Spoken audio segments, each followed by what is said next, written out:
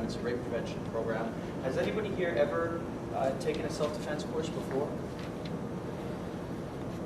No? Or besides you? Besides the two of you? Okay. You have? Taekwondo? No, okay. Has anybody done, besides maybe a self-defense course or a traditional martial art or any kind of martial art other than Taekwondo? Yeah? Karate. Karate? Years ago. Years ago? Okay. I'm going to, just for starters' sake, I'm going to note a couple of differences, because there's a lot of people who don't know that there actually is a difference between traditional martial arts systems and styles and actual self-defense courses. The differences are that in the traditional martial arts world, where you're looking at karate or kung fu or taekwondo, aikido, jiu-jitsu, so on and so forth, the fact that the term traditional is hooked on that, because it is a traditional form, basically automatically states that it has not evolved with the times. So it's an ancient system that's been transmitted from teacher to student, generation to generation, without any real evolution, except maybe in the market, in the way it's being marketed. These styles of martial arts are not designed to protect you. They're not self-defense systems. They are disciplinary forms.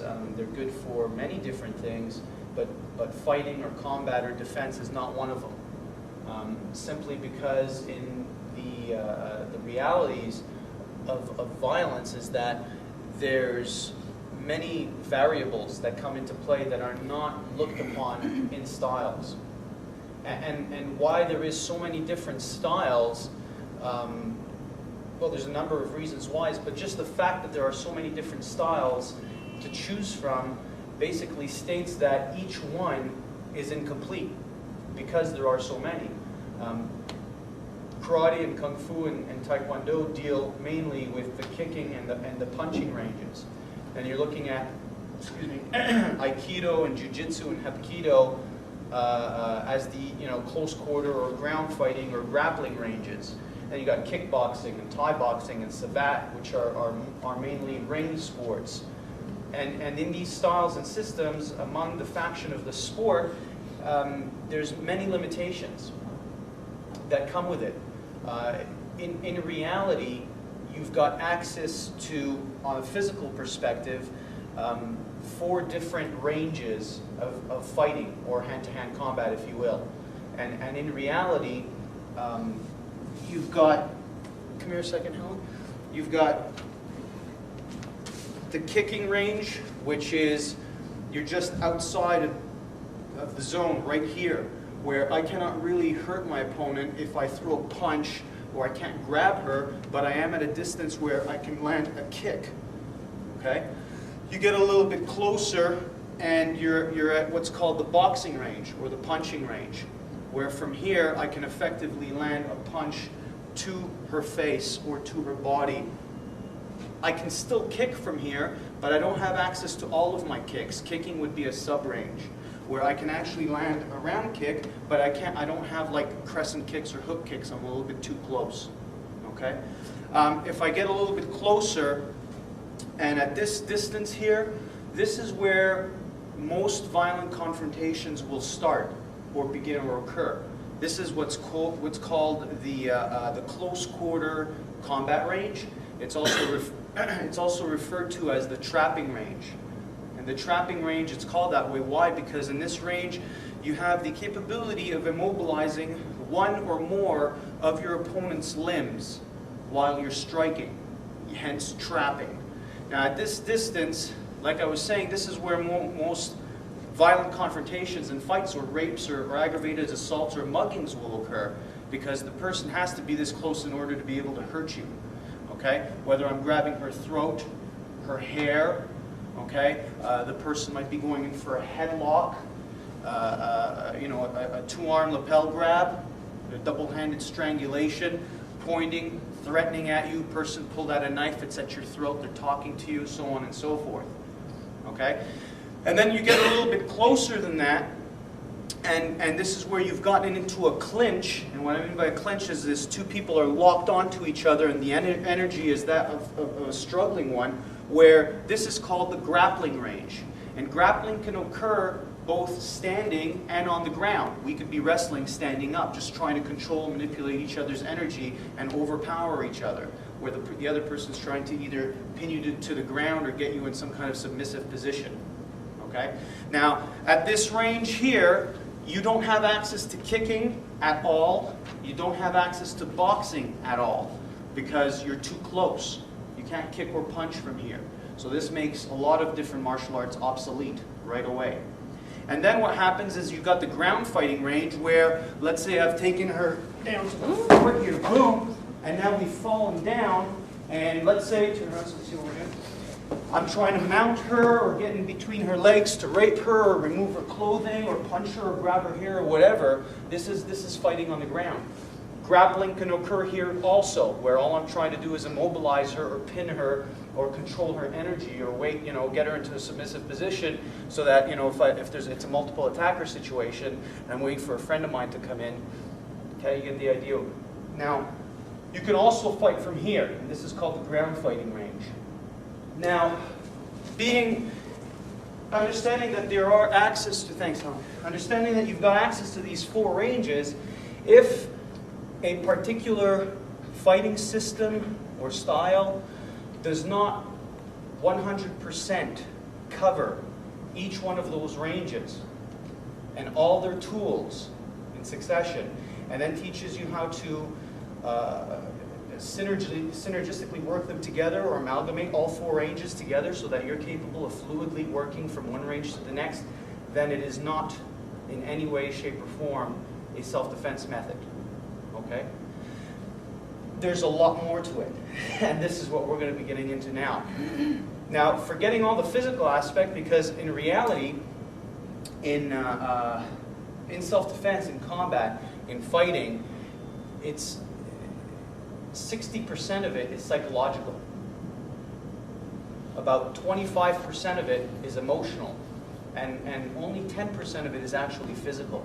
So what you got to look at, the most important aspects of defense, is the pre-contact phase, where your opponent is trying to intimidate you or gauge you into a submissive fashion through his words and his intentions and his attitude. Okay? Now, if we're looking at it for today's particular workshop, we're looking at rape prevention. You're looking at rape. Rape is what? What do we know about rape? Let me ask you. Perhaps someone take their clothes off? On a physical perspective, yeah. But what is rape? What is it? Power. Absolutely. Does anybody disagree with that? So everybody is 100% aware that rape is a power issue. It's not about sex. Okay.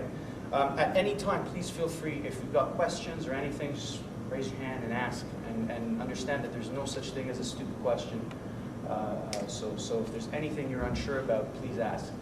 Okay? So yeah, rape is about power. And what the other person is trying to do is they're trying to manipulate you and control you and get you into their power zone, so to speak. Okay? Now, from that perspective, how many of you here feel or believe that you can defend yourselves? You do. That's great.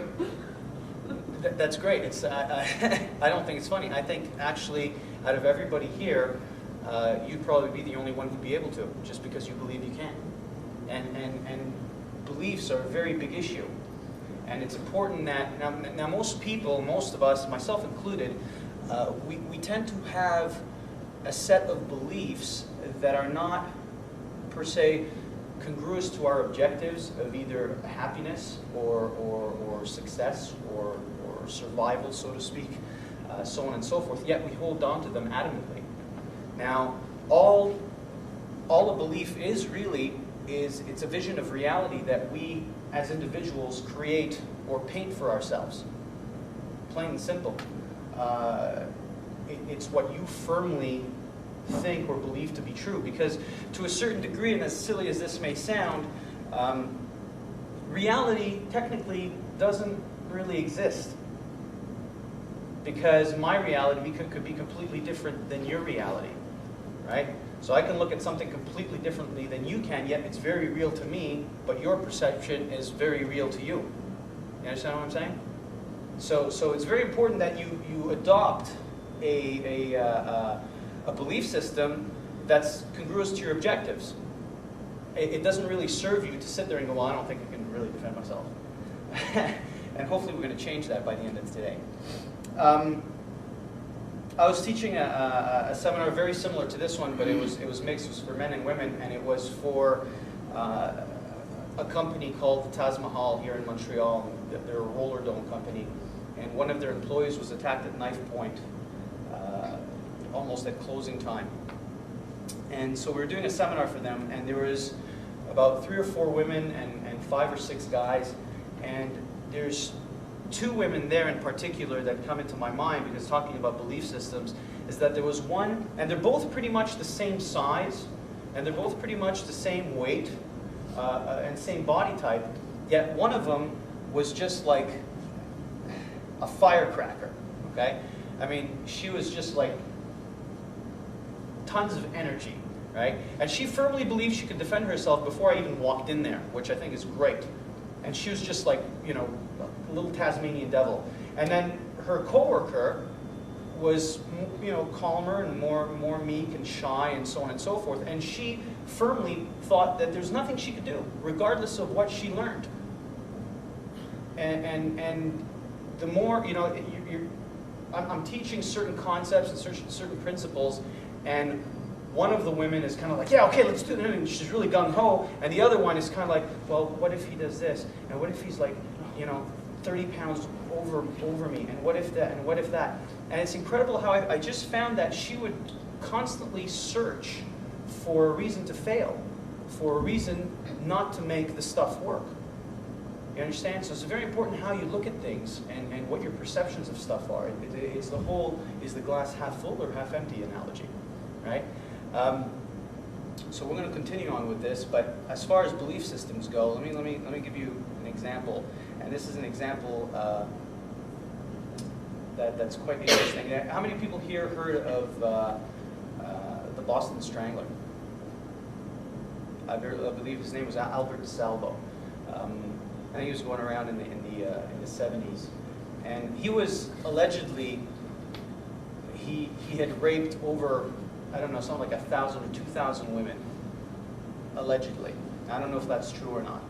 And then when he got tired and bored of doing that, he decided to murder them. And he did that by strangling them. And what he would do is he'd get behind them with a rope and put a rope around the neck and you know, strangle them. And then he'd have sex with their dead bodies. Okay?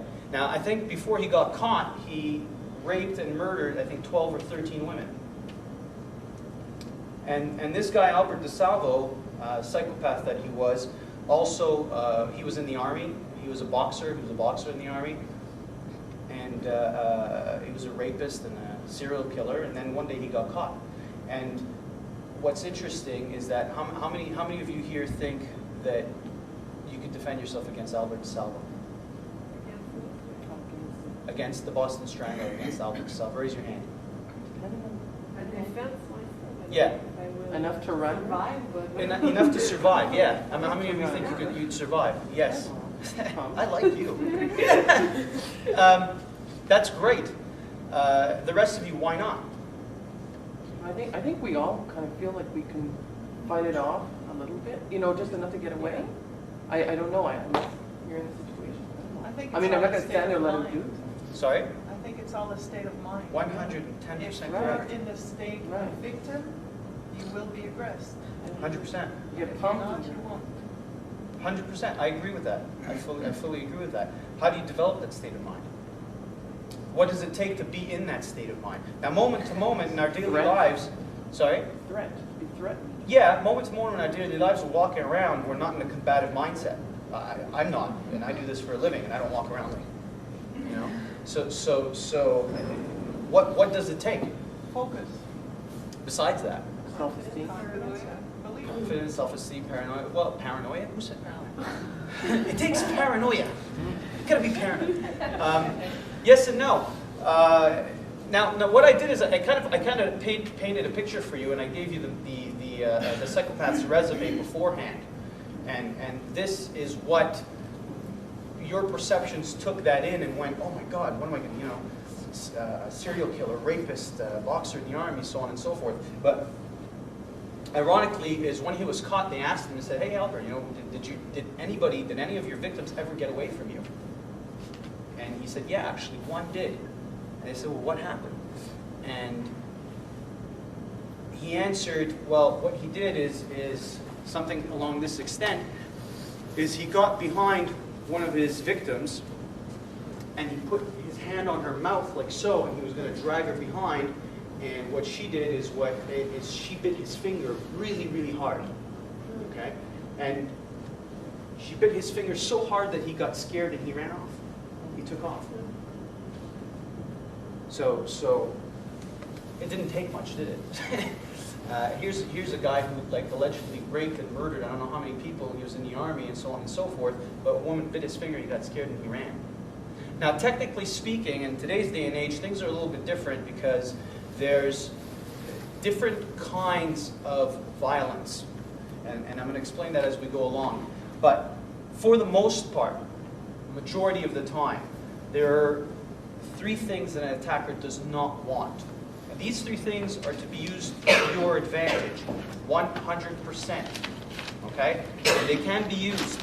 And once you understand them, you can make them work for you.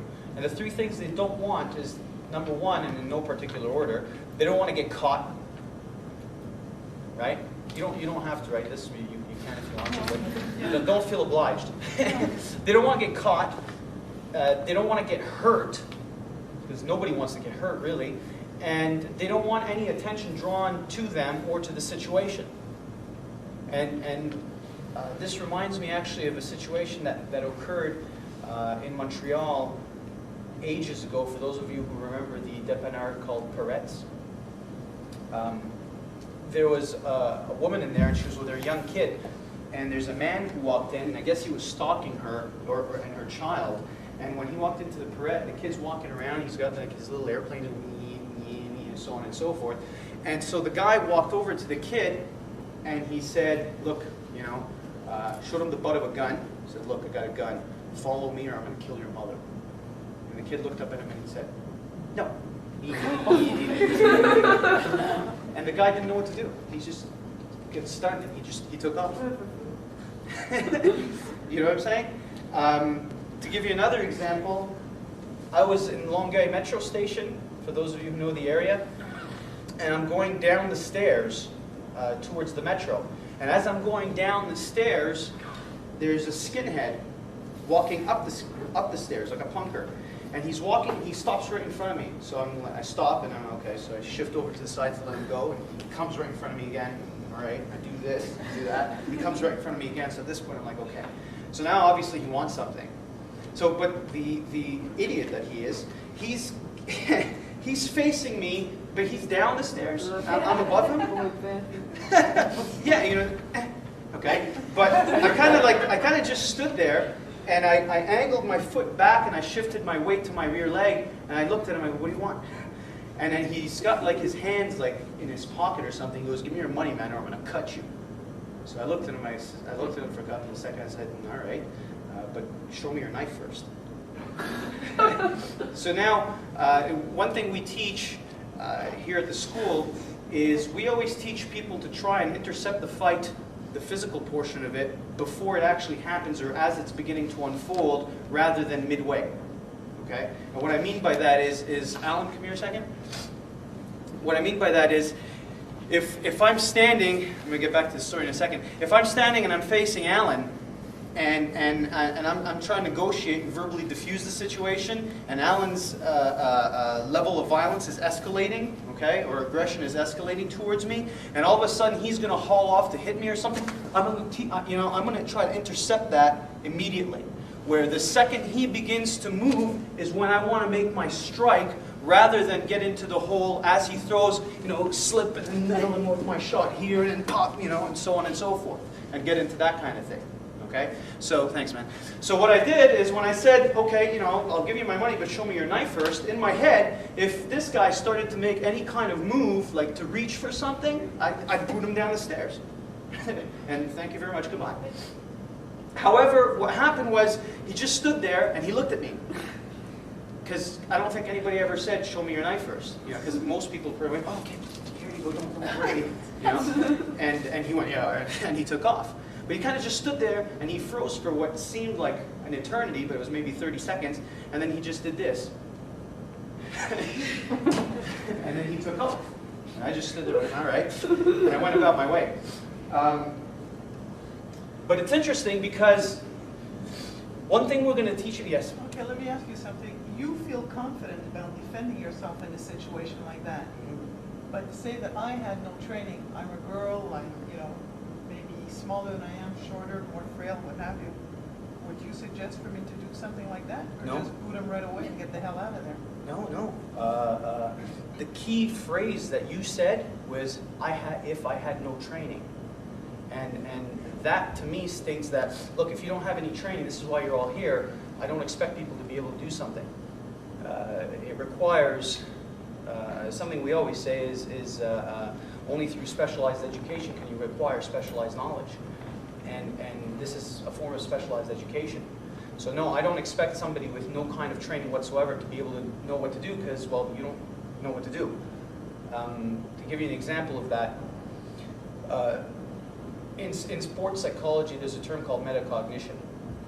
And it's all based on visualization and mental blueprinting, right? And the more you know about something, the more you know what to do, the more options you have. Because what happens is, when we're faced with a problem, okay? I'm not going to even get into violence for now, but when we're faced with a problem in our daily lives, what's the very first thing instinctively our brains do?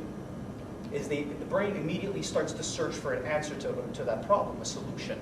And it's going like 100 different areas. Maybe this one, and you're just going to rack your brain until you do, or you know, you're going to start feeling the stress and get frustration and so on and so forth.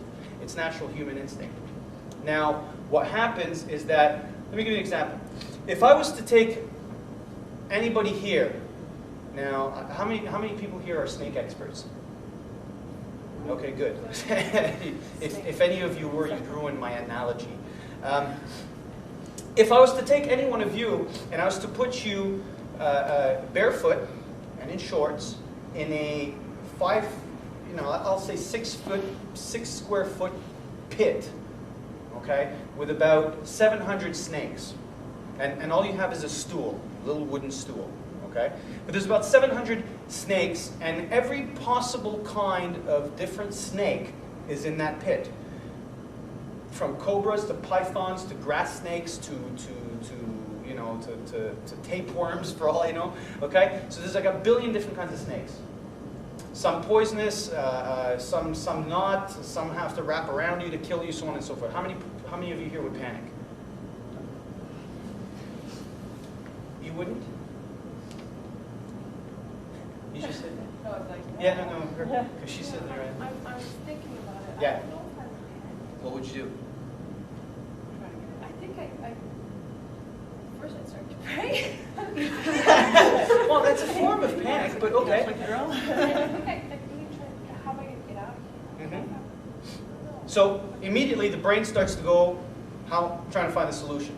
Correct, you're right. For 5 minutes, that's where you're going. Yeah, I think just under 5 minutes because you're in a pit. And you know what I'm saying? But you know what? I would panic too, because I know nothing about snakes. But if for the next month I told you, okay, folks, in 1 month's time, what I'm going to do is I'm going to take you all and put you one by one in a pit of snakes. So you got 1 month to figure things out. Now, for that month, if you start to research snakes fully in depth, which kinds are poisonous, which kinds aren't, what speed certain ones move at, which ones attack linearly, which ones move slowly and creep up, which ones have to stare at you for 5 minutes before making their move because that's their method of, hypnotizing you before making their strike, so on and so forth. If all of a sudden you knew exactly, well, the red ones and the green ones do this, and these ones have to do that, so on and so forth. If you had all of this information, and now if I put you in that pit, and your brain would start to shoot out looking for solutions to that problem, you would have things to do where that would dissipate your level of fear and your level of panic, because you would have options. I'm not saying you'd survive, but I'm saying you'd panic a lot less, because you can pick up the stool and move, and okay, I'm going to move all the red ones together here, and I'll move the green ones this way, and I'll stand at a far distance from the ones that, shoot faster than, and so on and so forth, right? So, no, to answer your question, I don't expect you to know what to do until I give you that information. But once you do, you'll know what to do. When you're faced with violence, when you're put into a situation where you don't know what to do, and even if you kind of have an idea, there's something that occurs within your body, and that's the adrenaline dump. And through the adrenal stress conditioning phase, your body will instinctively do certain things. Number one of the causes of adrenaline is the loss of peripheral vision. Okay? About 70% of it gets shot out the window. So you go into what's called tunnel vision. So all you see is the person in front of you. Okay? That's dangerous to a degree if you're facing somebody who might be pulling out a concealed or using an improvised weapon, because you're not going to see it, you're going to be focused on the individual, and also in a multiple attacker situation. But it's important to know this. The second thing, yes? Is it something that happens, you're saying that it happens physiologically, or is it just because the attacker is there and we're No, focused physiologically. on him? It's a physiological change that occurs within your body. Okay. Adrenaline starts to pump through your system, and yeah, Okay. number one. Number two, your auditory senses get shot. You don't hear anymore, because you kind of get so involved within what's going on in that moment. Okay. Number three, you lose complete and total use of fine motor skills, of complex motor skills. And what that means is that, remember we were talking about the martial arts earlier, and in martial arts it requires a certain level of clarity and control in the moment to be able to throw proper techniques and so on and so forth. Well, you don't have access to these things during the adrenal stress conditioning phase, because your body's not going to be capable of doing that. You lose the use of fine motor skills and complex motor skills. So you're only left at that point with gross motor skills. And gross motor skills include, just the fight or flight syndrome kicks in, and it includes, gouging and raking and headbutting and elbowing and throwing just knees and stuff like that. Okay? And the physical aspect is actually, as you're going to see as we go along, the physical portion is the easiest part. To actually strike somebody or defend yourself physically is very, very simple. But the key factor is going through the pre-contact phase to the contact phase, and how do you go through the adrenaline, the fear, the beliefs, so on and so forth, that will allow you to go, well, here's a knee, here's an eye gouge, thank you very much, I'm going home now. You know what I mean?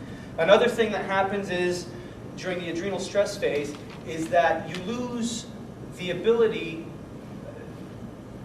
of cognitively processing information at a quick pace. And you're not capable of forming complex patterns of thought. Okay? So you can't kind of get into heavy strategy as to how you're going to get out of the situation. This is why it's very important to do that beforehand through your training. Okay? And it doesn't require continuous training. It just requires a certain level of knowledge. Okay? Any questions so far? So what you're talking about now is the same thing as when you say that somebody is confronted by somebody else and they freeze. That's that fear that makes them freeze. That's the shutdown of all of these Absolutely. things. Absolutely. It's, yes, 100%. But it's also due to the fact that there's once your brain starts to look for, as we're talking about, starts to shoot out looking for the solutions, and there aren't any, and you're feeling all that adrenaline, you freeze, and then that's it. You can't even yell. No, you can't even yell, can't even speak. You know what I mean? And then what happens is the biggest advantage your attacker has over you is you. And I think it's Dan Millman who wrote, yeah, it actually is Dan Millman who wrote the book, The Way of the Peaceful Warrior, and I highly recommend that book. If you're facing more than one opponent and yourself, you're outnumbered. And that makes a lot of sense. Now, what happens in that phase is that there are certain things that occur. Now, you've got the adrenaline dump, which is for the most part confused as fear. And the fear will always be there. It depends what you do with it. It's what you do with it that counts.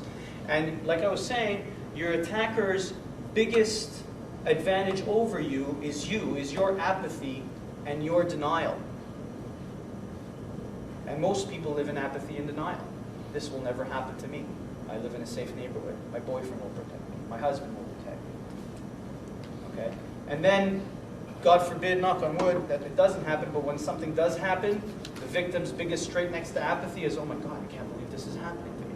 What am I going to do? Well, I wish I was somewhere else. And so what happens in these situations, and what gets people into a load of crap, is that it's what you're saying, the body shuts down. But you know what? Your brain goes elsewhere, somewhere in the past or somewhere in the future, and it leaves your body right there to take the full blunt of the force. Unfortunately,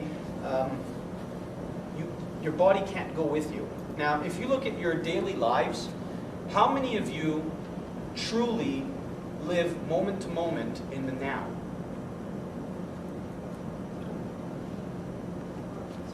Sort of. I mean, I jerked off a little, but I think If you were to give it a percentage wise, how many times are you sitting down and you're looking at the carpet and you go, wow, that's a really nice carpet. Look at that wall. Wonder what it says up there on the wall. Oh, look, there's a guy with a camera, and there are my friends, and you're just involved with what's going on right now. 80%. You're doing that 80% of the time? That's pretty phenomenal. I admire that. That's one hell of a trait. Because most of us, including myself, don't do that. And that in Japanese is referred to as mushin, and it's just the state of mind of being in the now. It's a state of emptiness, so to speak. But for the most part, we don't do that. For the most part, we're thinking ahead or we're thinking behind. What happened during the day, last week, our relationships, our bills, our stress, our work, our families, our boyfriends, so on, our girlfriends, so on and so forth. Right? So how many times have you walked down 5 or 6 blocks and you don't even realize how you got there? That happens all the time. That's just because you're so involved into your stuff. And then your body goes in automatic pilot. And it goes, okay, I'll take you there. Don't worry. But then if our bodies aren't trained to defend us at the same time, if Mr. Sociopath has a knife at your throat and he wants something, you can't go, I didn't pay my bills yesterday. Come on, body, get me out of there. You did it last time. You can't do that. So it's important to train your minds and your bodies to work functionally together in total defense of the self, to be able to get you out of the situation. Right? Now, what happened? Yes? I was just going to say that that's normal daily living, but if you know that you're going to your car and it's dark, I find that right away I'm thinking careful. Yeah, I hope so. Usually, you're used to walking, but wouldn't that be a bit more of a defense? If right now you're thinking, okay, my friends are there, it's dark, look around, aren't you more ready? Yeah, 100%. Yeah, absolutely. And I firmly believe to me, the very first steps of defense is awareness and intuition in order to be able to avoid. Okay? It's avoidance through awareness and intuition. The more aware you are, the less likely you are to become victimized. But that's step 1. And step 2 is if your awareness and your intuition failed you for whatever reason, and now you're in the face of it, and it hasn't really happened yet, where the person isn't penetrating you or punching you or stabbing or shooting you, but his intent is clear and he's right in front of you, well then you're in what's called the de-escalation phase, where you want to try to verbally diffuse the situation, de-escalate the situation in order to be able to escape unharmed. And the third and final phase, well, it's not really the final phase, but the third phase is the physical phase. I've got to physically defend myself. If I get attacked, I got to do something. I can't just go, oh well, awareness intuition failed. I couldn't avoid it. I couldn't diffuse it. Well, now I'm being attacked. What am I going to do? I got to fight back. And then there's the aftermath that you have to look at. You got to look at, you know, what happens after you've successfully defended yourself, after you got away, after you, let's say, damaged or injured your opponent. I mean, this is sickening, but are there witnesses? Can he press charges against you? You know what I'm saying? What happens afterwards? In one of the stupidest cases I've ever heard, and I'm really hoping this isn't a true story, but allegedly it is, there's a man who was trying to break into a woman's apartment, and she was on the top floor of the building or something, and they had like a glass mezzanine, and he's trying to go through it, and the glass broke, and he fell, and he injured himself breaking into her place, and he sued her. Okay, so, and then you got to look at the situation where, hold on, watch this. Get a knife, Helen, please. Let's say, get a knife. He's insane. Let's say I've got a knife, and I put the knife at Helen's throat because I'm mugging her, or I want to bring her from point A to point B in order to rape her or whatever, right? Now we're in a semi-secluded place, but you know there's people walking by and stuff. So what I don't want what as an attacker? I don't want to get caught. I don't want to get hurt, and I don't want attention drawn to me. Correct? Right. So now we're in an urban area, okay? And let's say for the sake of this example, there's a sewer over here, right? And I stood up and I'm doing this, and I'm going, listen, man, give me your fucking money, drop your pants. And all of a sudden she does this, and she defends herself, okay? Where, you know, as I'm talking, she grabs my hand, but as she grabs my hand, do it, okay? The knife falls right into the sewer. But now her adrenaline is going because, well, there was a 6-inch blade at her carotid artery. And she goes, well, I got to defend myself. And I'm going, bitch! And then she goes, whack! And she hits me right in the face. Okay? And then I go, ah! And then she lifts a knee and I go, whoa, fuck! And I'm doubled over and now she snaps my finger. Okay? Now as she's doing this, what's going on? People hear and see a commotion. So they turn around and they look. Now, were they paying attention when I was there with the knife going, come on, bitch, give me your money? No, because there's no commotion right now. But there's commotion once she grabs my knife, and I go, ah! And then she whacks me in the eyes, and I start to scream. And now all of a sudden, people turn around, and what do they see? They see her kicking the piss out of me. Where's the knife? It fell into the sewer. And then it becomes her word against mine. Where I go to the cops, crazy bitch, she attacked me. I don't know what was going on. I'm walking down the street, and she thought I was like an ex-boyfriend or something, and I was trying to convince her that I wasn't, and then she broke my finger, and look, my eyes, and you know what I mean? And then there's witnesses, and well, what did you see? Well, I kind of saw her, kicking the piss out of him. But he had a knife. Well, no, I didn't have a knife. Where's the knife? They come and they search the story. There's no knife. You know what I'm saying? So you got to be very careful. The aftermath of violence is also imperative to understand. You can't just look at it as purely a physical perspective. Okay? There's the pre-contact phase, the contact phase, the post-contact phase. Now, there are ways to avoid these things and to get by them. However, there's also a saying that goes, it's better to be tried by 12 than carried by 6. So at the same time, I would rather face a jury than 6 pallbearers. Right? So sometimes you're left with a choiceless choice. Any questions so far? So, we move along. What's fear? Anybody? Fear that he's going to kill us, or Sorry? fear that he's going to kill us, or Fear What on is its fear? own, generally. What is it? Aha! Yes! It is. It's an emotion. We'll stop there. Fear is an emotion. It's plain and simple. What do we know about emotions? Besides they're a bitch. They can be put under control. they can be controlled. How powerful is fear as an emotion? Paralyzing. It's pretty much one of the most powerful ones. I would classify it just above anger. But yeah, it's an emotion, and it's a very powerful emotion, and it can do a lot of different things. Now, fear to a degree is a very good thing. It keeps us alive. It's a driving force. It stops us from playing in traffic and saying stupid things to dangerous people, and makes us avoid many situations, so on and so forth. But at the same time, fear has an acronym, and I don't remember who the author who wrote this was. I'd give him credit, but I really can't remember who wrote it. But the acronym for fear is false evidence appearing real, FEAR. Okay? And there are, in my humble opinion, 3 different kinds of fears. There's a psychological fear, there's a biological fear, and then there's an emotional fear. And they're all directly intertwined.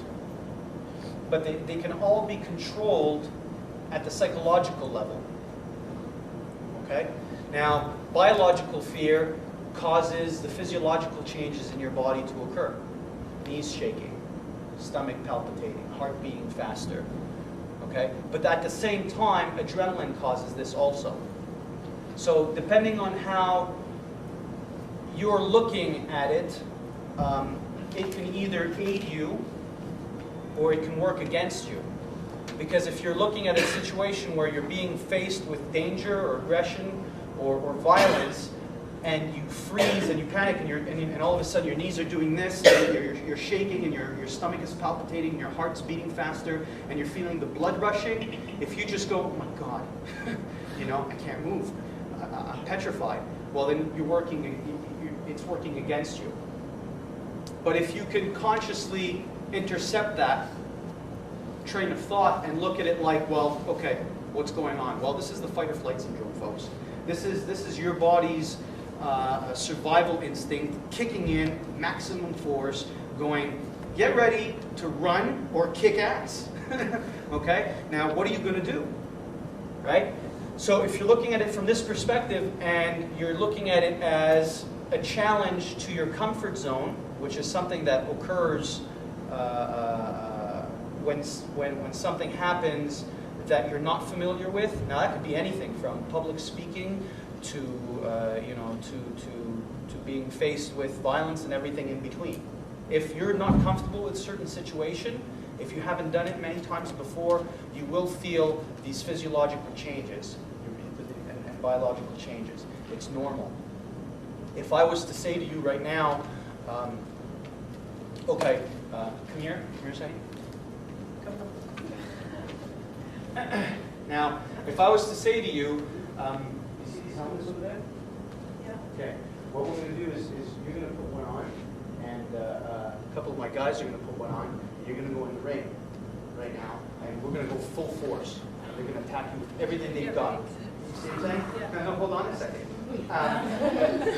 And you're all going to do it. How do you feel? It's just really unsure, like, no, you're not doing that. This is not going to happen. Why not? This is what you're paying me for. Yeah, but... Okay, now, thank you. You see my point? However, watch this. Come here a second, Mary. Mary, you're going to put on a helmet, and the guys are going to come at you full force in the ring. Are you cool with that? Yeah. She's a Senshido. Aha! That's my good point. You see, Mary has done this for the last year. So she's used to it. So she doesn't feel what you're feeling because her comfort zone has been challenged several times and she went through it every single time and she did it. So she's experienced it and she understands it. And so she's not necessarily comfortable with it, but a hell of a lot more comfortable than you would be because you've never done it before. So do you get what I'm saying? Thanks, Mary. It's all it is the more you do something, the more you get familiar with it. The more you get familiar with it, the less you feel threatened by it. And the less you feel threatened by it, the less that fear has control over you, right? Now, fear can paralyze you, and it would if I said, okay, step into the ring, you're doing it right now, and you'd be like, you know, especially everybody's watching you, and you know the camera's running, and just to add to the pressure. You know what I'm saying? But I guarantee you, by 5 o'clock, you'll be doing that, and you'll be doing it great. I promise you that. All of you will, okay? Because you'll have the tools. Right now, we're developing them. Because all self-defense really is, folks, is tool development. Understanding certain concepts, attributes, and having the necessary tools to be able to get out of the situation. Now, since fear, as I was saying, is an acronym of false evidence appearing real, what does that mean to you? What does that say to you? An illusion, yeah. An illusion of what? Why is it an illusion? And why, let me add to that, does that illusion have so much control over your perceptions? It's a physical reaction. It becomes a physical reaction, but it starts off as a psychological one. Your imagination runs away with you to the worst case scenario possible. Absolutely. And this leads me to a quote done by, I believe it was Shakespeare, that a coward dies 1,000 deaths, a hero dies but one. And that ties into false evidence appearing real. We all tend to fear things that haven't happened yet, right? I mean, because while it is happening, you don't have the time to fear it anymore because, well, it's happening. Now, there are several things that adrenaline and fear tied in causes. Now, the expectation of the violence, of the pain, of the death, of the impending doom, of whatever it is that you're visualizing is 10 times more crippling than what's actually going to be happening to you, for the most part. Okay? This is when the body starts to, well, your brain clicks in and goes, oh my God. Right? So psychological fear kicks in right away. And then you start to imagine, like you were saying, the worst case scenario. And that will instantly create biological and physiological changes in your body. The adrenaline dump, the stomach, the knee starts to go, so on and so forth. And emotionally, that will paralyze you, which is emotional fear, in turn, because it's a wicked circle of events that you didn't cut and intercept at the psychological portion. Right? Now, understanding the effects and causes of adrenaline that we were talking about earlier, a slow release of adrenaline is just torturous. You know, it's like, it's kind of what I put you all through, and I don't know if some of you are thinking about it now. By the end of the class, you will be going full out in mock attacks, and my guys are going to come at you, and you know, they're not going to pull their shots. I'm telling you right now. Ponder that for the next 3 hours. But however, I'm using this as an example where now you're all kind of, what do you mean? Don't work at that right now. Work at that. Intercept that right now. That little feeling that you're feeling of like, oh my God, it's not happening yet. Okay? They're not attacking you right now. They're sitting right there peacefully. just planning your demise. So you don't have to worry about it until it happens. But what you want to do is develop a strategy, right? And a mental blueprint. What are you going to do? So now your brains are looking for that answer, right? It's going, well, let me give you some answers. Let me help you actually figure out the answers for yourselves, because I'm not here to give you the answers. You're afraid of something that hasn't happened yet. If you don't control that fear and right away and go, okay, this is my body's way of telling me I am in an uncomfortable situation, and a victim will sit there and go, I can't believe this is happening to me, while a survivor will go, okay, well, this is happening to me and I got to do something about it now. All right, so now it's time to do something about it. And once you start to do that, once you give your brain the option to look for answers, and there will be answers, you're not going to panic. because all of a sudden you're going, well, what can I do? In avoidance, okay, if you haven't been able to intuitively avoid a situation, you need to diffuse the situation. Now I'm jumping ahead a little bit. In verbally diffusing, it requires a certain speech, key phrases and words that are going along with the scenario at hand in the moment to be able to ward your attacker off or change the channel of violence on them to something else. Now, how do you do that? If somebody comes up to you and puts a knife at your throat and says, give me your money, give me your fucking money now, what are you going to do? Okay, let's say you don't have any.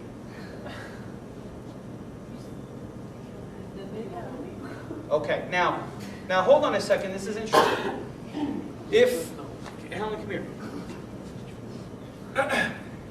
If I have a knife, now I'm a sociopath, okay? Now let's say I'm the kind of guy, I'm a crackhead who's coming off his high and I'm on my last dime. Do I want to hear from the person I just chose, which I am risking my life, you know, to get what I want through violence? This is a big risk for your attacker also. He doesn't want to go to jail. He doesn't want to, you know, become somebody's boy toy for the next 9 years.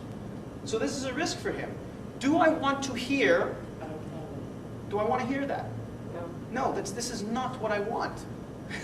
So you need to be able to let the individual in front of you believe he is going to get what he wants, or you are willing to work at getting what he wants, or you're willing to work at creating a win-win situation.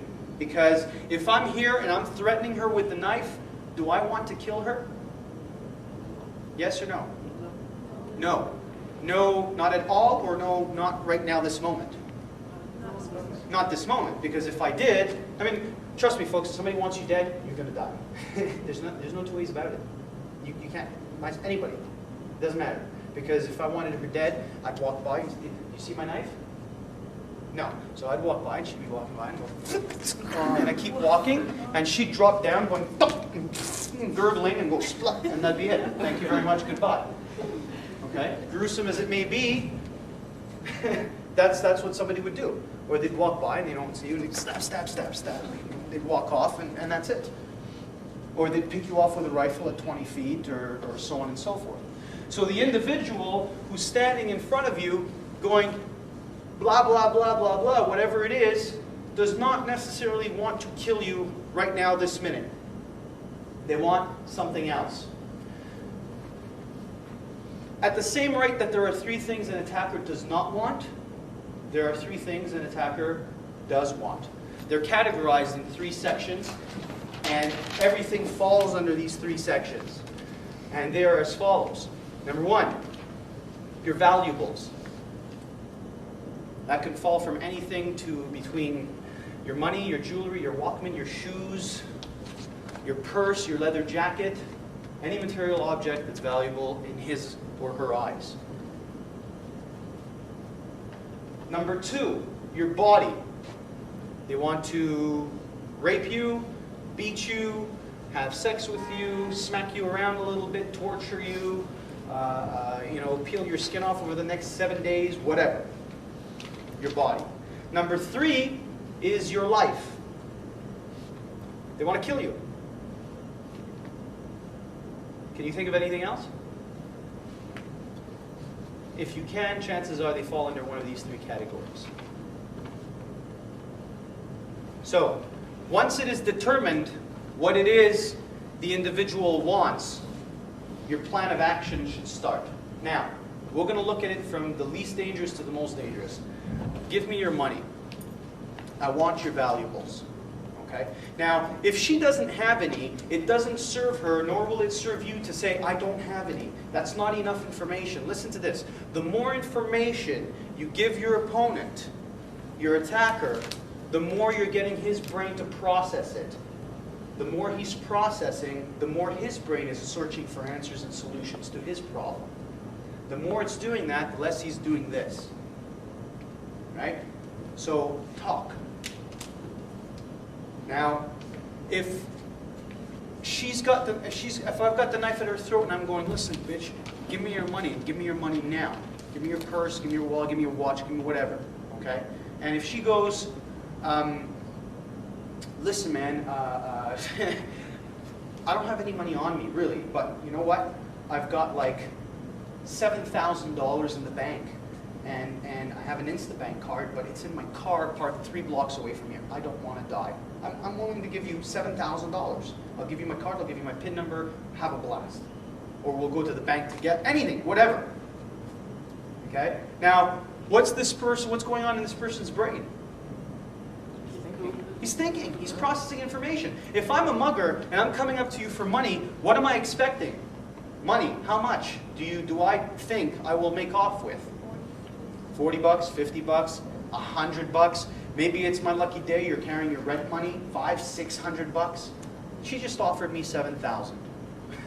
You know what I mean? And if I'm a criminal, $7,000 is a lot more appealing than $50, $60.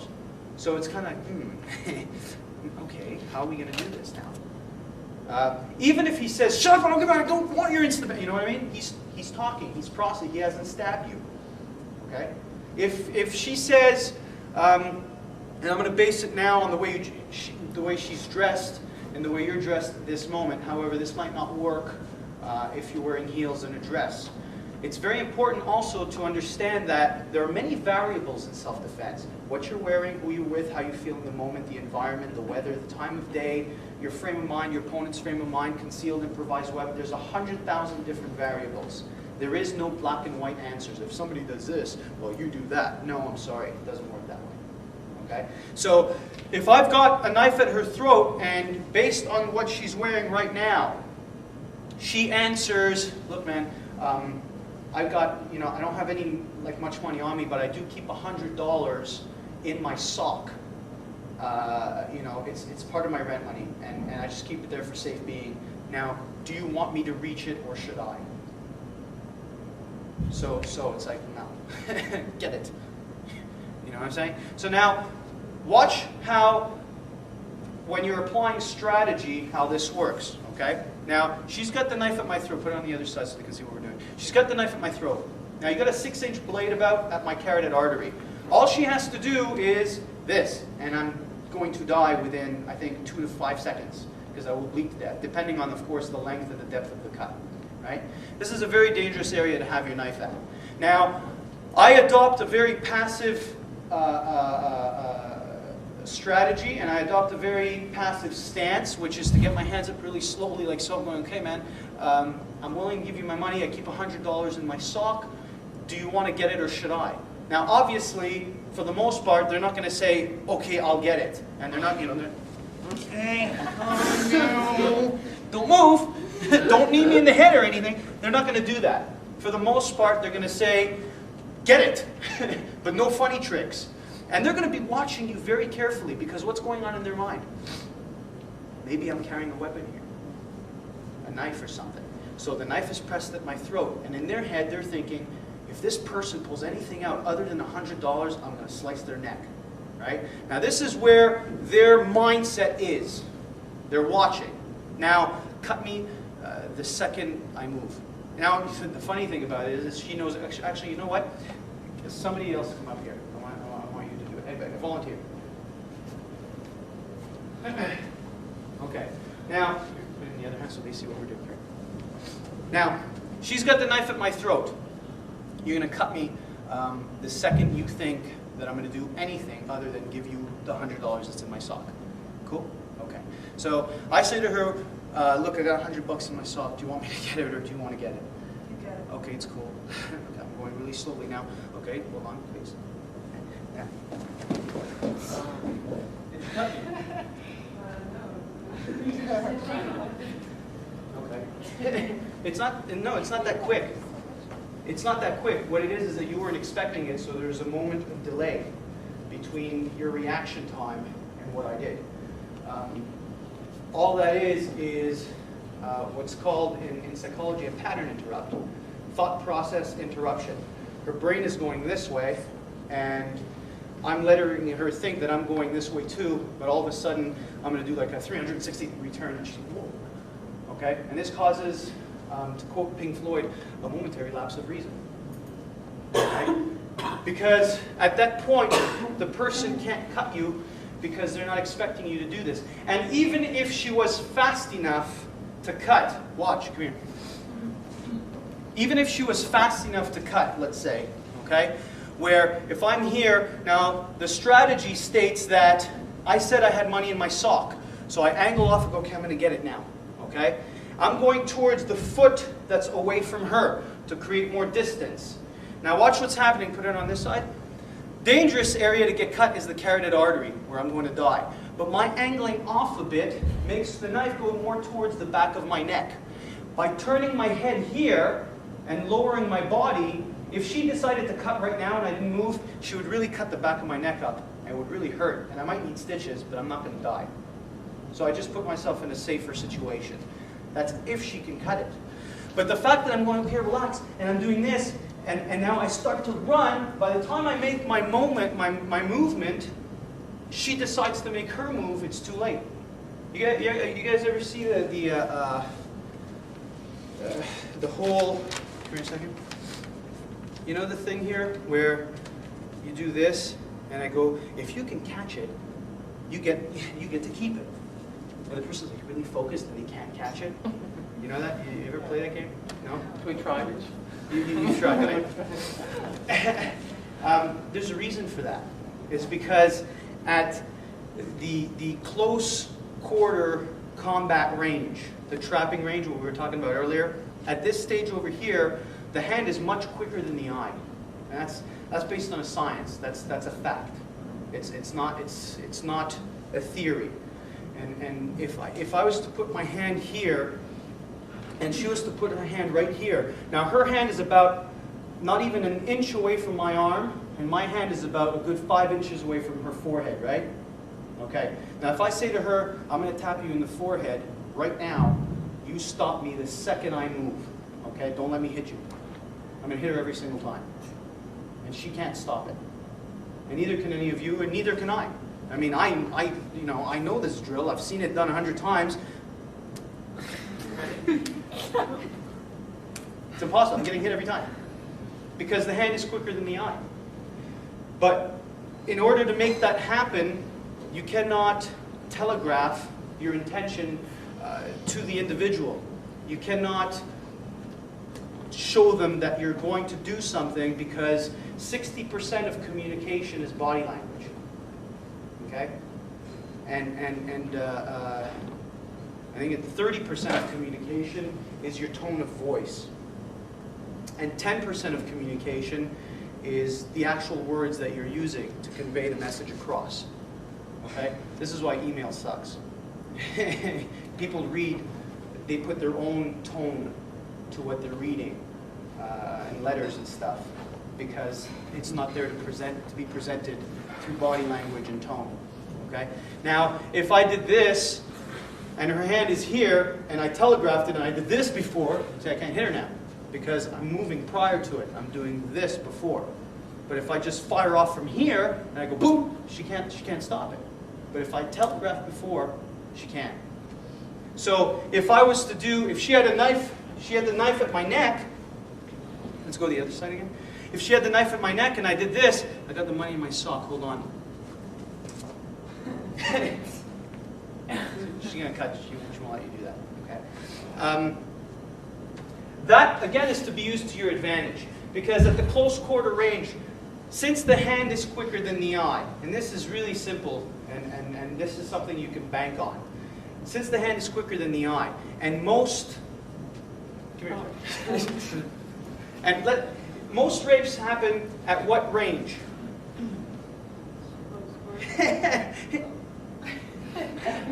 Yeah, unless the man has a 7-foot. It will really usually happen right about here. Now, whether we're lying on the ground or pinned to it, whatever, in order to rape her, I got to be this close to her, right? And since the hand is quicker than the eye, what can I possibly do as your attacker to stop you from, let's say, ripping my face off? Nothing. There's nothing I can do. But you got to set it up properly, though. You can't let me know you're going to do this. You see, there's a lot of self-defense courses that teach a passive stance backed by an aggressive strategy.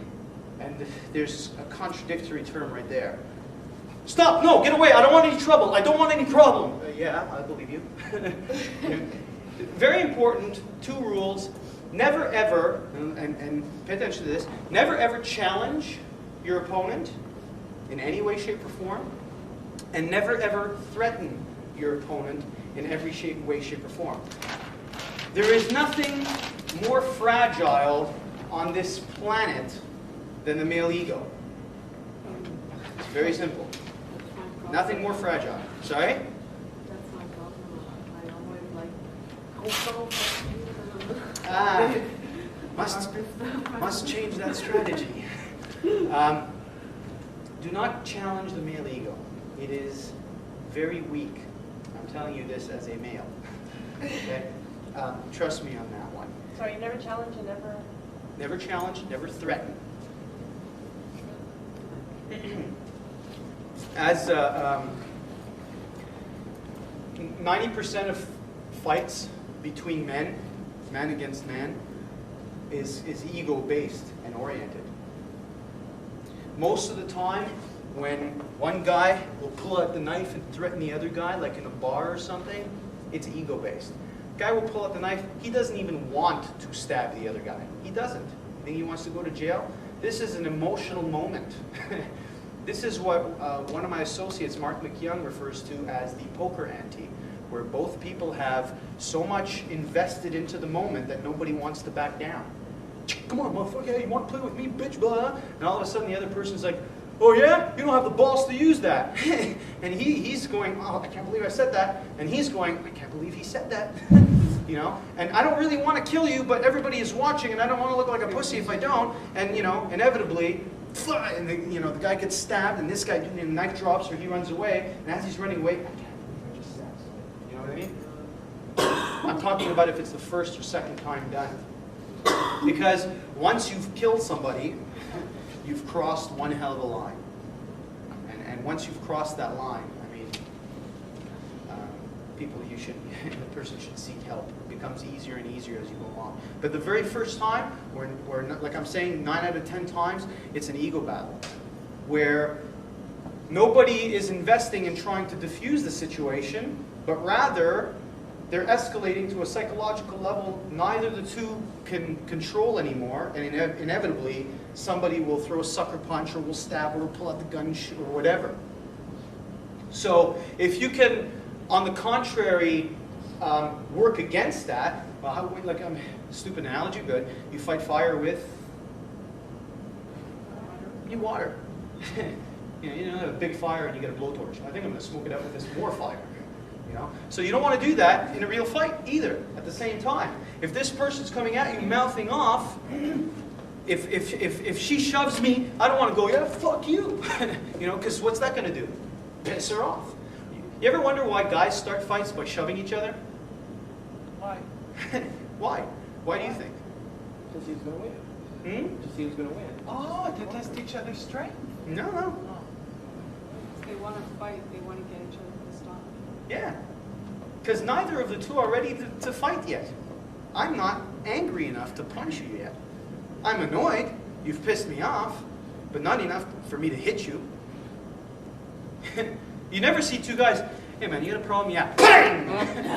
It's very rare. I'm not saying it doesn't happen, but it does, but it's really rare. It's mostly, you get this. Yeah, man? Yeah. And you get the stupid male dance. You know? Why? Ego. Plain and simple ego. And then you get, yeah, bitch, boom. No, fuck you. Now what's she doing? We're escalating it. Oh, yeah? You know, boom. All of a sudden, you shoved me too hard too many times now, man. I'm going to punch you, you know, and then all of a sudden there's this, and then, you know, somebody will come and break it up, or they'll kick the piss out of each other for 35, 40 seconds. Okay? But that can all be stopped here. She shoves me. Hey, man, what's the problem? How can I help you? What's the matter? What's going on now?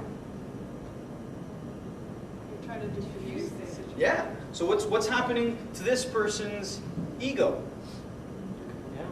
Oh no, ego. Going up, she does. Oh yeah. So ego's going this. Guard, there. Right? Because if she shoves me and I shove her back, all of a sudden guard goes up. Well, yeah, what are they going to do next? You know what I mean? So you're getting that. In a real fight between men, there are 3 different kinds of shoves. The first one is a feel-out shove. They usually don't commit. You get that? Yeah?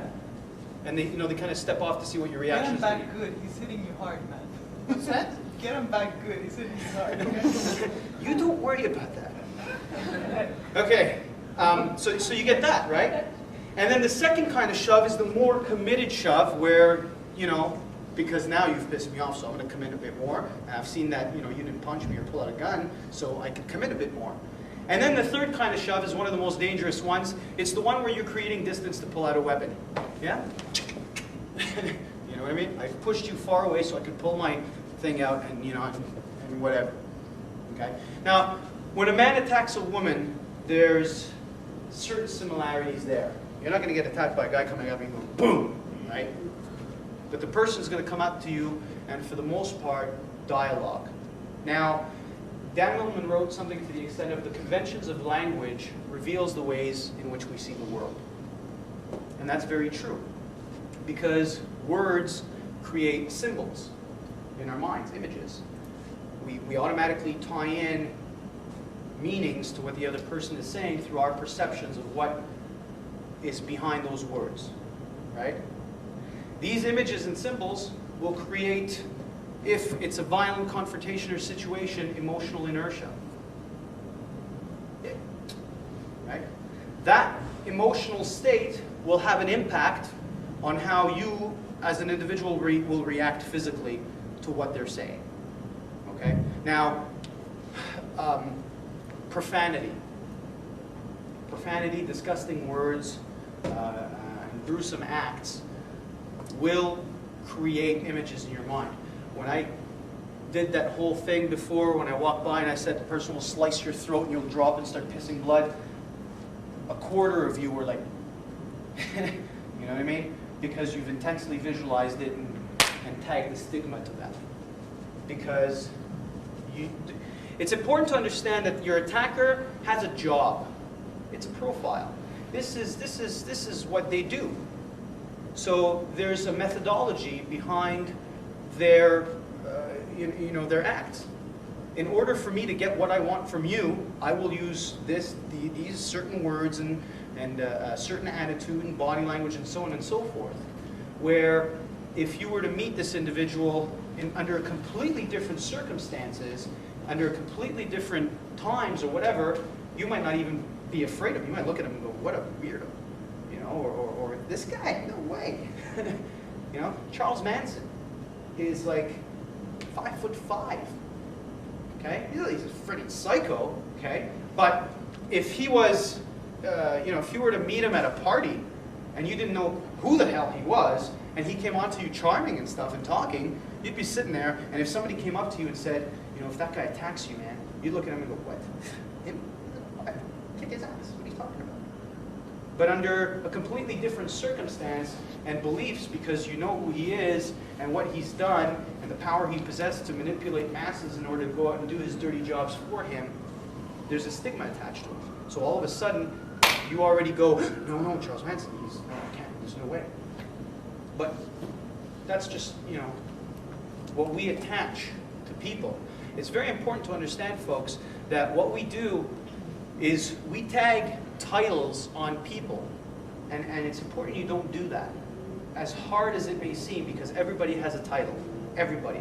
Friend, doctor, father, mother, police officer, sister, acquaintance, the guy at the corner, the crippled man at the corner begging for the court. There's a title and a stigma above everybody we know and we come across. Stranger is a title. Okay? So you need to be able to wipe that out, because it's very dangerous and it leads to assumptions. And one of the most dangerous things you can do in a fight or in a defense situation is assume. And the only assumption that is safe to make, there's only one assumption you can make safely, and that's the one that he's carrying a weapon. That's it, that's all. Because if you don't assume that, and it's not even in your mind, and he pulls one out, well, there's more surprise element for you. Now you got to deal with that adrenaline dump. Oh my God, he's got a weapon. Okay? So, I keep running on tangents, I'm sorry. I go from one thing to another.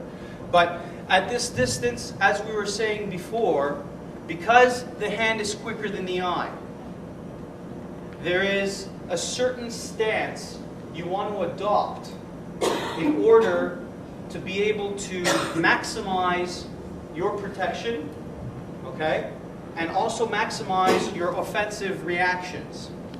Now, we all have something that's, we all have reflexes, okay? We all flinch, we all get startled, we all have a defense mechanism, right? So it's very normal. If you're walking in your home and you're not expecting somebody to be there, and all of a sudden they turn the corner or something, and whoa, you know, you jump up and you're startled, you know what I mean? Your hands come up, maybe you flinch, you turn away, whatever. There's a particular position that's taught worldwide pretty much amongst the self-defense and martial arts community, but not a lot of people understand its full use. And that stance is this. Just get your hands up in negotiative fashion, passive fashion. Now in the 1800s, the police officers in France used to use this to approach perpetrators because it's a very non-violent posture. Oh, okay, relax, calm down, you know what I mean? And it's easier to approach you, an individual, that way because you're appearing non-threatening. Now, when you're being attacked, it's a very tactical posture to use. And I was sitting in a Mike submarine in 1989 with a friend of mine, and there was a fight that's happening right outside in the parking lot, and I had like ringside seat. And there's two guys getting it on, and one guy grabbed the other guy by the lapel, and he had his fist cocked like this, and he had him pinned to the back of a car, like onto a car, almost to the roof, and he's threatening him like this. And the other individual was standing like this, with his hands like that. And he was very passive. And this person, and you can't hear what they're saying, but it's 60% of his communication is body language. So if I'm doing this and I'm not saying anything, it's safe to assume that I'm threatening this person, right? Okay? So they're doing this and they're yelling, and I can see this guy going, you know what I mean? And the other person going, yeah. And all of a sudden, this person here gets pissed off enough, he cocks his fist, and then he half-assed threw a punch. And he kind of like threw a shot, but this person instinctively moved their hands, and the punch kind of slid off, and he pulled off, and he continued, and this guy's going, please, please, please. And the other guy got, you know, frustrated and whatever, and he saw that, okay, well, this person is obviously, you know, not fighting back and whatever, so he did this, and he's, you know, and it was like, fuck you, and then they walked away. But the very interesting thing about that is that the person wasn't doing this out of strategy, but it worked. You know what I mean? And if you do use it to your advantage, it's one of the most tactical postures you can adopt during confrontation. Because if she's doing this, now, if somebody's going to attack you, they're going to either go through your center line, okay? Your center line is this, right? Now, most of the targets are found on the center line.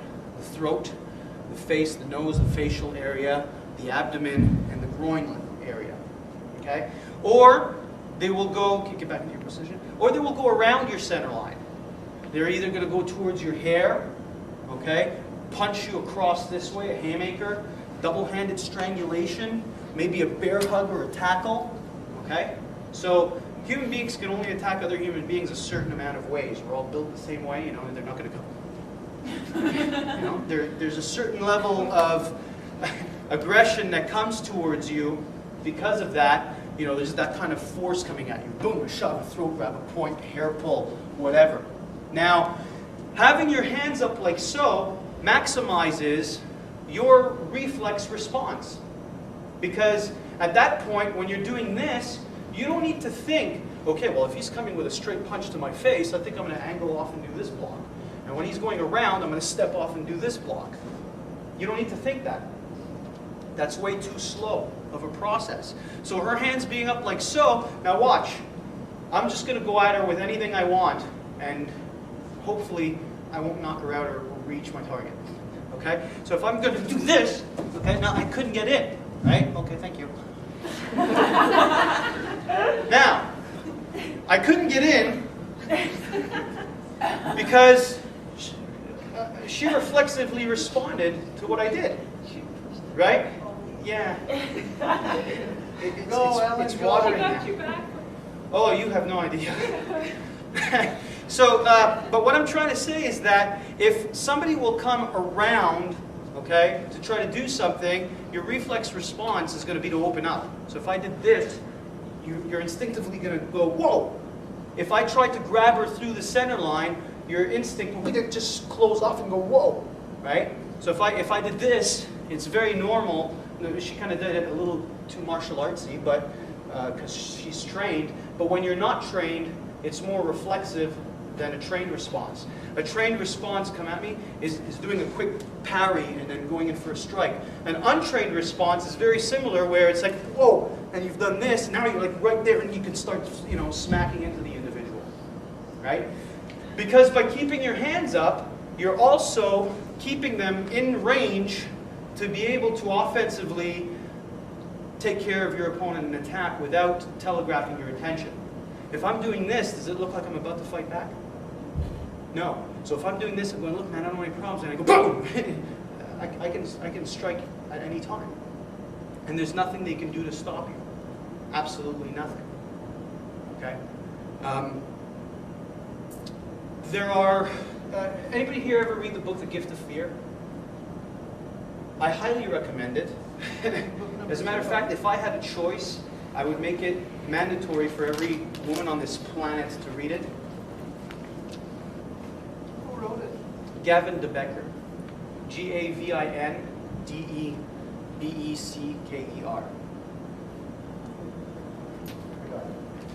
Now, in his critically acclaimed book, he explains that there are 7 survival signals.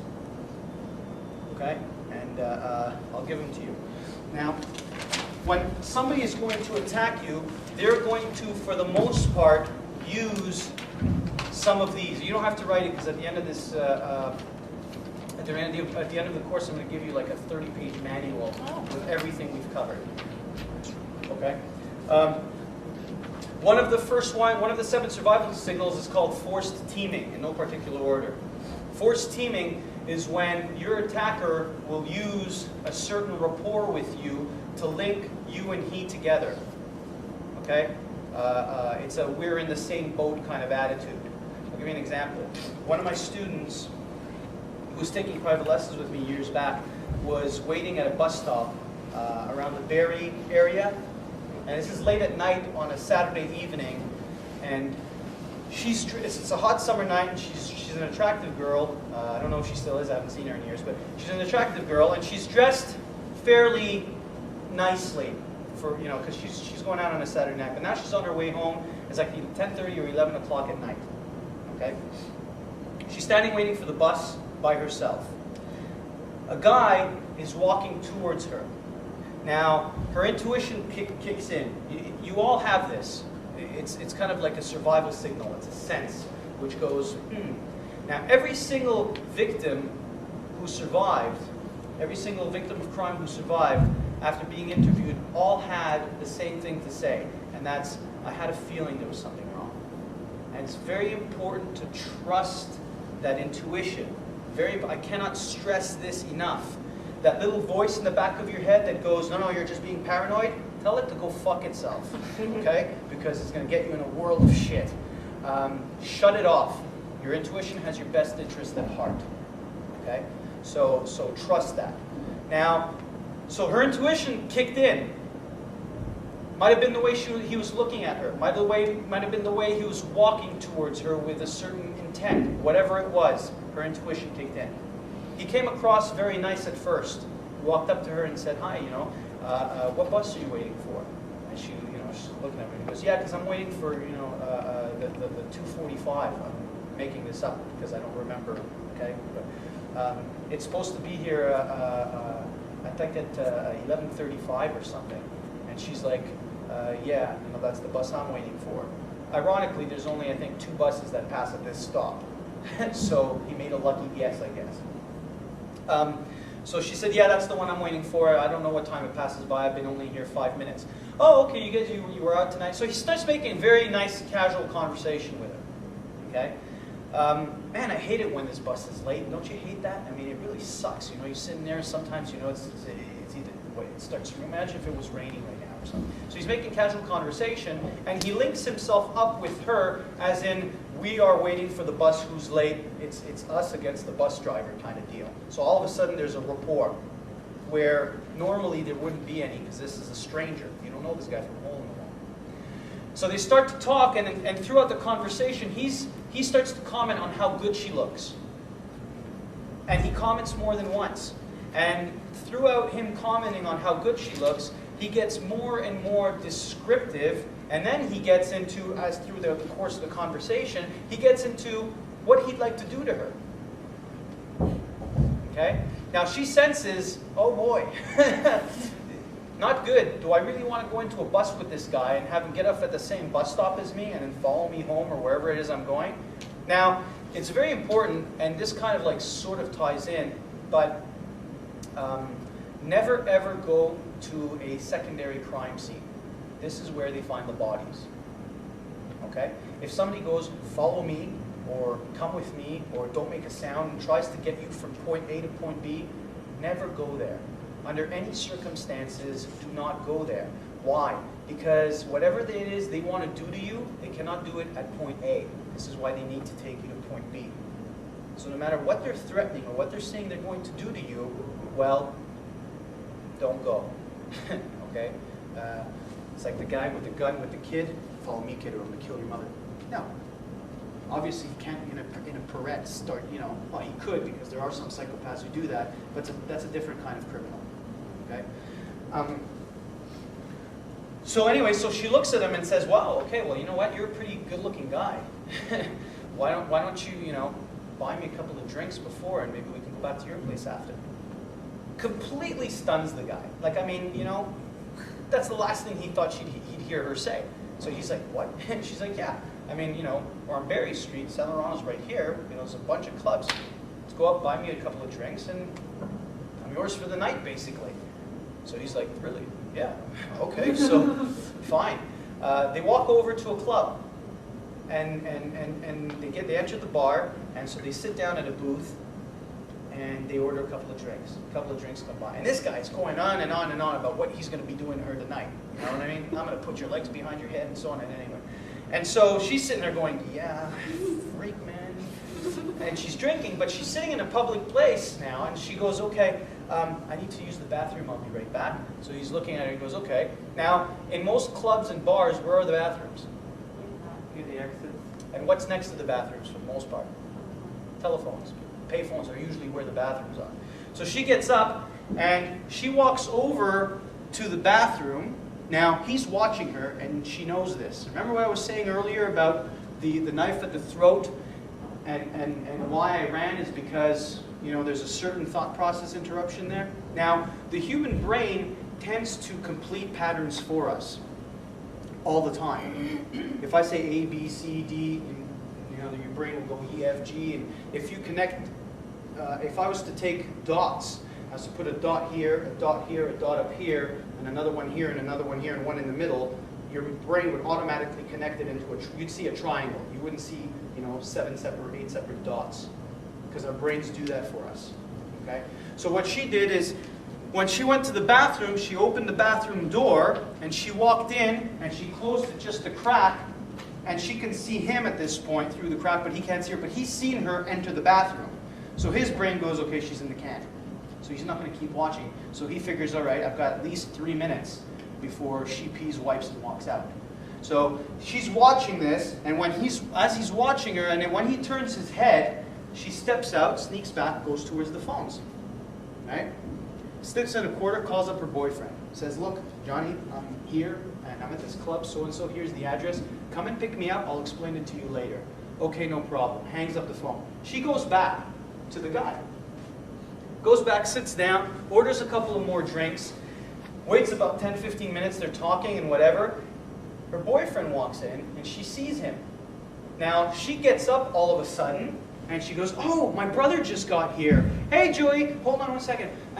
You know what, actually, here's, and she pulls out eyeliner and she writes on a napkin a false phone number and the fake name she gave him, whatever it was, and says, here you go, well, my brother's here, I guess I'll take off with him, but you know what, why don't you give me a call, maybe we'll get together tomorrow night, and maybe we'll meet here. And the guy's just sitting there going, what, you know what I'm saying?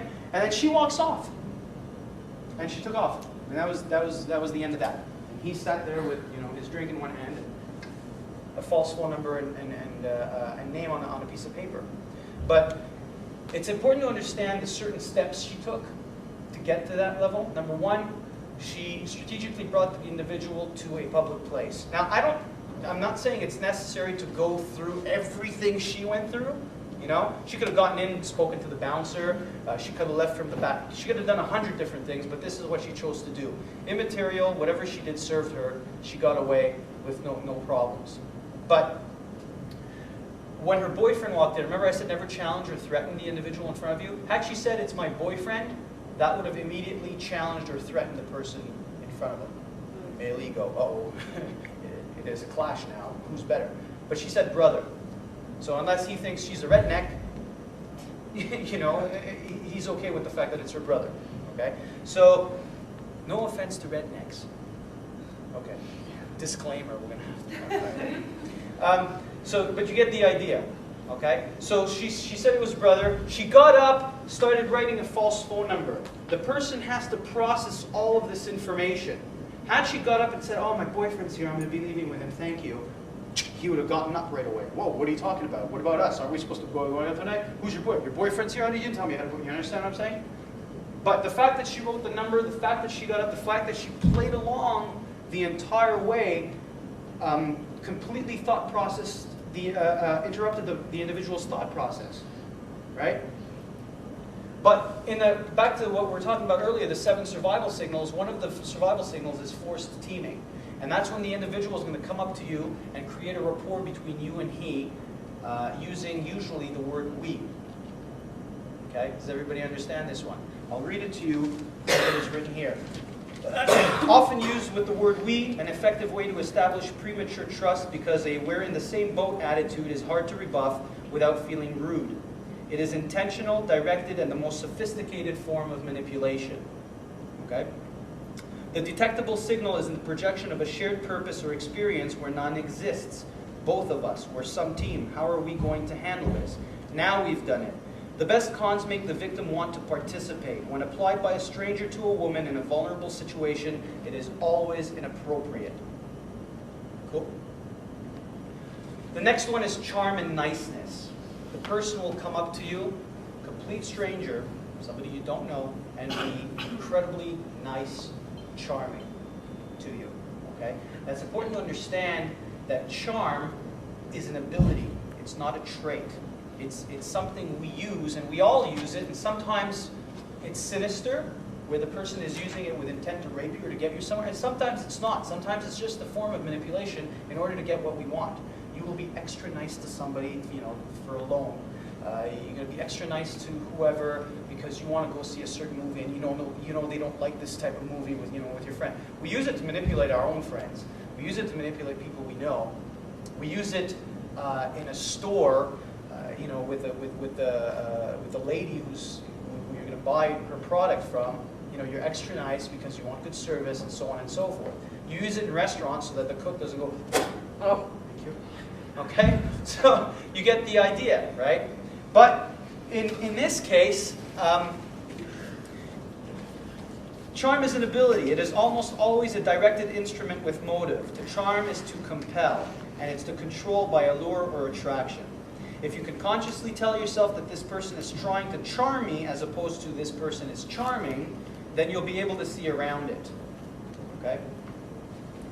The next one is called too many details. Now, when an individual lies, okay, when somebody is lying to you, they, in their own head and hearts, know it's a lie, right? So what they're saying to you, they don't believe. because they know it's a lie. So they will feel compelled to put in as many details as they can to the story, to what they are telling you, in order to make it more believable. You understand what I'm saying? Yes? No? Okay. So, when people are telling the truth, they don't feel a need for additional support in the form of details. When people lie, however, even if what they say sounds credible to you, it doesn't sound credible to them. So they keep adding details. Okay? The intended attacker will throw so many details that the victim will lose track of this simple context. This man is an absolute stranger.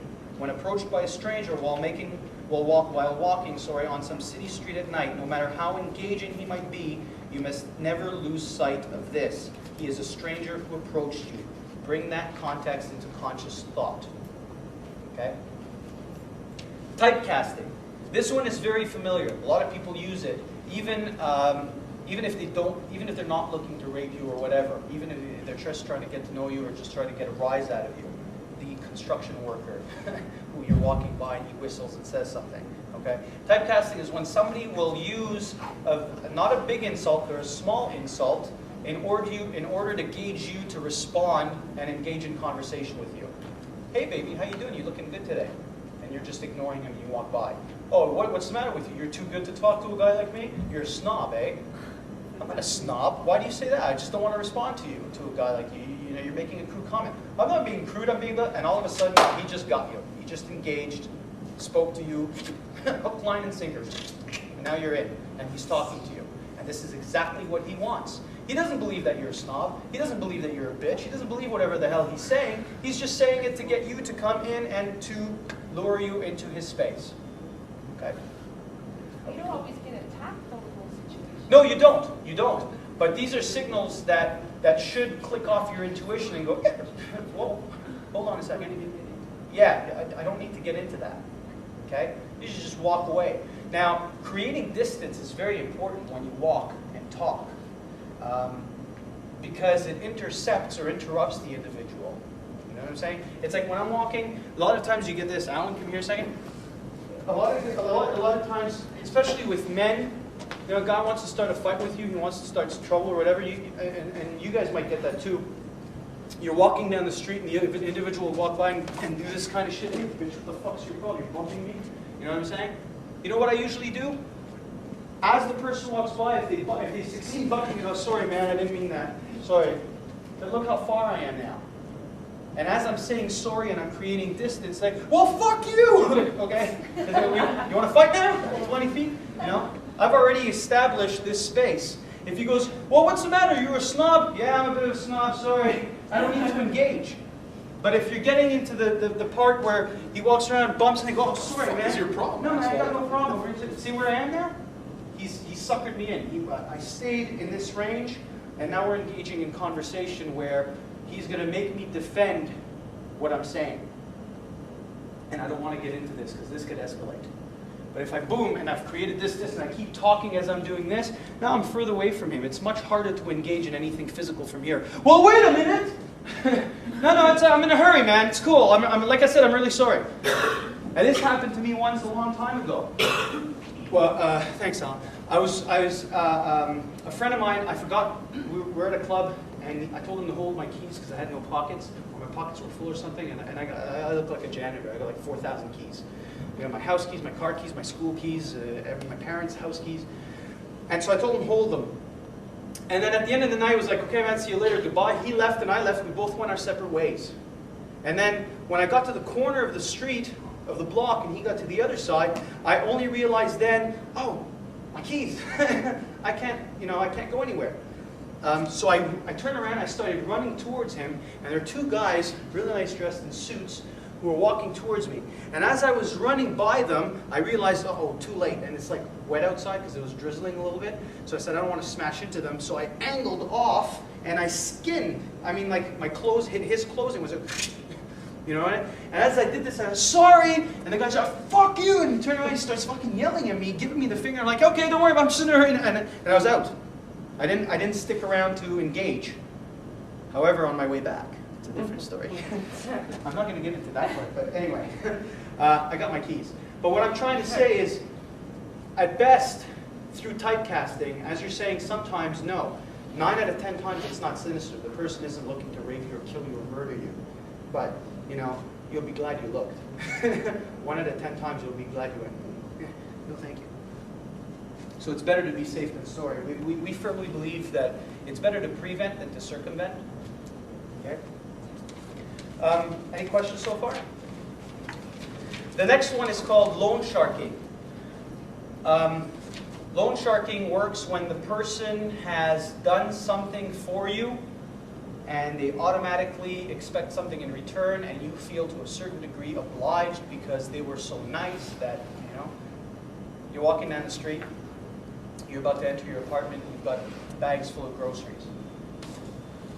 The guy opens the door for you. Thank you. You walk in, he follows you. Oh, here, let me get that.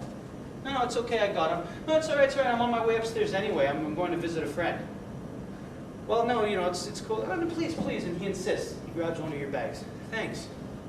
You get to your door. Okay, you can give me the bag now. Thank you. Put the bags down. You're about to enter. Excuse me, can I use your phone? Yeah, it's only going to be a couple of minutes. I've got to call my wife. My kid's at the nursery, and I'm supposed to pick them up at 4 o'clock, and I'm running a little late. Too many details? Okay, he doesn't need to tell you all that. Now, he just opened the door for you, helped you carry your groceries. May I use your phone? No. How many of you will turn around and go, no?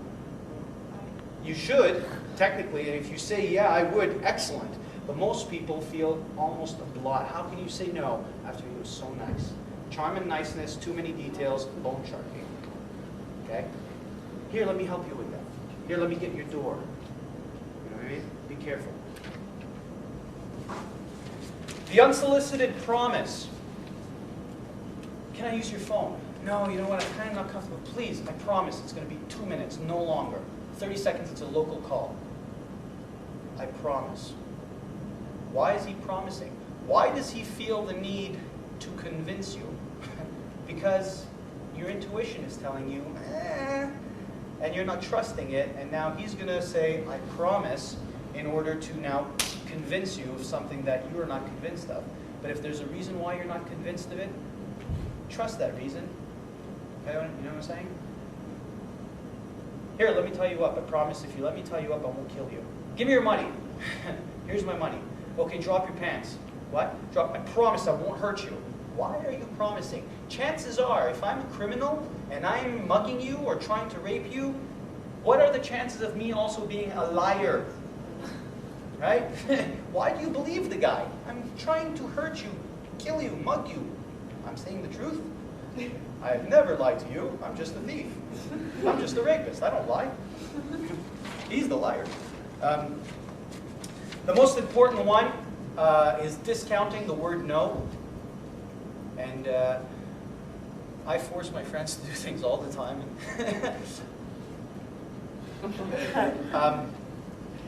Discounting the word no is somebody asks you something and no, and you answer no because you don't want to, you don't feel like it, and they insist. Oh, come on, I was just... Okay? This is perhaps the most universally significant signal of all. An individual's ignoring or discounting the concept of no, which no is a complete sentence. No is a word that must never be negotiated because the person who chooses not to hear it is trying to control you. Plain and simple. No is a complete sentence. Declining to hear it is a signal that someone is either seeking control or refusing to relinquish their control. With strangers, even those with the best intentions, never ever relent on the issue of no, because it sets the stage for more efforts to control you. And this goes for many different things in every other endeavor of your life. Let's say you're starting to date somebody. And if you always, relinquish no, you're setting a pace where later on in the relationship, where you've both come to know each other really well, and now you're really comfortable, and you can do all kinds of little things that you would have never done before, like fart in front of each other and stuff. At that point, it becomes very difficult, to say no and mean it, because for 7 months prior to it, every time, no, I really don't, oh, come on, honey, we can, oh, okay. know what I mean? All of a sudden, when you really don't want it, and you go no, oh come on, no. Well, no, I said no, I don't feel like it. Well, you always, you know, and then you get into this whole thing, and eventually the other person's going to win and take over. Okay? If you relinquish no, you might as well tell the person, hey, okay, you're in charge. It doesn't matter what I say because you're going to convince me otherwise anyway. Okay? So be very careful of that. No means no, stick to it. If you've said it, there's a reason. Don't lose focus of that reason. Okay? Any questions so far? Are we cool?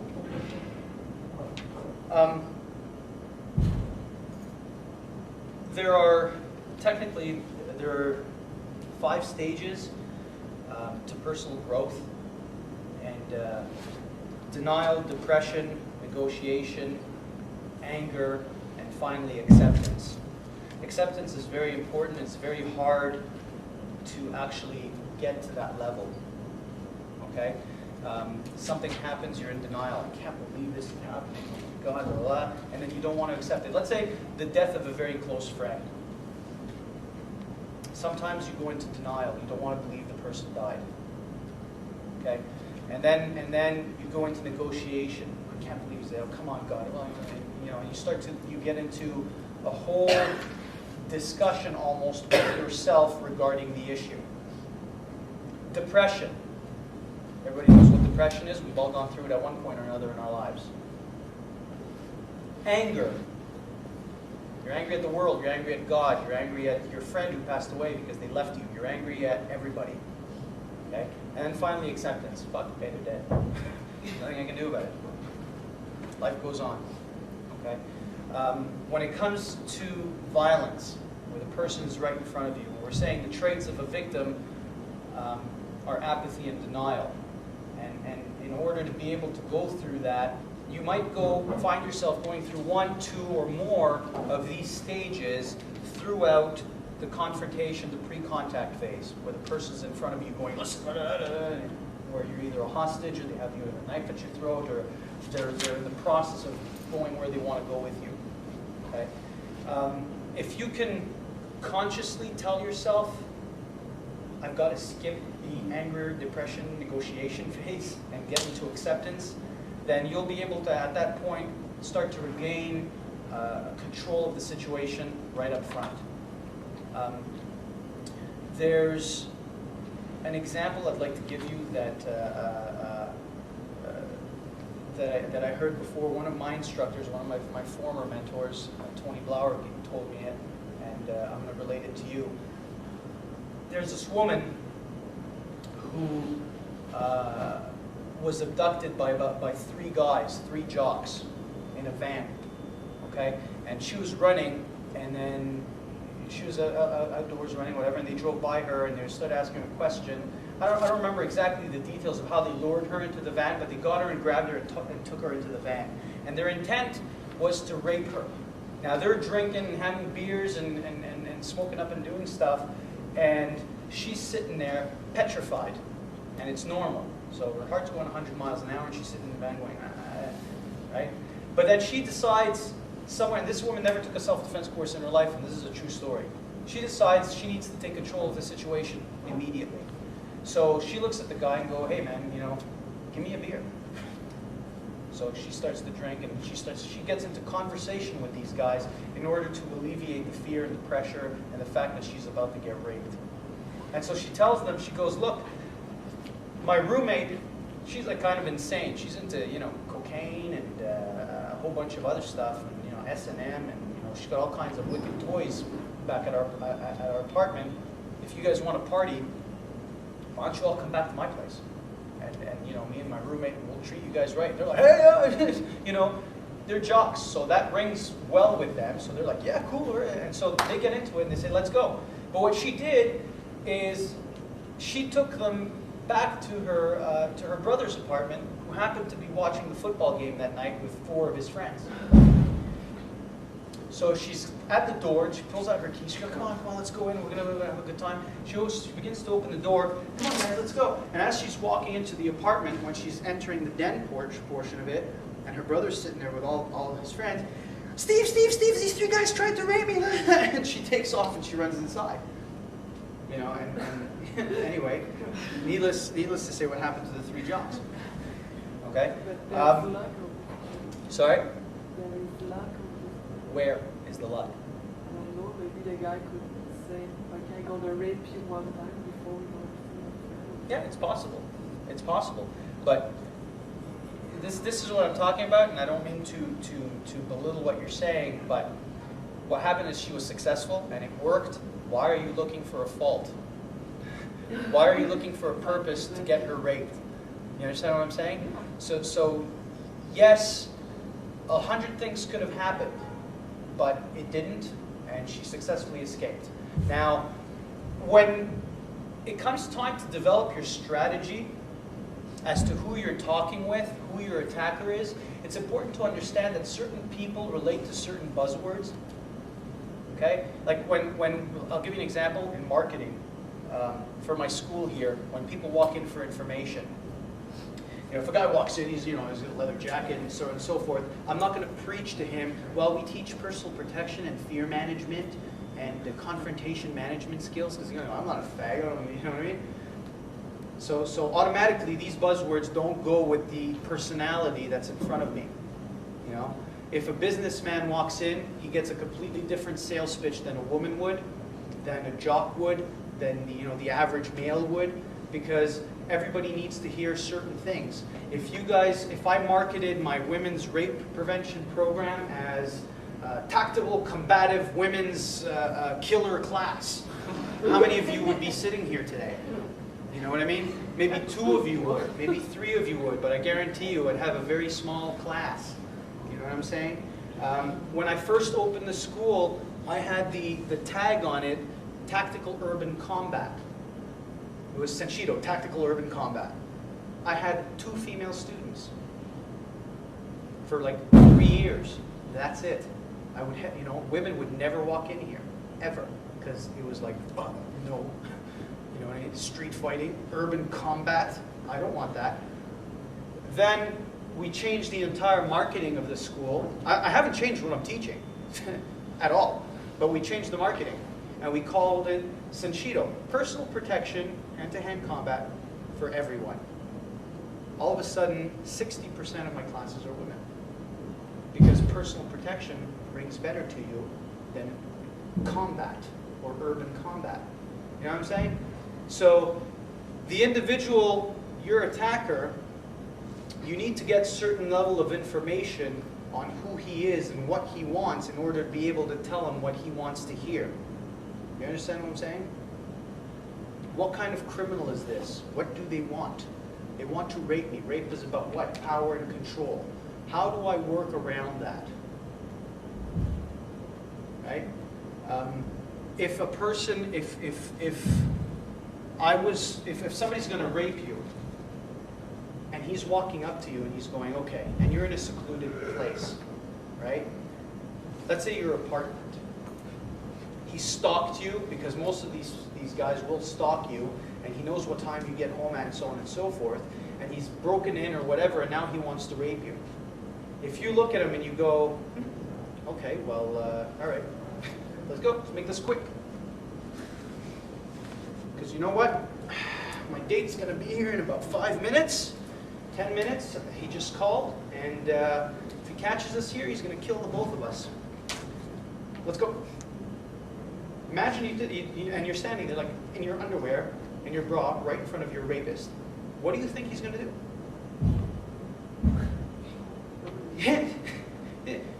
What did you just do? You, number one, took away his power, because you're like, all right, let's go. Let's go. Number two, you told him that, you gave him the possibility that somebody's coming over in the next couple of minutes. Right? Your date is coming over. Number three, forced teaming. You used it against him. You didn't say my date is going to kill you. You said my date is going to kill us. All of a sudden it's me and you against him. You and I are a team. So he's got all of this to process and think about. Now let's just say, right? Helen, come here a second. Can everybody visualize Helen in a bra and underwear? Yeah. Now let's just say she's standing here, and I'm the rapist, and I just broke in, and I'm like, all right. And she goes, okay, let's go. And I'm there. Damn it. I'm the rapist. What am I going to do? You just took away my power. How much fun is it going to be for me to rape you now? None. Because I can't. Now it's just going to be consensual sex. I don't want that. All right, let's say I do. You gave me the possibility that somebody is coming. He's not going to kill me. He's going to kill the both of us. Fuck. Okay. Let's say I don't believe you. All right. Well, we're going to have to hurry this up. Do you think you'll be able to get it up? No. That's a lot of pressure, man. Performance anxiety, right? Now, let's assume he can. This is a superhuman man, okay? Just, you know, and he springs, you know, and he rises to the occasion. Now, if he's got to rape you, what did we say earlier? He can't do it from here unless he's a circus freak, okay? So now we got to do it from here. So there's full of consent. Does he think you're going to fight back? He's like, come on, baby, let's go. And then, oh, damn it, all right, you want to go on the floor? Okay, let's make this quick. Why not? You know, can I at least rough you up a bit? Just to, no, all right, yeah, smack me around. Okay, damn it. Now he's doing this, and he's like, oh, shit, I forgot about the underwear. Now he's going to do all of this stuff, right? And he thinks you're consenting. So what happens if between here and here, she's playing along going, oh, baby, come on, hurry up. And she's like being all fresh and shit. Right? And he's going, oh boy, you know, how long is he going to be here? You know? And all of a sudden she goes, pow!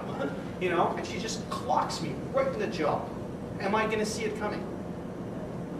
How hard would it be for her to go, move your hair for a second so they see what we're doing? Oh, you know, you're so handsome. And stick her thumbs like about 3 inches into my skull. And then I'm going, and then she goes, boom! And I go, oh. You know, not to mention I'm naked. You know? And then she runs off. And I'm like naked with my balls in my throat and my eyes in my skull. And it's like now she calls the cops. You understand what I'm saying? And she's running out of her underwear still. Hey! Hopefully it's not cold out. Would you rather, you know, grab a sheet along the way? Whatever. All I'm trying to say is you can take away a lot of this individual's strength psychologically and power. Right? Because they thrive on this stuff, where I grab your hair and you're fighting back, and I'm going, bitch, I told you I'm going to smack and like whack, and you're, oh, stop it, you know what I mean? And this is what they want, because this is what gets them off, right? Yeah, it's not respect, it's fear, it's respect, it's power. But if I'm going, listen, bitch, and she's going, please don't hurt me, and I'm going, oh, all right, but so what? Okay, hold on a minute. I'm really excited to hit Rich. So if I'm doing this and I'm threatening her, now what happens psychologically if a person wants to hurt you? If I'm seeking for control and I grab her hair and I start to pull, if she pulls away from me, what am I going to do? Pull harder. But if she goes along with me where I'm going to pull and she comes in and she's faking more pain than actually is, because I'm really not hurting her right now. I'm just holding her hair, but she's going in rather than out. And she's getting her hands up going, please don't hurt me, what do you want? What am I going to do? Am I going to pull harder now? No, because what do I think I've got her under my control, right? So now what happens? Ego, guard, right? My guard hits the floor, my ego hits the sky. So now I'm a cocky bastard. I got her where I want her. So get on your bitch, get on your knees, bitch, and you know, I'm going through the whole motion. Now if she decides to palm strike me right under the jaw, as hard as she can, not for real, as hard as she can I stop her from doing it?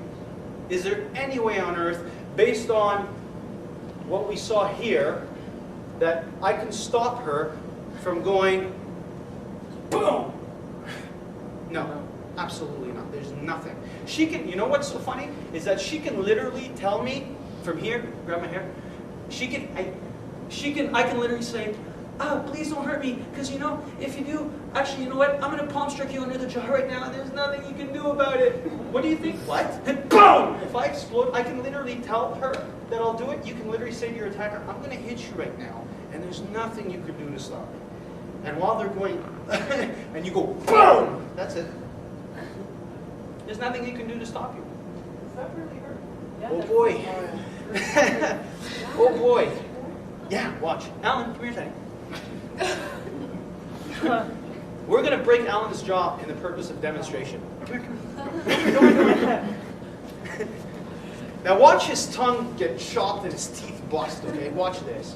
Ready?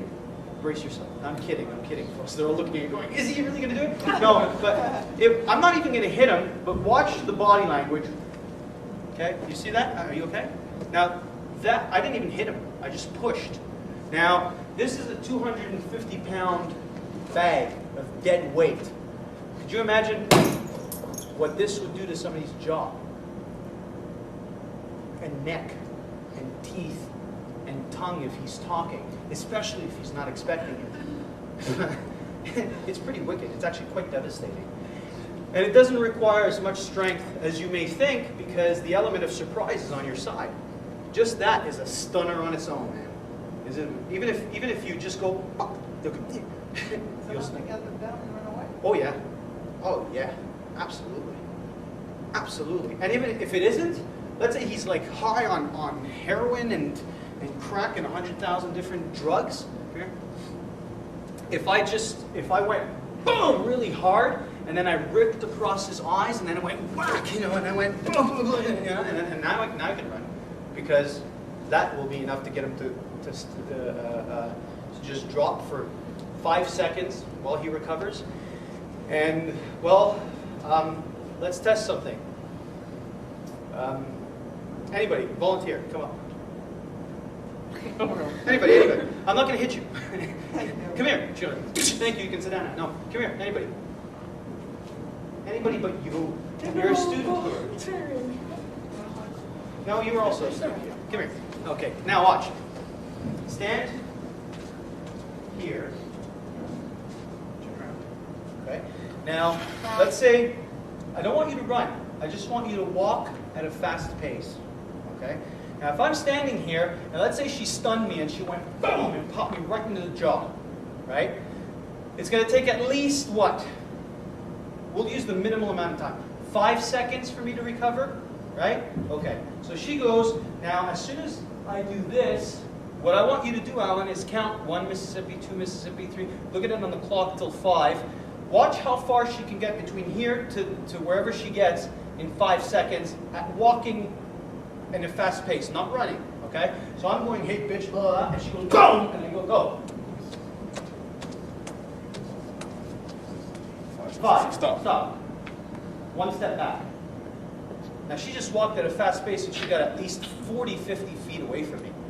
This is just walking.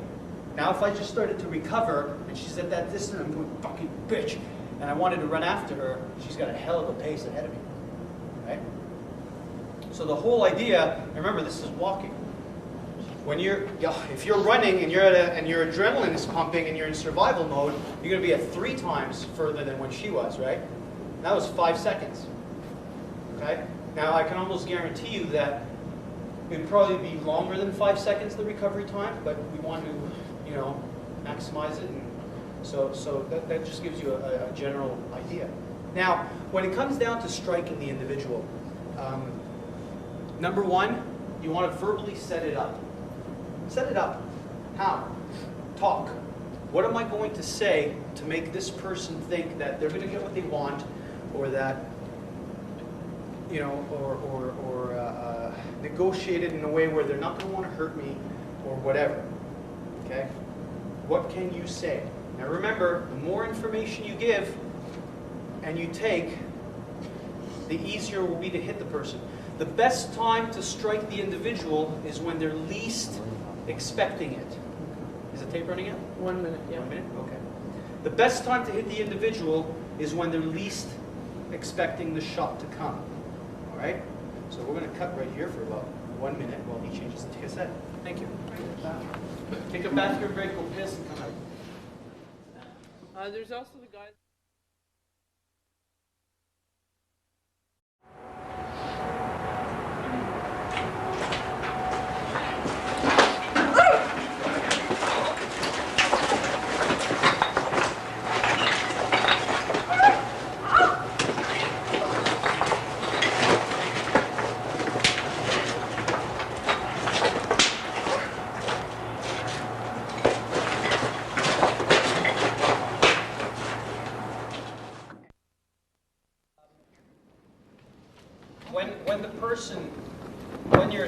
it's coming from. Now, first of all, Alan brought up a good point, which I want to bring up. The profile of a serial killer or a rapist. For the most part, everybody has a certain perception or notion of what makes up a serial killer, or everybody kind of envisions the stranger lurking in the shadows and stuff like that. It's not. As you see me standing here, I am the profile of a serial killer. I could be a serial killer. White male between the ages of 20 and 35, some university, what were you saying? Some university 30 to education. 35, average height or below some university education. I'm average height, about 5'9", okay? So they look just like me. So, I'm kidding. No, but they do look like me, but I'm not a killer anyway. Well, wasn't Jeffrey Dahmer like a not bad looking guy? Yeah, Jeffrey Dahmer, you got, what's his name? Ted Bundy, that other freak, about 5'9", good looking. He would come up to women, dressed in a three-piece suit and charm them and so on and so forth. You know what I mean? Ramirez, same thing, decent looking guy, psychotic in his pictures, but normally if you were to meet him, just your average 5'9", white male, you know what I mean? So, and also, for the most part, your attacker will be somebody you know. And this is what's sickening a little bit about it, is that the majority, if you look at statistics, the majority of people who will come at you and attack you and rape you or whatever is either A, immediate family, B, distant family, C, friends or co-workers, or D, acquaintances. It's very, very rare that you're going to get raped or assaulted or attempted murder by a complete stranger. I'm not saying it doesn't happen, but that's the lower case. Okay? For the most part, it's somebody you know who's already established a rapport with you, because you don't expect it from the person who you've already put, like I was saying earlier, a title to. Right? Any questions so far? So be very careful with that, where for the most part when a woman gets raped, it's through an immediate acquaintance. A friend of a friend, a coworker, somebody they know, a fellow student, so on and so forth. A family member. That's when it gets to the most despicable. You know what I'm saying? A date? So, sorry? A date? A date. A date is very, very common. Date rape situations. That's very common. Now, this is where the 7 survival signals from Gavin DeBecker are widely used the most in date rape situations, because the person has already established a rapport. Okay? Any questions? Are we cool on that? We're going to get into some scenario specifics and situations. So to give you an idea of how things work, I'll make this interactive with you. I'll give you what I usually give, but I'm gonna also try to get some of your input on this. Give me a scene or a situation or a scenario that has either happened to you, happened to a friend that you know of, or that you've worried about. Maybe being attacked in an elevator, in an underground parking lot, in your bed, so on and so forth. What? Pinned to the ground. Pinned to the ground. Pinned to the ground. Okay. Helen.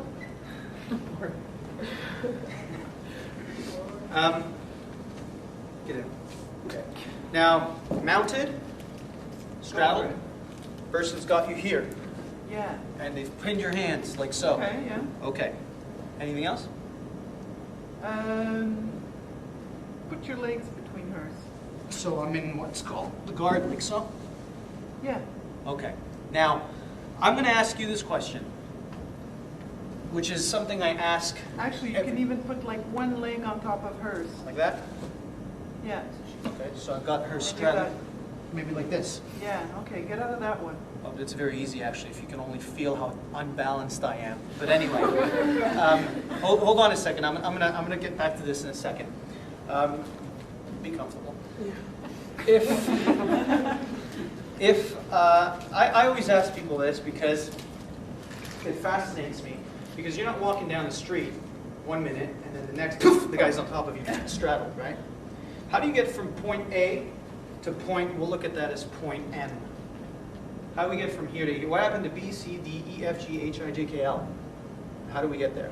He grabbed you, he put you to the floor, and that's it. You had no time of reaction, you had no gut feeling, you didn't know what the hell was going on. Okay. Bang, you're on the floor. Okay, this is very interesting because you've bypassed a lot of points, and I'm going to give you a very good example of that.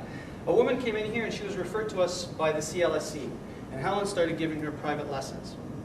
And she was she raped or attempted raped? She was raped. She was raped. Oh, that's right, she was raped. She was walking in a park late summer night with a friend of hers. A lot of people in the park, okay? And she's walking down the bike path, I believe it was. And as she's walking, she was jumped by a man from behind who pinned her to the ground and raped her in the park, right? And so I asked her, and I said, what happened? She goes, and exactly what you just said. She said, I don't know, I was just walking, and then the guy all of a sudden jumped me, pinned me to the ground, and then he raped me.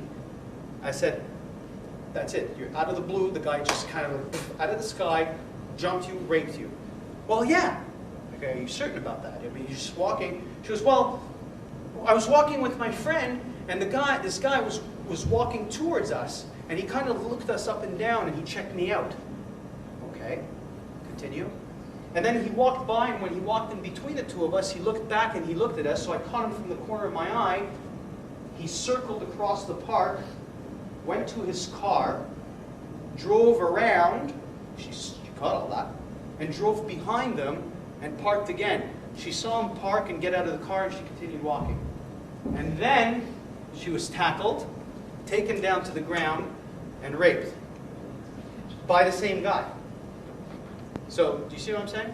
No, I didn't. I'm sorry, I didn't hear that. I was talking. Where was it? Her friend took off to allegedly get help. What happens is, folks, is it doesn't happen out of the blue. It doesn't happen when you're walking down the street and all of a sudden you're on the floor with somebody's penis inside of you. It can't. There's too many steps in between. There's the person has to see you, stalk you, approach you. Even if they're going to approach you physically right off the bat, they've got to grab you, pick you up, take you down to the ground. Once they got you down on the ground, they've got to remove your skirt, your underwear, your belt, your pants, pull them off of you, remove theirs, get in between your legs, force it in, penetrate you, smack you around a couple of times. You understand what I'm saying? So I go, what happens between point A and point M? Where if you've gotten here, and I will cover that for you, if you've gotten here where the person is doing this, you have majorly screwed up on avoidance, awareness, intuition, verbal diffusing, psychological deceptions, pattern interrupting, human behavior, manipulation, so on and so forth, close quarter combat range, boxing range, tackling, bringing you down to this. I mean, all of that was bypassed. And let's say it was. Now, Yeah. are you okay with this? Oh, yeah. Okay, now I am really off balance here. Just move your legs up. Move them up again. Okay, you see what I'm doing? Okay, now hold on a second. I'm going to force our legs here, okay? Now go. Oh, sorry. I like it. Okay, so, okay. No, sweet deal. If somebody wants to rape you, and I want to get this into the later stages, but if I've gotten to the point where I'm here and I want to penetrate my victim, what you want to do is immediately wrap your legs around the individual's waist like so, okay? Because you're here now. Now, once you've done this, you've got a lot of control using your hips and your legs. Watch. If she can pull me in close or push me away from her. She can also squeeze with her, like, squeeze as hard as you can. Okay, now she's going to poke my kidneys, all right? You can also, as you're doing, if I'm trying to penetrate and get in here and she pushes me away and I'm doing this and I'm trying to see, she can automatically reach my eyes. I can grab her head, I can try to punch her out, but she's got a certain level of control with her hips and her legs that can push me away from her. Now, you will be doing this. I will put you in this situation. But when I was asking you, certain situations or scenario specifics, I meant more along the lines of the pre-contact phases that leads to this, because we're going to get into this in the second half after you've all gone out and grabbed bite to eat and stuff. Yes? Let's say then, well, I was going to ask another question, like if her hands were tied behind her back in that situation. How did her hands get tied behind her back? Okay. Another scenario that you're talking about, an elevator in a building, your apartment building, let's say, going up from where you parked your car, elevator up, someone gets in the elevator. Okay. Here.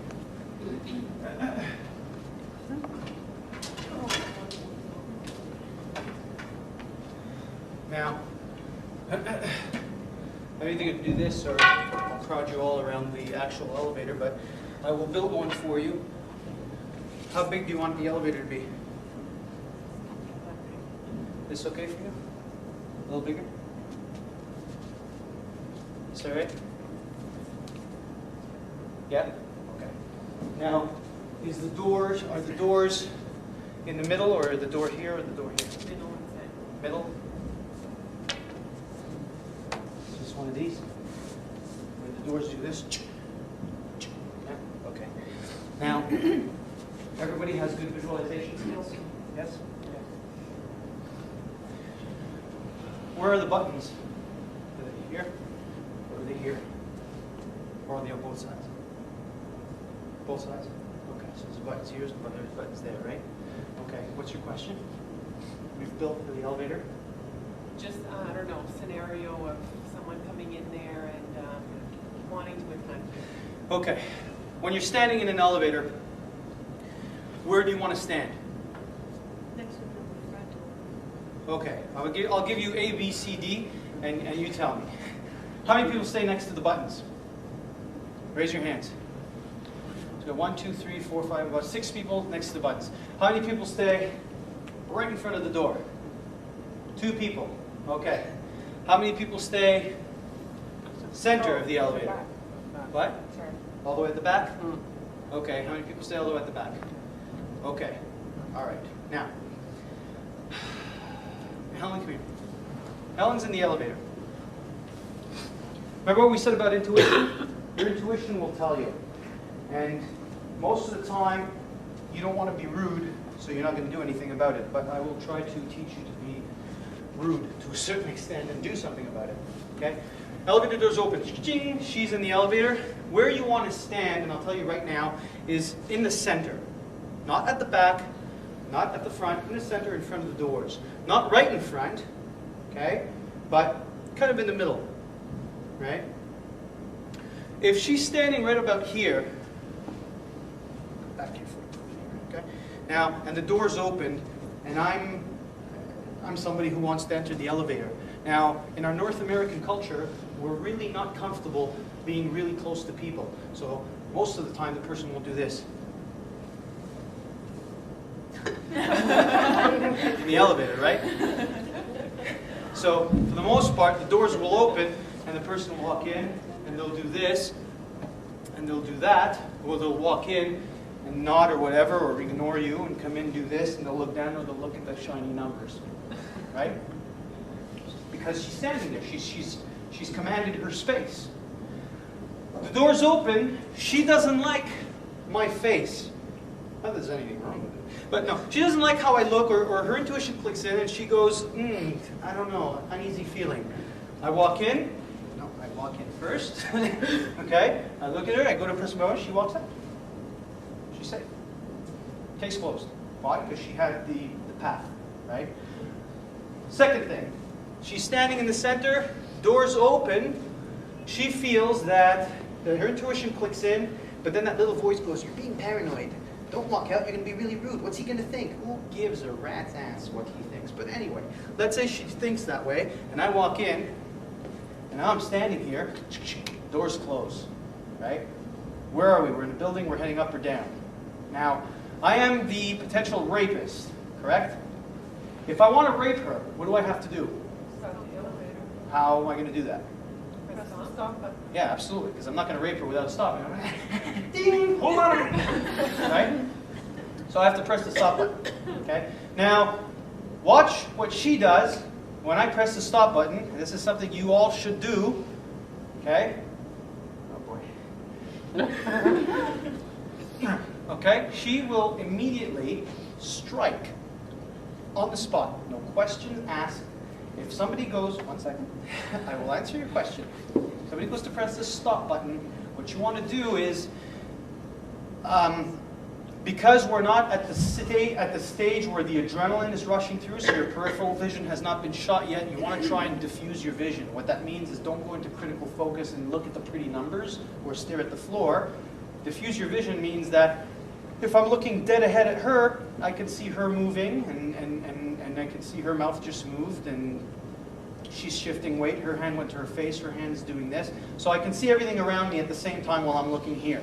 So you don't have to necessarily stand and watch the person go, what button are you going to press? Right? You don't got to do that. I can basically stand here and see that her finger is going towards the emergency stop button.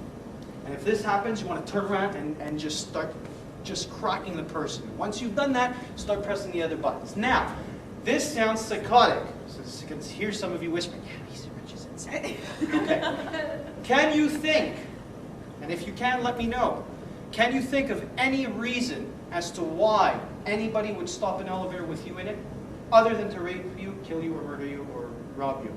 Any reason whatsoever? Is the stop button near the other buttons? Like, would you do The stop button in an elevator, and you can check this out, is not that you don't have like floor 1, floor 2, floor 3, floor 4, stop button, floor 5, floor 6, floor 7. Okay? It's usually either right at the top, it's a big red button that says add it, okay, or stop, or emergency, or it's at the bottom. Okay, So they're either going to go low, or they're going to go high. Okay? Now, you don't hit them as they're reaching for it, you hit them as they're pressing it.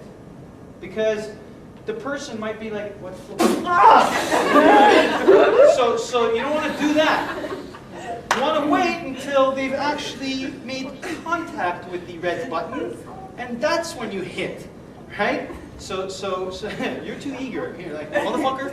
Right? No, you can't do that.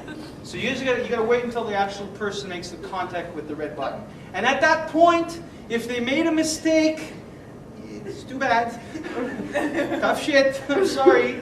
I will explain myself in court. Other than that, there's no reason on earth why somebody's going to stop an elevator with you in it. Yes? is there any way to get it started again? Yes, just start pressing the other buttons. Oh, really? Yeah, this is why I'm saying, if I'm here and I'm like, right, and I'm going through my shit, and I'm going to go to press the red button. If my finger comes on it, and she goes like whack, and she starts hitting me a crazy bit, you know, and she knees me in the leg, and she's scratching my throat and pop striking and raking. At that time, as she's doing this, she wants to start pressing the other buttons immediately. Okay? So this is what you want to do in an elevator. You don't stand next to the buttons yourself. It does nothing.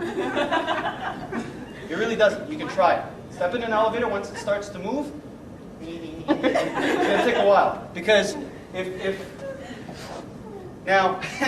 she's standing near the buttons, and I'm the psychopath killer, she might help me. Press the stop button. Thank you. Now. Right? Let's say if she's next to the buttons and I'm the psycho killer, for those of you, I think there were 6 of you who said you're going to stand near the buttons, what would you do? Wait! I'm not going to let her do that. Don't fucking touch, move back. Okay, now I'll press this, you know what I'm saying? So no, you don't want to stand near the buttons, it does nothing. What if you're standing in the middle and then the person pushes you to the buttons? Like, pushes you and then, you know, Beat the shit out of her, man. like the door's open, and I walk in, I do this, right away. Well, no, you come in and you take out the knife and push them to the...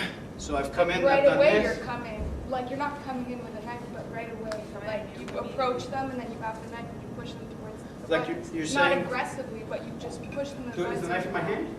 Yeah. Like, Or is it in my hand? you have it. I'm hiding it here? Yeah. Okay, let me tell you something. And this is going a little bit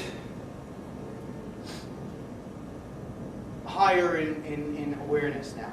Okay? Now, watch. I don't have a knife. I'm standing here. Can you see my hands? Yeah, can you see my fingers? Stand up. Everybody stand up. I'm standing here. Can you see my fingers? Yeah, I'm standing normally. You can see them, right? Now, watch. Look at the difference in my hand. See the difference? There's a big difference now. Do you see my fingers? You don't see the knife. I'm standing normal and casual. But at the same time, there's a tenseness in my arm because this one is looser and the other one is like more coiled backwards. This requires a little bit more level of awareness. But what I do, what I like to do and what I like to try to gauge people to do is you don't have to always be in that kind of frame of mind where we have a color code here for awareness. Okay, it's Senshido's color code of awareness, and it's based on or inspired by Jeff Cooper's awareness for cops who when to use their fire weapon or when not. So it's inspired by that, but it's very different. Code green is where your awareness level could be down.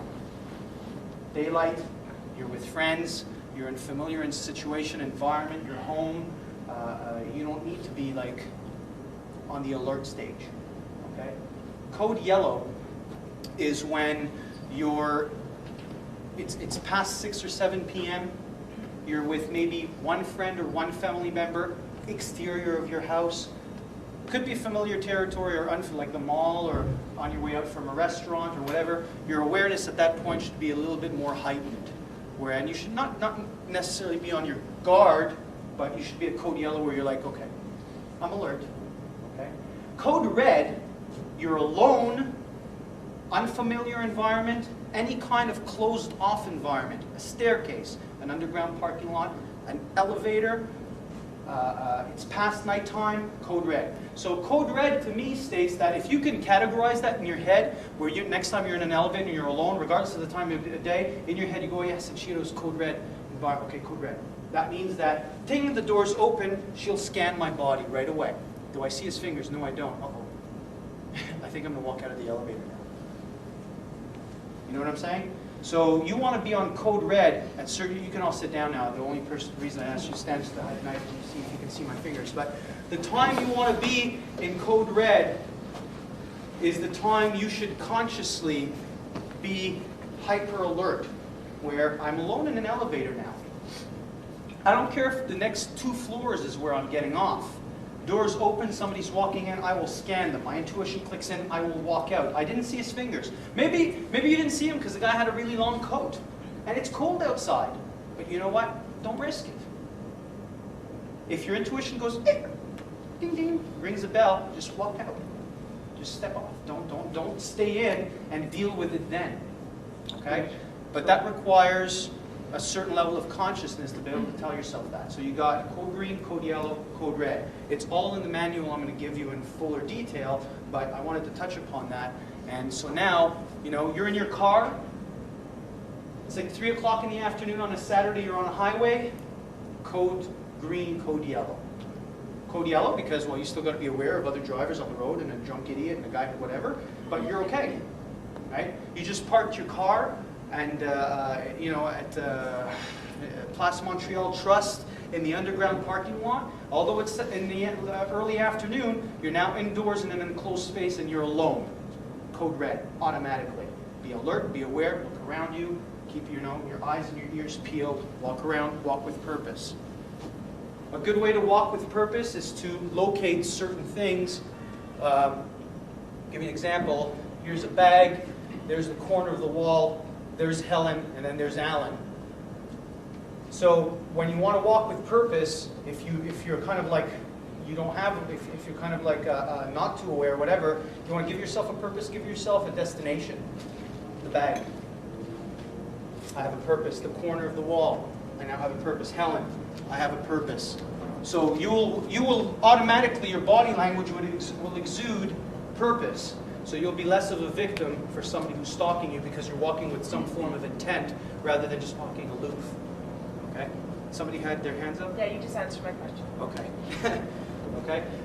As psychotic, again, as it may sound in an elevator, if all that failed you and you're stuck with the individual coming at you, then you've got to, If you're saying the situation where the person's jumped you with the knife, well then you've got to follow certain strategies. And we're going, like I said, in the physical portion, you'll come to understand what you want to do in those significant moments. Okay. I'm going to touch upon getting followed. If you're getting followed,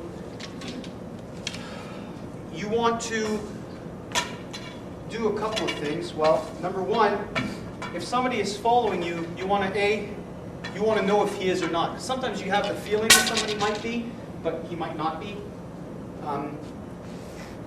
There's two ways of doing that. If you want to be inconspicuous about it, change your course by 180 degrees.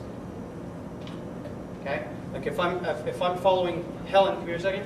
If I'm here and she's there and she's walking, and she's get the sense that for the last 7 or 8 minutes or 10 minutes or so, wherever she went, I was following her, but she was on a steady, smooth path. Okay? Usually, which means that she's trying to get from here to the bag over there through whatever obstacles they may be, alleyways, park, whatever. And she's getting that sense. She wants to do a 180-degree turn. So if I'm walking, she'll stop and turn around and go the other way and create a bit more space than this, but because we're in the school and you're here, she didn't, but and create a bit more space. Because now if I am following her, I'll do that. And then all of a sudden you'll know. Okay? And then you can take a course of action and head towards a public place or whatever and call somebody, a cab, a cop, a friend, whatever. But should you let the guy know that you shouldn't let him know. You could. I advocate one of the two. I would suggest A, figure it out, cross the street and see if he, follows you or not. Or B, this is a little bit more direct and confrontational, but it will serve your purpose right away. Turn around and immediately look him dead in the eyes and ask him, are you following me? Excuse me, are you following me?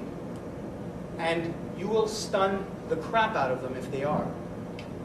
It's like a light was just shined upon them, right? And so they'll do one of two things. For the most part, the majority of the time is if they are following you and you turned around and you confronted them at 10 or 15 or 20 feet or whatever it is and said, excuse me, are you following me? With direct purpose and intent, they'll freak out and take off. They'll probably run. They'll turn around and take off. No, you know what I mean? Or if they're not following you, they might just, whoa. They'll do this kind of shit, and then, me? You know what I mean? And then, you, are you following me? No, man, Lady Beth, what are you talking about? No. Okay, man, if you're not following me, then you know what? I'm going to cross the street now, and you keep going. Are you which way are you going this way? Yes, I am. Okay, I'm going that way. Keep going your way. Okay. And you'll go, and that's it. Or, he'll look at you and go, yeah. But, would you rather know at 20 feet or, when he's this close to you? So if he does look and go, yeah, you know what I mean? Then you can go, okay, run, take off, kick off your heels if you're wearing them, or if you're not wearing flats or whatever, and go to the nearest, But you should never let him pass you, or What do you mean by pass you? like kind of slow down, not stop, because well then you're getting closer to him, so that can't be good. Keep the distance, absolutely. Try and keep the distance. And if you do turn around and stop, halt them. Whoa, stop. Are you following me? If he continues to walk, I'm asking you, stop, freeze right there. Are you following me? Keeps walking, well, you obviously know. Run. 60% of communication is volume. I'll give you an example. There's a lot of intent through body language, eye contact, so on and so forth. This is why I say you got to keep your eyes open a little bit more. Code yellow, code red. Most of the time when I'm out, regardless of if it's daylight or not, if I'm not home or in my own place or whatever, I'm in code yellow immediately. Immediately. And I will, I'll check stuff out and I'll look around and somebody will walk by if they're dressed strange or whatever. I'll do a quick scan of the body and whatever. I was in old Montreal with my wife and my extended family. My brother-in-law, my sister-in-law, and they have like 78 kids. But it's a really big family. There's 5 children between the ages of at that time, one of them was like a newborn till about the age of 6 years old. So we got like the baby carriage and the cousins, and we're like about 8 or 9 people. And we decide to stop. This is a pretty touristic area, nice hot summer day. All of you must have been to old Montreal. There's like tons of people around and stuff. We're right by the, where the labyrinth is and all that, where the people rollerblade. We're between that and the main strip where all the restaurants and the bars are, like right in the middle. Where everybody, there's like kind of like a stone thing where people sit on sometimes and stuff. We're right in between that. And we're sitting down and all of a sudden everybody's discussing where we should be getting ice cream. Then Baskin and Robbins, or should we go to Tim Hortons, or should we go to wherever? You know what I mean? And so I was just standing there going, all right, ice cream. Okay. I'm waiting, and everyone's talking and discussing. The baby carriage has the youngest child in it, and all of us are surrounding it. And every woman decided to put their purse hanging off of it. So it's like 4 purses. Okay? And I'm standing there, and everybody is pretty oblivious now to what's going on because we're really focused on the ice cream. Okay? So we all got into, you know that living in the now stuff I was talking to you about? We're not living in the now. We're not living in 15 minutes where we're going to be getting ice cream, but we're discussing it. But I'm not. I'm just bored. And I'm standing, oh boy, she's going to see this, my wife. Sorry, babe. So anyway, I wasn't really that bored. I was just, I was kind of like hot out. Anyway. But anyway, I'm standing there, and there's this freak guy.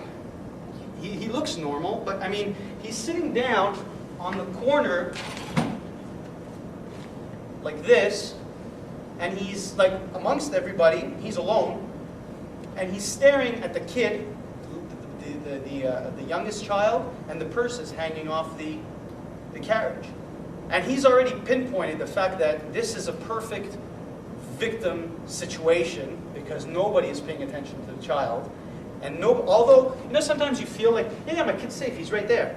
But you're not holding his hand, but he's there. But you forget because you're now talking with him, whatever. But anyway, so he's sitting there and he's staring. And I can see in his face that this motherfucker is strategizing how he's going to either, kidnap the kid or steal the person, whatever it is. And I can see him, like you can see it, like the wheels are turning. And I'm standing here, and everyone's standing there, and I'm looking at the guy. At this point, he's at this angle from me, okay? And code yellow, I pinpoint him because he's alone. Old Montreal, most people are with somebody.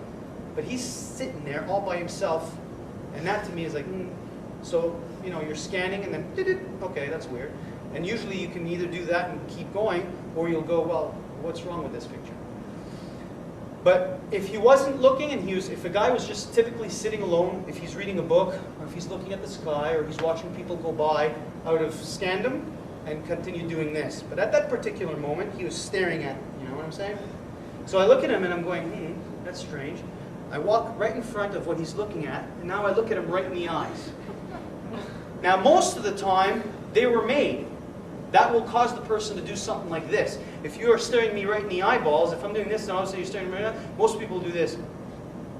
And they look away because it's not comfortable.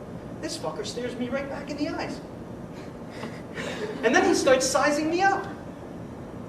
He's doing that. And I'm going, no. So then I'm looking at him, and then nobody's saying a word, and we're about at 25 feet. And then I cross my arms, and I take a firm stand, and I stand right in the middle of what he's looking at, and I'm looking at him like this, and then I shake my head, and I do this. And then he looks at me, and then he's thinking about it. The guy is still pondering it. How can I get it there? He must have really wanted the purses or something, or the kid. So then he does this.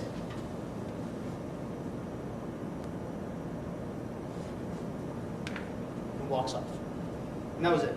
He went to pick on another family. I hope not, but or I ruined his day. But that was it.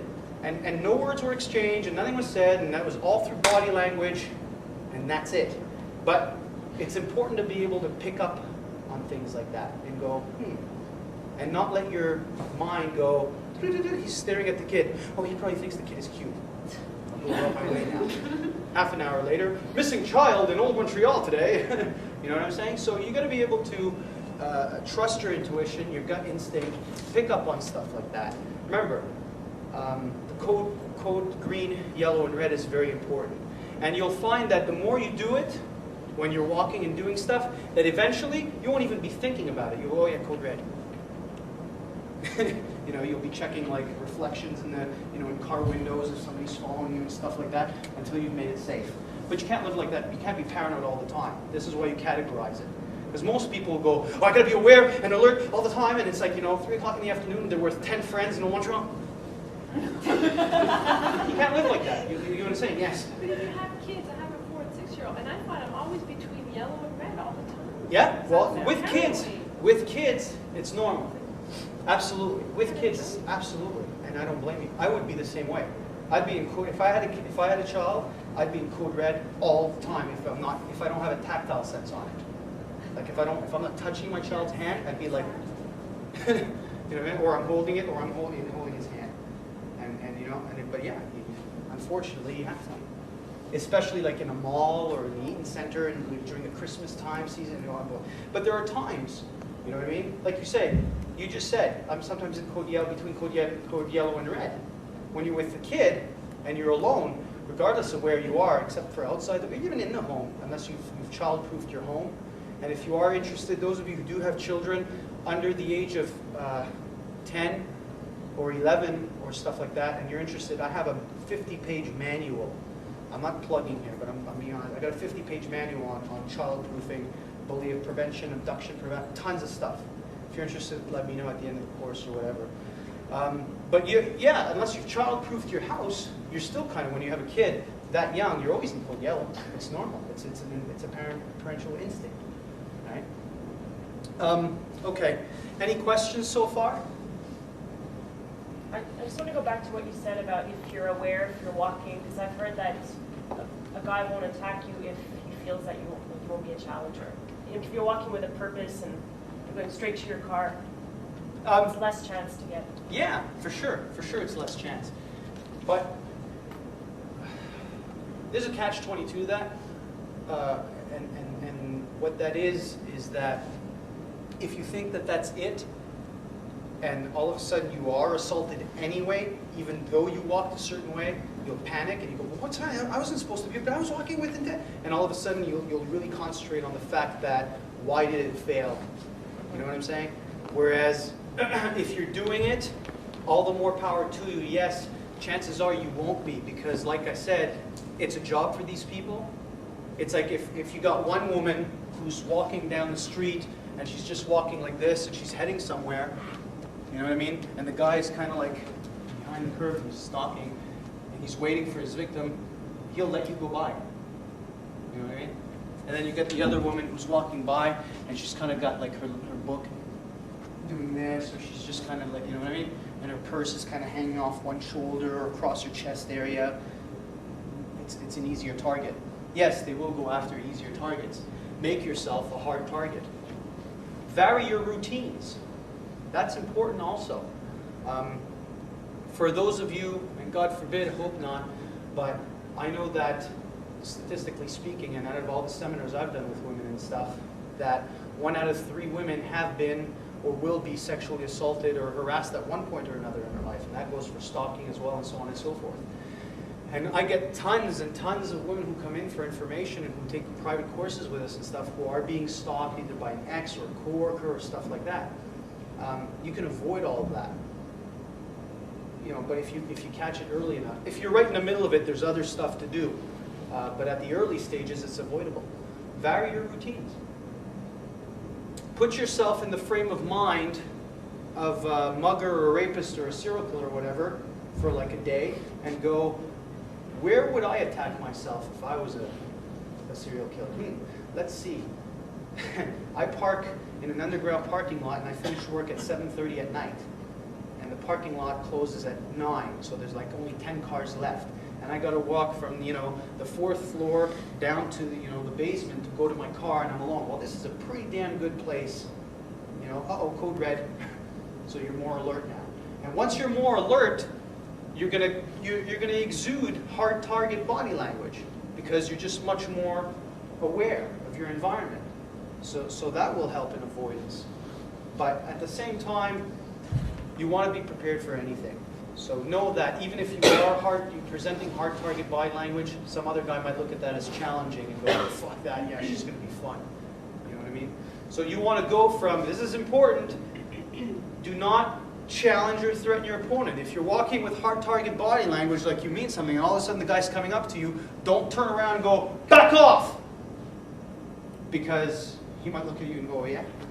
You know what I mean? That you might want to be a little bit more passive and then, oh, what can I do? What can I do? You know, all of a sudden go meek. Let the person believe you're the victim he wants. Because when he believes that, he's not going to be coming at you hard or fast or full force or with strength. he's going to be coming at you with ego and thinking he's got you where he wants you. And at that point, you're going to have the most important tool at your disposal, and that's the element of surprise. Because the shot you don't see is the one that hurts the most. And he's never going to see it coming. Don't let him know it's coming. Don't telegraph your intention. Right? So, and this goes for, like, it's like, I'll give you an example. Based on what I do, I can go in the ring and do like 10, 12 rounds and go pretty hard and get hit really hard, get my nose, broken and stuff like that, and continue fighting. And that same night, I'll be at home, and it's kind of dark in the living room and stuff, and I'll walk and I'll hit my shin on the corner of the table, and ping, you know what I mean? But earlier on, I was getting hit 10 times harder and 10 times faster, but I wasn't doing that because I'm in a certain frame of mind. Okay? So sometimes you got to be careful of your frame of mind. And also, when it comes down to attacking and hitting the other guy, I would rather hit the person who's going, who has no clue you're about to hit him, than the person who's kind of like emotionally or psychologically prepared for the shot. How many people watch boxing? I know women, not too many, but how many people know that the sport of boxing exists? Okay, how many of you know the concept behind boxing? Two men in a ring with gloves on trying to knock each other out. That's the concept, right? Now, for those of you who have an idea, some fights last 10, 12 rounds, and it's a slugfest between the two fighters. And they're punching, and the guy's bleeding, and his nose is like this, but how could he be taking this beating? And then, out of the blue, by the 8th or 7th round, where the guy was taking the beating of his life, one shot knocked him out, or rocked him. Why? Why didn't the others? It's not that this one was harder. It's that this particular one, he didn't see coming. His body didn't reflexively prepare itself for it. He wasn't expecting it at all. So that one shot, he just got 13 shots, slipped 3 or 4, got nailed with 7 or 8, and all of a sudden one snuck by him that he wasn't emotionally prepared for. It's like, ping, oh boy. And the next 3 put him out. So following that rule, emotionally, psychologically, draw your attacker in. Draw him in. Let him believe you're the victim. Because once he does, his guard will be down, his ego will be high, and you'll have him where you want him. And if you can verbally diffuse it, great. Fantastic. Walk away. And if you can't, then you need to fight, then you'll hit him. And you won't see it coming. You want to hit and split, stun and run. And that's it. Any questions? Rich, you were saying, getting back with the knife, that when you were going for your $100 bill and then you took off. Yeah.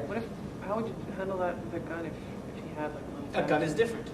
It's a different strategy. But this is what I'm saying, is that every situation calls for a different strategy. I wouldn't be doing that if it was a gun at my head. If it's a gun at your head, it's a completely different story. Thanks, Alan. Get a gun? I'll show you in a second. Now, remember the concept of the hand being quicker than the eye? Right? Now watch. If he's got a gun and he's got it at my head, right? Now, what do I want to do with my body language if I'm playing the victim role and I want him to believe that he's got me where he wants me? I'm going to get my hands up. But when you do, be careful not to go, hey, because you'll stun him into shooting you or cutting you. So, okay, whoa, relax, calm down. What do you want? What do you need? How can I help you? Okay, it's in my back pocket. Do you want to reach it? Okay, now I've just deflected the gun. Now, come here. No, watch. This is really cool. No. Watch this. And I don't want you to do it because you're one of my guys. Watch. Come here. Check this out. This is really cool. All right? Take the gun, and what I want you to do is I want you to put the gun at her head. Okay? And what I want you to do is I want you to get your hands up really slowly, okay? And get it, watch. I'm going to do a quick demonstration for 2 minutes. Okay? And what I want you to do is pull the trigger. Pull the trigger the second you think I'm going to make a move for your hand. Okay? The second you think I'm going to grab you. Okay? Now you're going to get your hands really close to the gun. And the person will let you do that if you do it through proper body language. Whoa. How can I help you, man? I don't want to die. What do you want? Money. You want my money? It's in my pocket. Did you shoot me? No. I want you to do that. Okay, okay. Now what? Now, do it when you feel comfortable. Okay? Now shoot her the second she moves. You want me to get somebody else? Would it be easier with the street? Okay, no. Shoot her the second she What do you moves. want? Money. Shoot her. See? You just shot her. You shot over there. No, she missed your leg. It didn't even come close. Did you shoot her? No. Could you have? No. Want to try again? Yeah, okay, okay. Hey, what do you want? Money. Your money. Did you shoot her? I wouldn't even get a sugar. No. Okay, that's my point. Now you see, it's not that I'm fat. Anyone can do it. Why did it work? Why is it working? Okay? Hands quicker than. The hand is quicker than the eye. You've got the element of surprise. You're not, even though, the beauty of it is that even though you know it's coming, you still can't do it. Now remember, what did I tell you to do? And what did I tell Alan to do? Shoot me the second you move. You're not going to tell your attacker that. Hey man, shoot me when you see me move. So he's not even prepared to actually really shoot you. You have to understand that. You can bank on that. It's actually, folks, I know what I'm going to say sounds a little insane, but just based on this demonstration, know that it's logical and it's true. It's actually easier to defend yourself against the gunman in the street than it is against your friend in the class or myself, because I am focused on shooting you the second you move, whereas the guy in the street isn't. He's not expecting it. I am. And I still can't shoot you. And you still couldn't shoot her. But in the street, the guy's not expecting it. So he's got even less of a chance of actually shooting you than either of us do in here. You understand what I'm saying? Yes. After I've done that, what do I do? We're getting the second half of the seminar. Oh, okay. I will teach you how to kick ass. Okay? Now watch, come here a second. When the person has actually got the gun at your head, remember, there's three things he doesn't want. I'm a sociopath, I'm an attacker, where am I?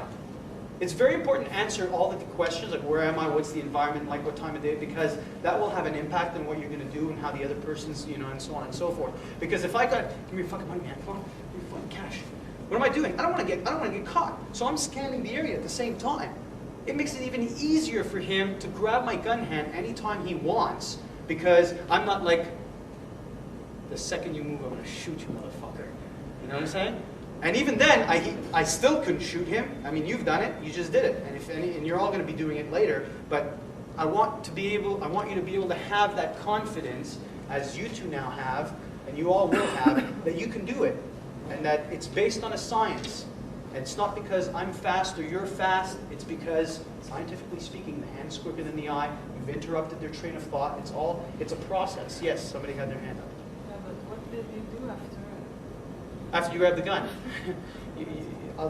That's what we're going to get into in the next couple of hours, how to physically dismantle another human being. It's actually very simple, and I will set it up for you. Hold on. Before we get into the physical part, which I'm going to give you a half hour for lunch, is number one, or a break or whatever. Number one, when you're going to strike another human being, if you want to debilitate them, there are two primary targets on the body. Can anybody tell me what they are other than my students here? The neck? The eyes and the throat. Yeah. Correct. Correct. Everything else is a secondary target. Okay? Because, first of all, the shot in the balls is it's not a myth, it works, but we're men, we're women, we're expecting it. So to a certain degree, we're kind of prepared for it. Okay? Number two, it hurts a lot. Doesn't mean we can't function though. And it also takes about anywhere between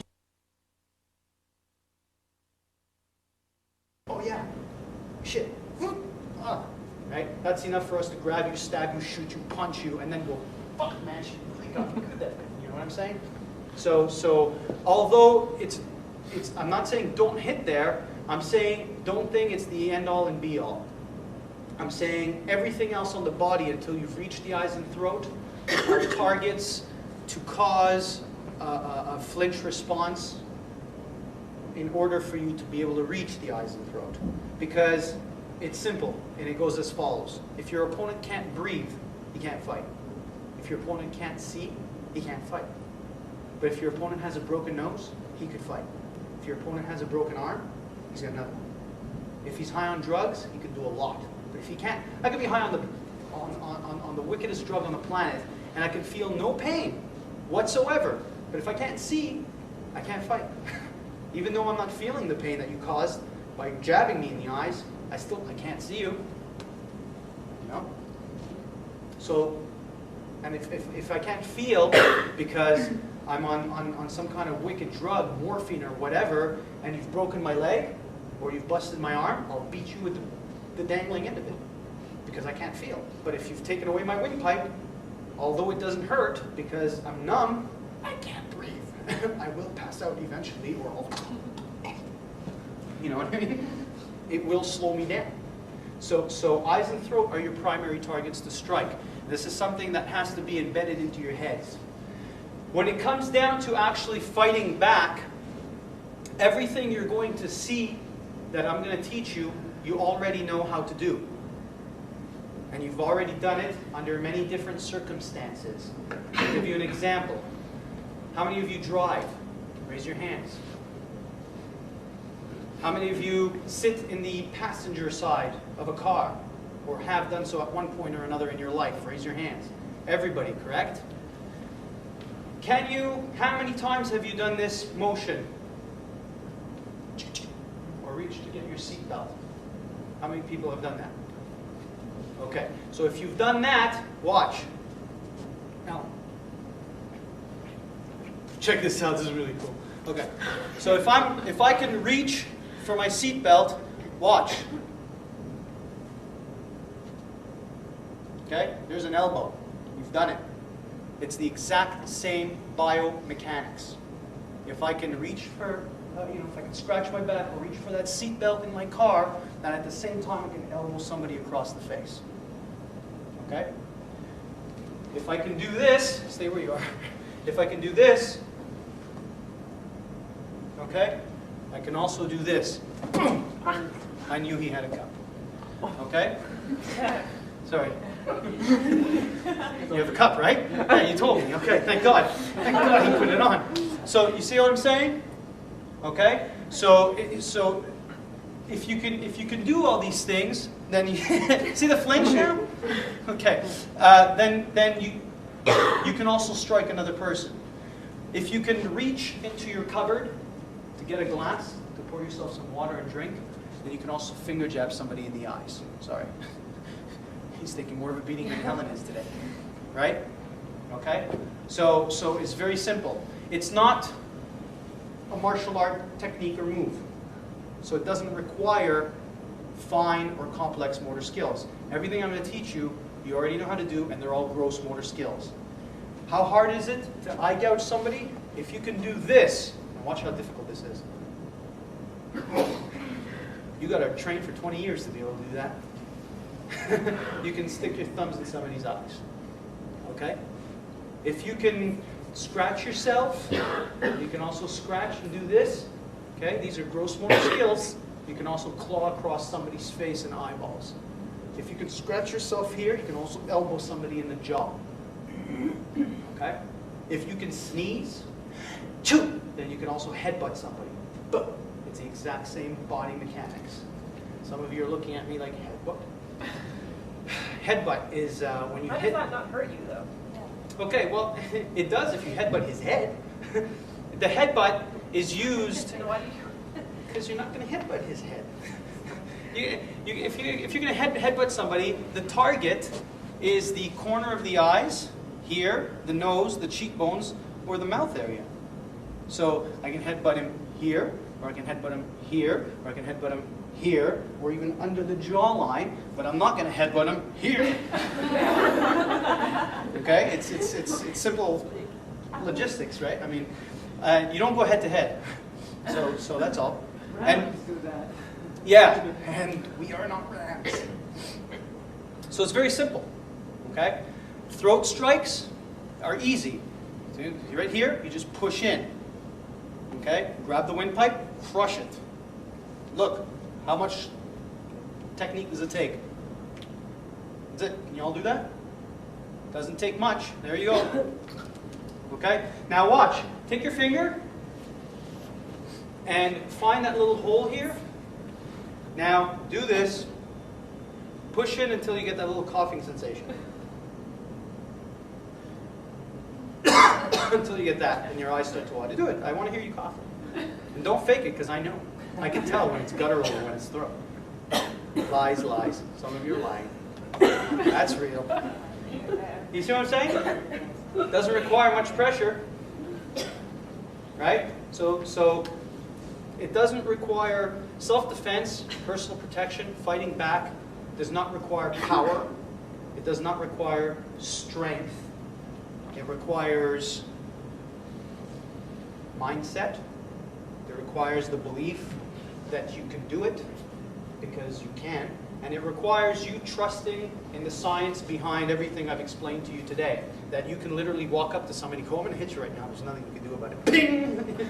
Right? But you got to set it up. If you're going to square off with see, you can all kick the piss out of me. And I've been training in martial arts and combat and teaching and stuff since I was 6 years old. And I've done a lot of stupid things in my life. I fought underground, 7 fights. I've worked security, bodyguarding, bouncer. I've faced gun attacks, knife attacks, multiple attacker situation. I've had people come at me with crowbars, broken beer balls. I've survived them all. I'm still here to be able to talk about it. And you can kick the piss out of me. But don't walk up to me and go, hey Rich, you want to go? Because you'll lose. But if you walk up to me and you go, come here, Helen. If I'm coming at you and I'm going, you fucking really piss me off, man, and and I want to hit you or whatever, and you go, no, Rich, what are you talking about? Blah, blah, blah. You'll be able to kick the piss out. You can use everything I'm teaching you against me. And it'll work too. Because unless I know and I don't give you that chance and I just walk in, oh yeah, ping, fuck that, I'm going to nail you now. But if you square off with me, you'll lose. But if you walk up to me and you go, hold on a second, now watch. How hard is it to go, imagine you, watch this is really funny. You're in a conversation with somebody. This is how manipulation of human behavior works. It's really, really cool. If you're talking to somebody, do this the next time you're talking to somebody. Not somebody here, but because you're all going to know about it. But when you're talking to somebody in the middle of a conversation, while you're talking to them, shift your eyesight behind them a few times. In the middle of just talking, just keep doing this. So anyway, and watch them do this. What are you looking at? And all you're doing is you're talking to the person in front of you, and you're going to angle your eyes 1/4 to the left, and do this. For a couple of times as you're talking, and maybe squint your eyebrows a little bit as you do it, and watch them do this. You're going to make them uncomfortable. This is human manipulation of human behavior. You can do that with your attacker. Okay? But don't do it like, Superman! They're not going to believe it. They might. They might, what the fuck are you talking about? You know what I mean? But you could be in the middle of talking, look man, I don't want any trouble. But if, I don't want any problem. And you're going to get them nervous. And if they start shifting their eyesight because you keep doing that, boom, that's the time to step in and strike them with everything you've got. Because all you did was you got them to go, you know what? And a lot of my students did it. One of my guys, Eddie, he was in a bar, and there was a situation that occurred. He verbally diffused it, but he tried this technique. And it was 7 guys, and he was just alone. And they're messing with him. One guy's in front of him, and as he's talking, he kept doing this.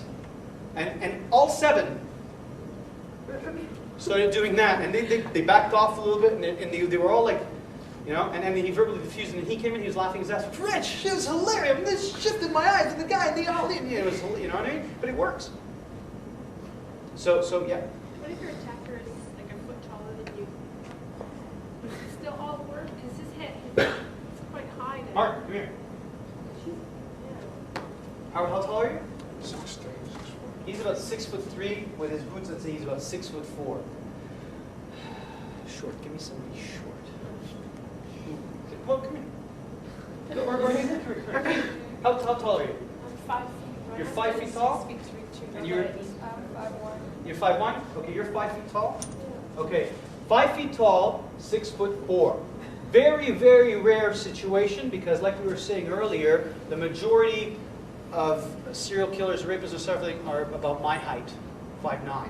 But Watch. Reach his eyes. You can reach the top of his head. Do it. Go for it. Okay? Not to mention, when you get a guy about this size and he's going to attack a girl about that size, he's going to come at you. What's more intimidating? This or this? So they're going to come down to your level. They'll give you their face. You go, because this is more intimidating. You know what I mean? And so that's all right. Was it my breath or something? No, but you know, most of the time they'll do this. And I did a test in class where I had a similar question, and I brought one of my taller students who was about Mark's height, and I had another short person in class, and I said, watch this.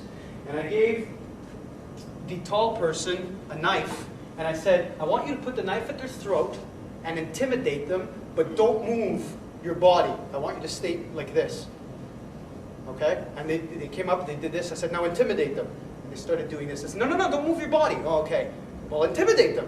Hey, listen, you men. And it's almost like, even though I told them not to do it, they're compelled to do it because this is what's intimidating. So you'll always have the person leaning in and coming forward, and and you'll always be able to reach. Even if you're 5 feet tall, even if I had a child here who was about like 3'4" or 4 feet tall, you'd still be able to reach his throat or jawline if he was standing fully erect by doing this. Okay? Thanks. Any other questions? Yeah. Where can you get a latte? A latte? There are actually a few coffee places right here, but I'll tell you in a second.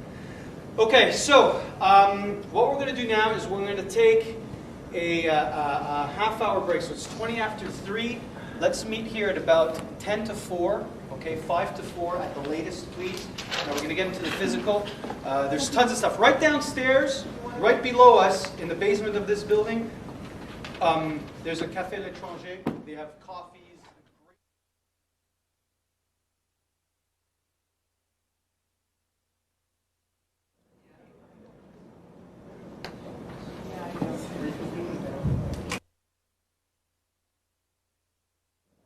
The next portion gets a little brutal, to say the least.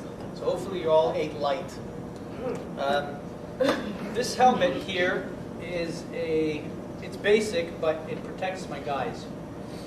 You've got an eye-tech visor over here that's designed to stop a hockey puck coming at your face at about 100 kilometers an hour.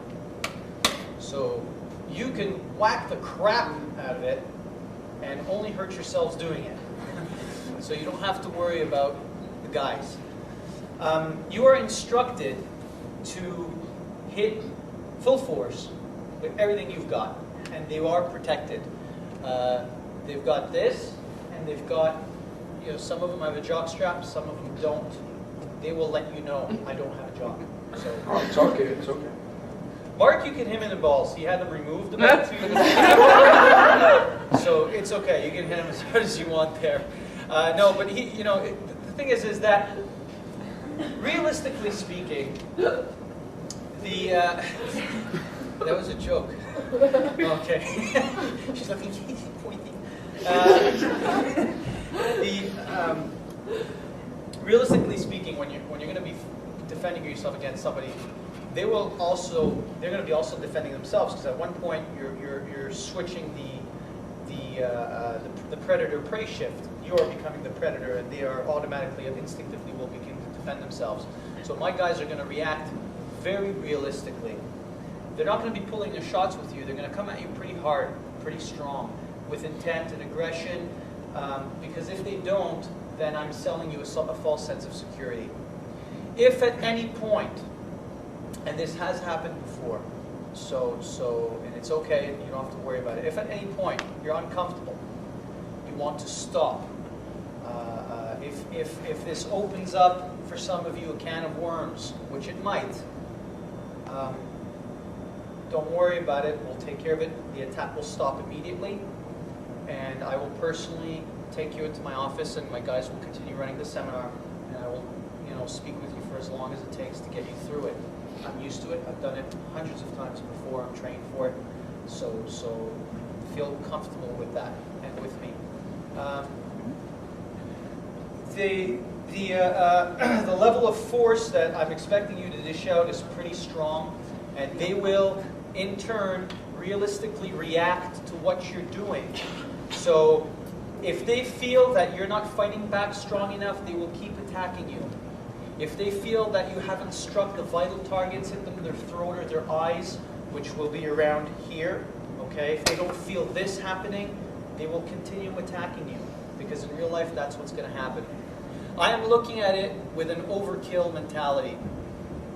What that means is that my guys are going to come at you a lot harder and a lot rougher than the real life serial killer or rapist will. So that, God forbid, if anything does happen, knock on wood, it doesn't, the attacks out there will pale in comparison to the ones you faced in here. Okay? But at the same time, I want you to gain that sense of confidence where, you know, they're not like doing this and you're going to hit them 2-3 times and they're going to fall. That's not how it's going to happen. They will verbally abuse you. They will verbally assault you. They're going to be crude. They're going to be disgusting. And that's strictly what an attacker is going to do, also to elicit a certain response from you. Okay? That's their job. So it's going to be a little uncomfortable and so on and so forth.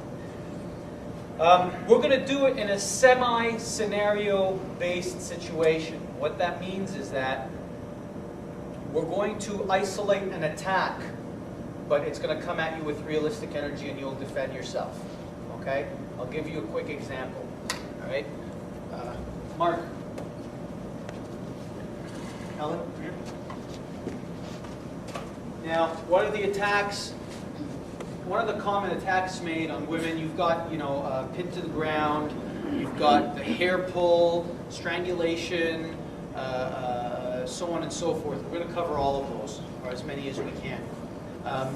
Understand that the principles remain the same regardless of the situation. And I'll give them to you really quickly. Primary targets are eyes and throat. Secondary targets are the rest of the body. Hit with everything you've got. Anywhere and any way you can until you've reached that. Regardless of if you're lying down, regardless of if you're sitting down, regardless of what position you're in, these principles are always functional. You want to hit with your closest weapon to your opponent's closest target. Okay? Now what that means is very simple. If I'm doing this and I'm talking, my closest weapon to his closest target are his face and my hands to his face. If I was standing and I was doing this, closest weapon, closest target would be one shot to his groin, one shot to his face, or both at the same time. Okay? If he's got both my arms trapped, closest weapon, closest target would be knee. Okay? Or kicks to the shin. Alright? Or spitting. Believe it or not, spitting works. And don't tell me women can't spit. You have saliva. You have the glands. You're human. Okay? So if somebody has grabbed you and you go pull it right in their face, they'll flinch. They might let go. They might turn away. If you keep going, you know, now you can start hammering guys, you know, and then creating the distance and breaking away to run. If after you've hit and you've stunned the individual, if they've dropped down or they're on the ground and they're no longer, you feel they're no longer a threat to you, create a distance by pushing off. Okay? Take 2 to 3 steps while you have your eyes on them, then go. Okay? You don't want to go bang, bang, bang, bang, bang, and do this and go because you're going to end up in this position here. Not that this matters because you still got groin here. You still got your headbutt here. You still got an elbow. Okay? So let's say we're going to start with this one. Might as well. Mark is going to come up and he's going to grab you by the hair. Hard. He's going to pull it. Now, remember what we were saying earlier. When somebody goes to pull your hair, don't fight against it. You do, it hurts more. So on the contrary, if I grab, feel where the energy is going. If I'm pulling, come with it. See, I didn't pull her there. She came to me. So it didn't really hurt her. Although she faked the pain by going, okay? So how this is going to work is we're going to separate this class environment right now into 4 groups, because we got 4 guys. And you're going to line up, let's say there's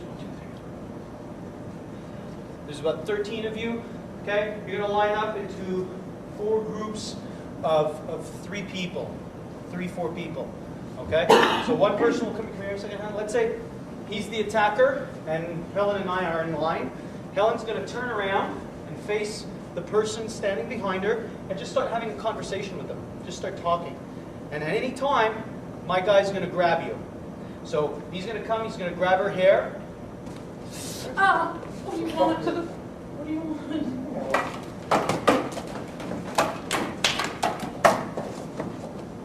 And she'll take off. Okay? Now she struck the eyes, she struck the throat, she went ballistic on him. She didn't do any fancy techniques, she just went nuts, raking, tapping, palm striking, eye gouging, you know, you can do whatever you want. Elbowing, remember, this way, okay? Don't ever go with a closed fist, okay? Contrary to popular belief, you do not want to punch somebody in the face. Open hands. Less danger of hurting yourself, and you've got more weapons in an open hand than you do in a closed fist. A punch is just a punch. You can close fist and eye gouge and rake, and you know you do 2-3 shots at the same time with no potential danger of injuring yourself. Okay? So you see what Helen just did? Just go ballistic. You want to be like a cat. You want to be like, you know, you just go nuts. All right? So again, what I want you to try to do though is I want you to try, if possible, to verbally diffuse the situation. Although because it's a self-defense seminar that I'm running, every situation will go physical. In the street, that's not necessarily true. But in here, it is necessarily true because, well, I want to see what you can do. So my guys will keep coming at you regardless. So try to turn around and verbally diffuse the situation, okay? If one of the situations, the knife is at your throat, use your dialogue, use your choice speech. Remember what I was telling you earlier. Everything you learned in the first half, you're going to apply in the second half. You're asking me, what do you do? Earlier, if somebody has a gun to your head, and you've done this thing here, well, start hammering the person here. And then create your distance and run. Okay? You go nuts. Remember, it's your blood. I'm giving you this information. You do with it what you want. A lot of people can turn around and go, I don't know if I can do that. Well, my answer to you is, what's your choice? If you can't do it when a person's doing this, then you are allowing them to do it to you. If it's between you and him, hopefully you'll choose to survive. Okay? Any questions?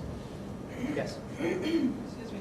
Is there a way of, like, if they grab you from behind, some kind of technique? Yeah, absolutely. We're going to go over each one. The very first one we're going to do is the hair pull. Again, I'll demonstrate one more time. Okay? She will be turned around, facing me. We're going to go over one by one. I'll explain each one, and then you're going to do it. The first one we're going to do is the hair pull. Mark will grab the hair, pull it. She's going to hope freeze.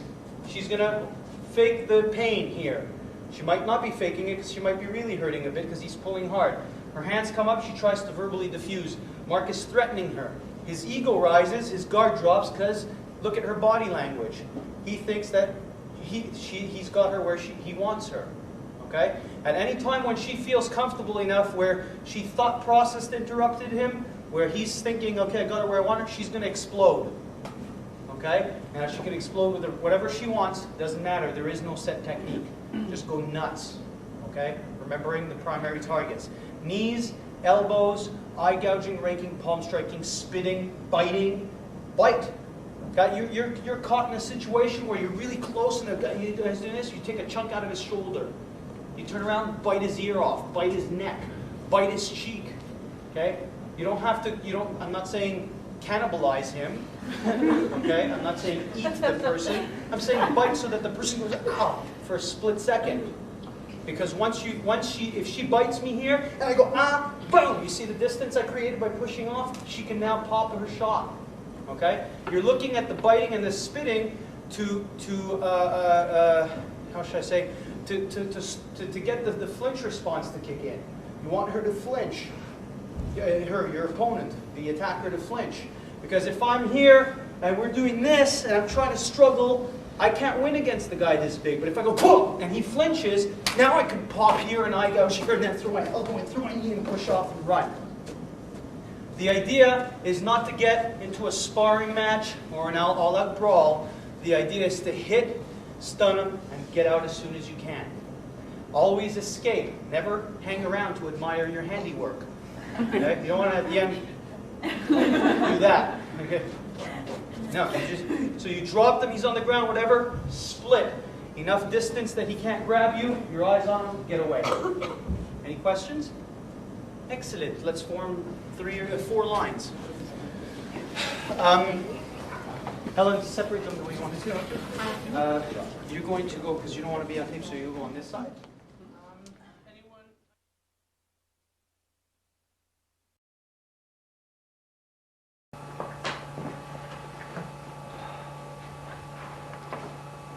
Okay, so you're here now. Let's talk. What are you really doing here? I just needed to see you. I miss you. I know you miss me, I miss you too. But we've had our problems. It's over now. I'm with Steve. I'm very Well, I happy. don't give a fuck about Steve. Give a Steve. We had 2 years together. Who the fuck is Steve? It's okay. Relax. Relax. I am relaxed. You've been drinking a little bit. Okay. I don't want you to get Thanks. out of Come here. control. You're hurting me. Please stop. Please let go of my hair. Please let go. Yeah. Okay, I'll do what you want. Okay. Get your fucking hands off. I'll do what I want. I'll do what I like. Okay? Okay, okay, yeah, not a problem, baby, not a problem. Yeah. It's okay, it'll be like old times. You fuck me and I'll kill you. I'll be good this time, I promise. I'll be good. Okay, shut your eyes. Shut your eyes, relax. Relax. Okay, it's okay. Let me get on top of you. That's what I'm talking about. That's right.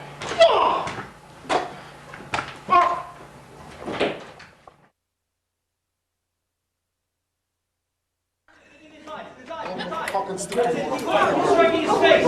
That's it. Striking his face. Nice. Run. Push away and run. Good. Excellent. I got you. I got you. That's it. Get in there. Excellent. Get in his face. In his eyes. In his eyes. Keep fighting. Keep fighting him. Push him away. Keep him away. Keep him away. Keep him away. That's it. Excellent. Get in his face. In his face. Excellent. Turn around. Get on your feet and run. Keep hitting. Keep hitting. Keep hitting. That's it. Hit him again. Hit him again. He's keep coming at you. In his eyes. Keep hitting him in the eyes. Keep hitting him. That's it. Now you, good. You run. And run. Excellent. See, that was great. Nice work. Shoot.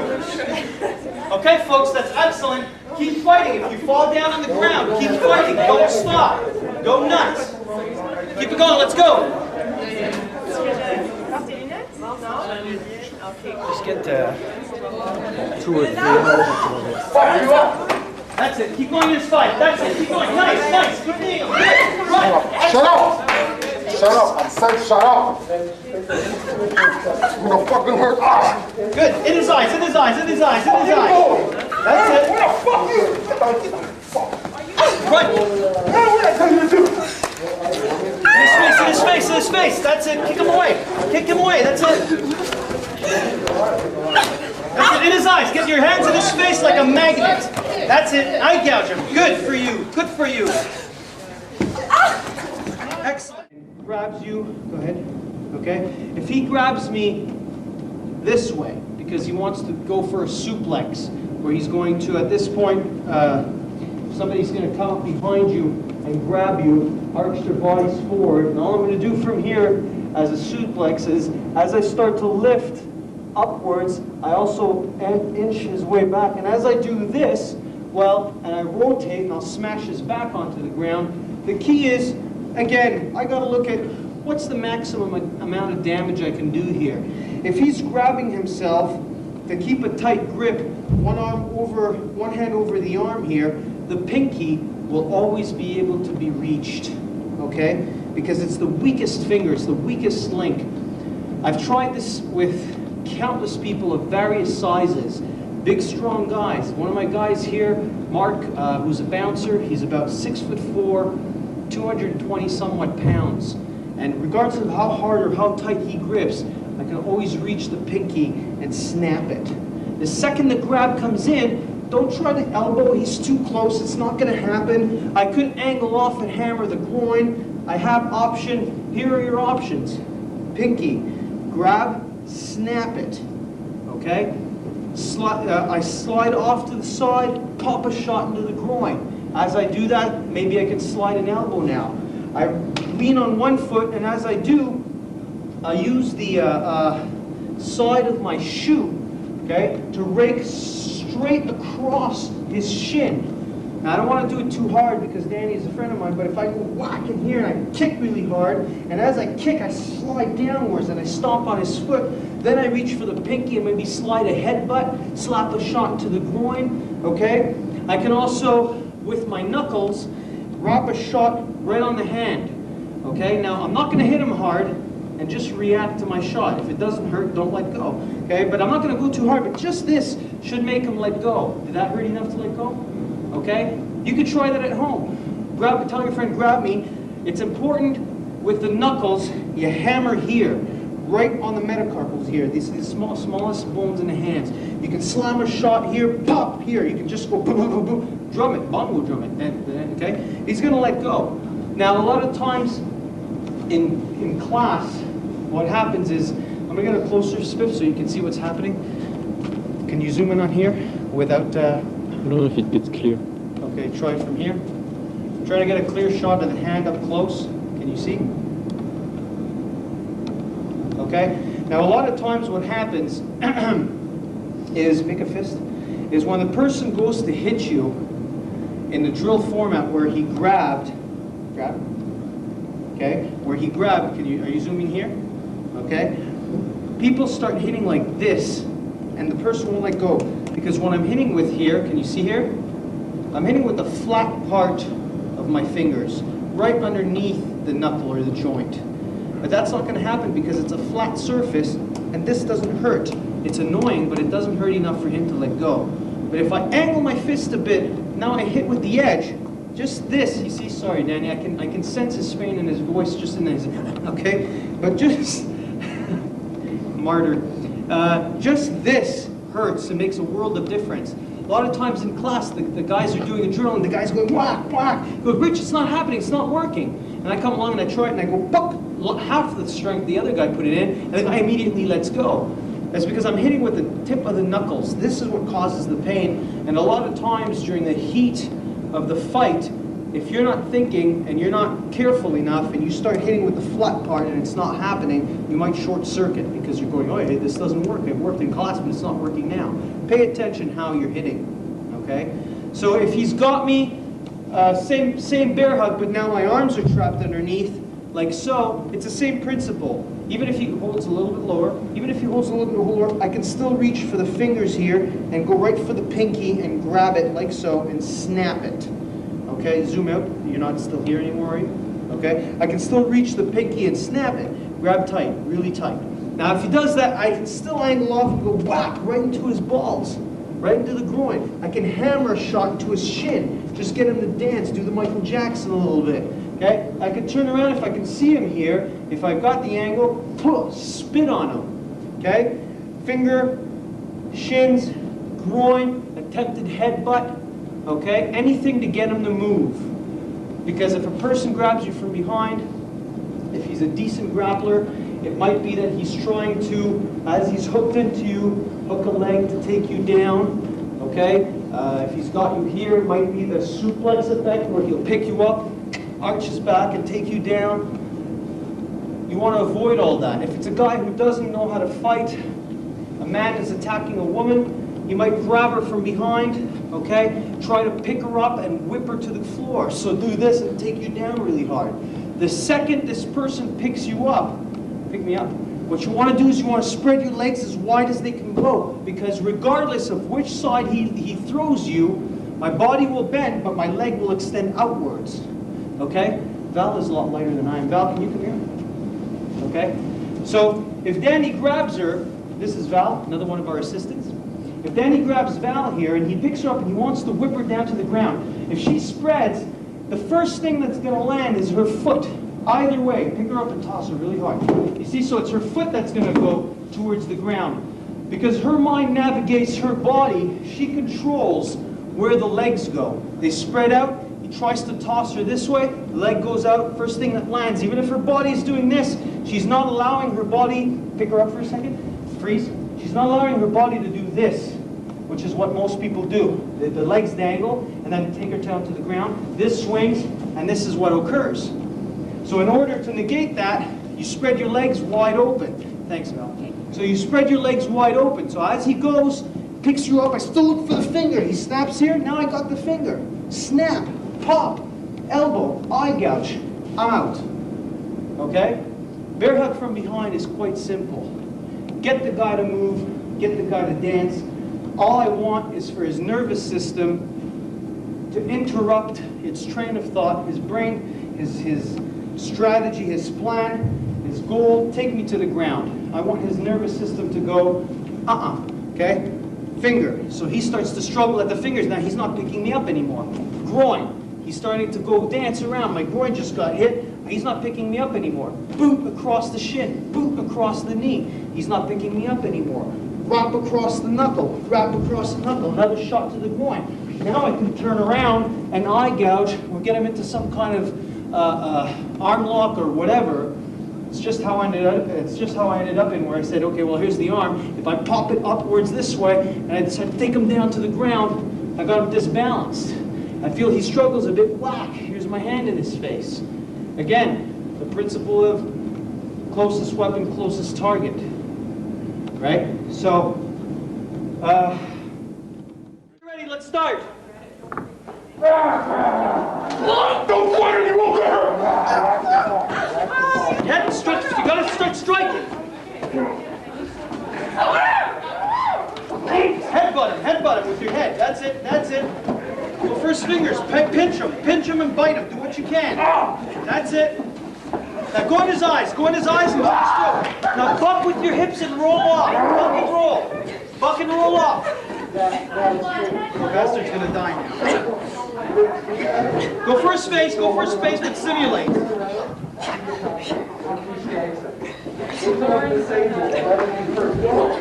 His groin. Smack him a shot in the groin.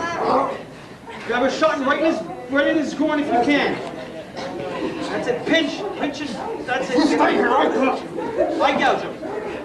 Pull his ear. That's it. Oh, you got the endurance. Keep running. That's right. Can we have his helmet? Good work. Now the second he grabs you, you can't just freeze. You gotta start moving. Yeah, she listen to you. Yeah, that's important. No.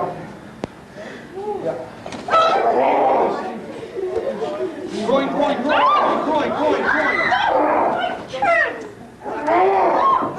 Don't grab his hand, grab his groin. That's it. Never turn your back on him. Get your hands in his face. Pinch and fight. That's it. Turn in his skin. It's okay. You don't need to. Get your hands in his face. That's it. You see, once you start doing that, you got him. That's it. Okay. Fuck, you lost your ass! Huh? What are you offering? In his groin. Let go of the hands and go for his groin.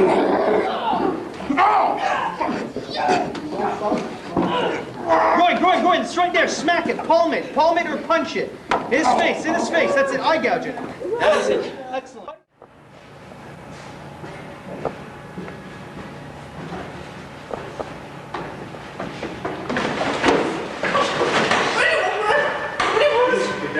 Get down now. Get down now.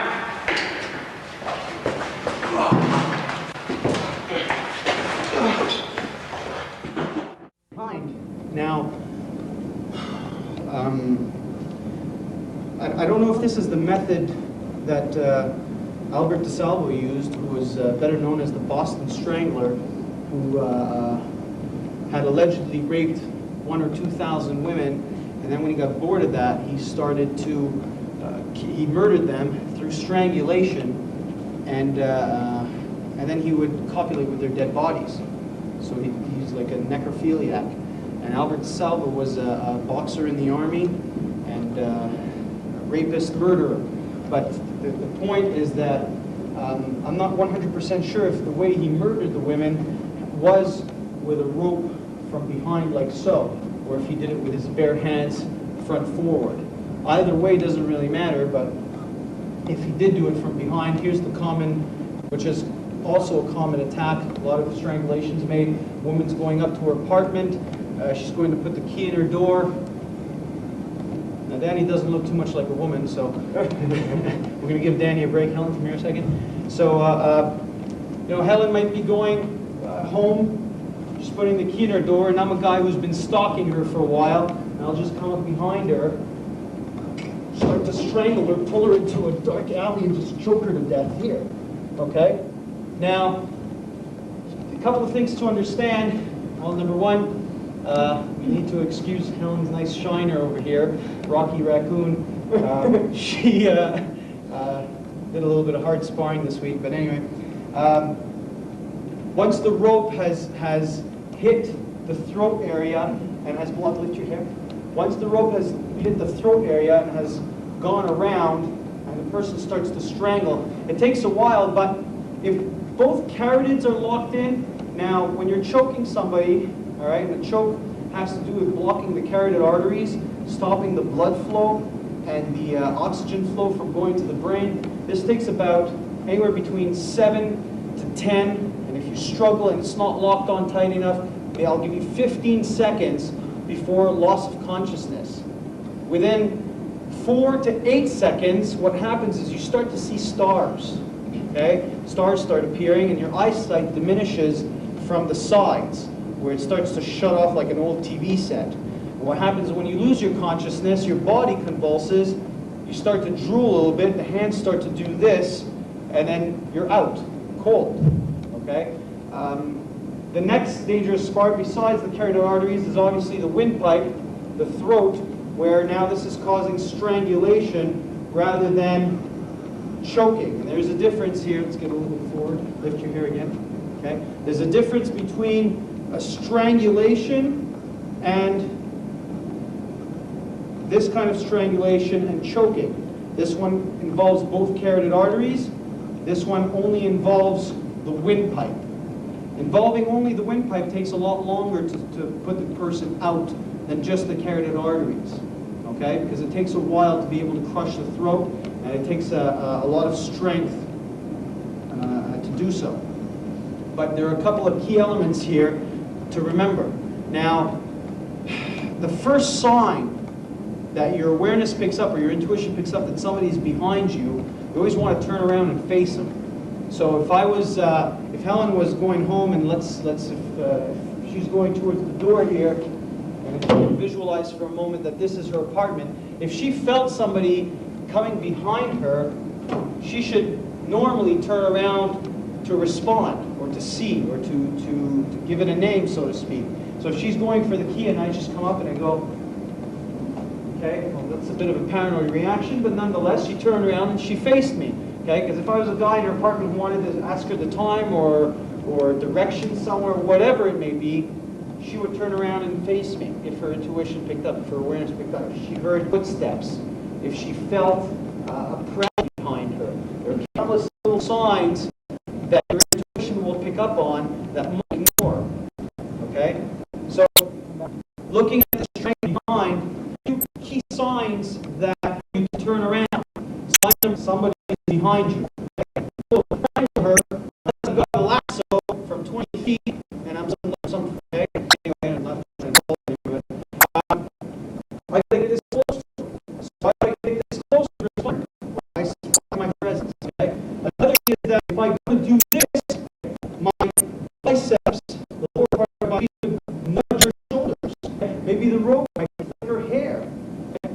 Maybe she should see a rope like so, right? So if I'm doing this, there's a around. Now, as the rope starts to come across, it's time to turn around. But let's say she failed, and her intuition kicked in, but she completely, and she tried it down, okay?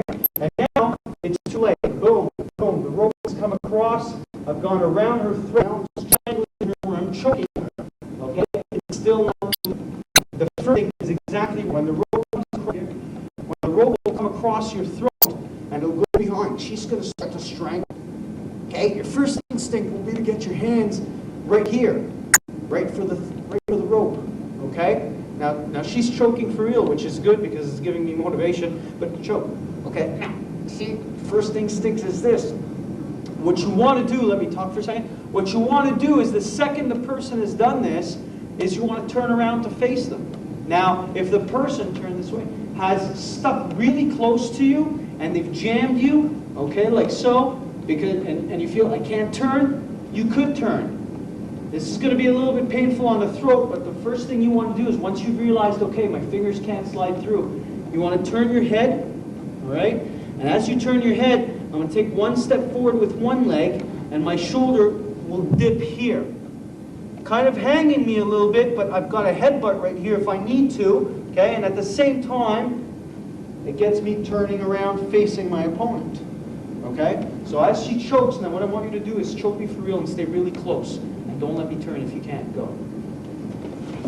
Okay? Now you see I've turned around. It's creating a lot of rope burns and stuff, but better than death. Once I've turned around, is the time to physically retaliate. The position I'm in now allows me to throw a knee, allows me to headbutt, allows me to palm strike, allows me to eye gouge, allows me to pull hair to control the neck, okay? Continuously attack the low line here, right? You have to also imagine the psychological impact this will have on the opponent. If I was some deranged maniac, and in the last 3 months I've strangled 4 women and murdered them this way, and it functioned every time. I go to the 5th one, I go, all right, victim number 5, I go whack, whack, and I start to do this, and she turns around and faces me. It's like, it, okay? This is like something completely unexpected for him. And also the beauty about it, his hands are on the rope, so he can't throw a punch or really defend. Now she immediately, she's got her hands over mine, boom, go ahead. She gets her hands up. Now what's the person going to do? They're going to start to freak and get away from me. And there you go, right? So this will cause a moment of hesitation when the person puts the rope across the throat. If the person created distance, all the more power to you. If you're sitting here and I do this and she turns, she's got all that distance, I'm going, holy fuck, this never happened before, so I'm going to try to let go now, and she can still strike me here, okay? She can still bend my thumb, or eye gouge me, or rip me, or throw an elbow, or something. So there's not much this person's going to do, except defensively react. That's going to be their reflexive responses. Whoa, boom, boom, they're striking, they're going to start doing this.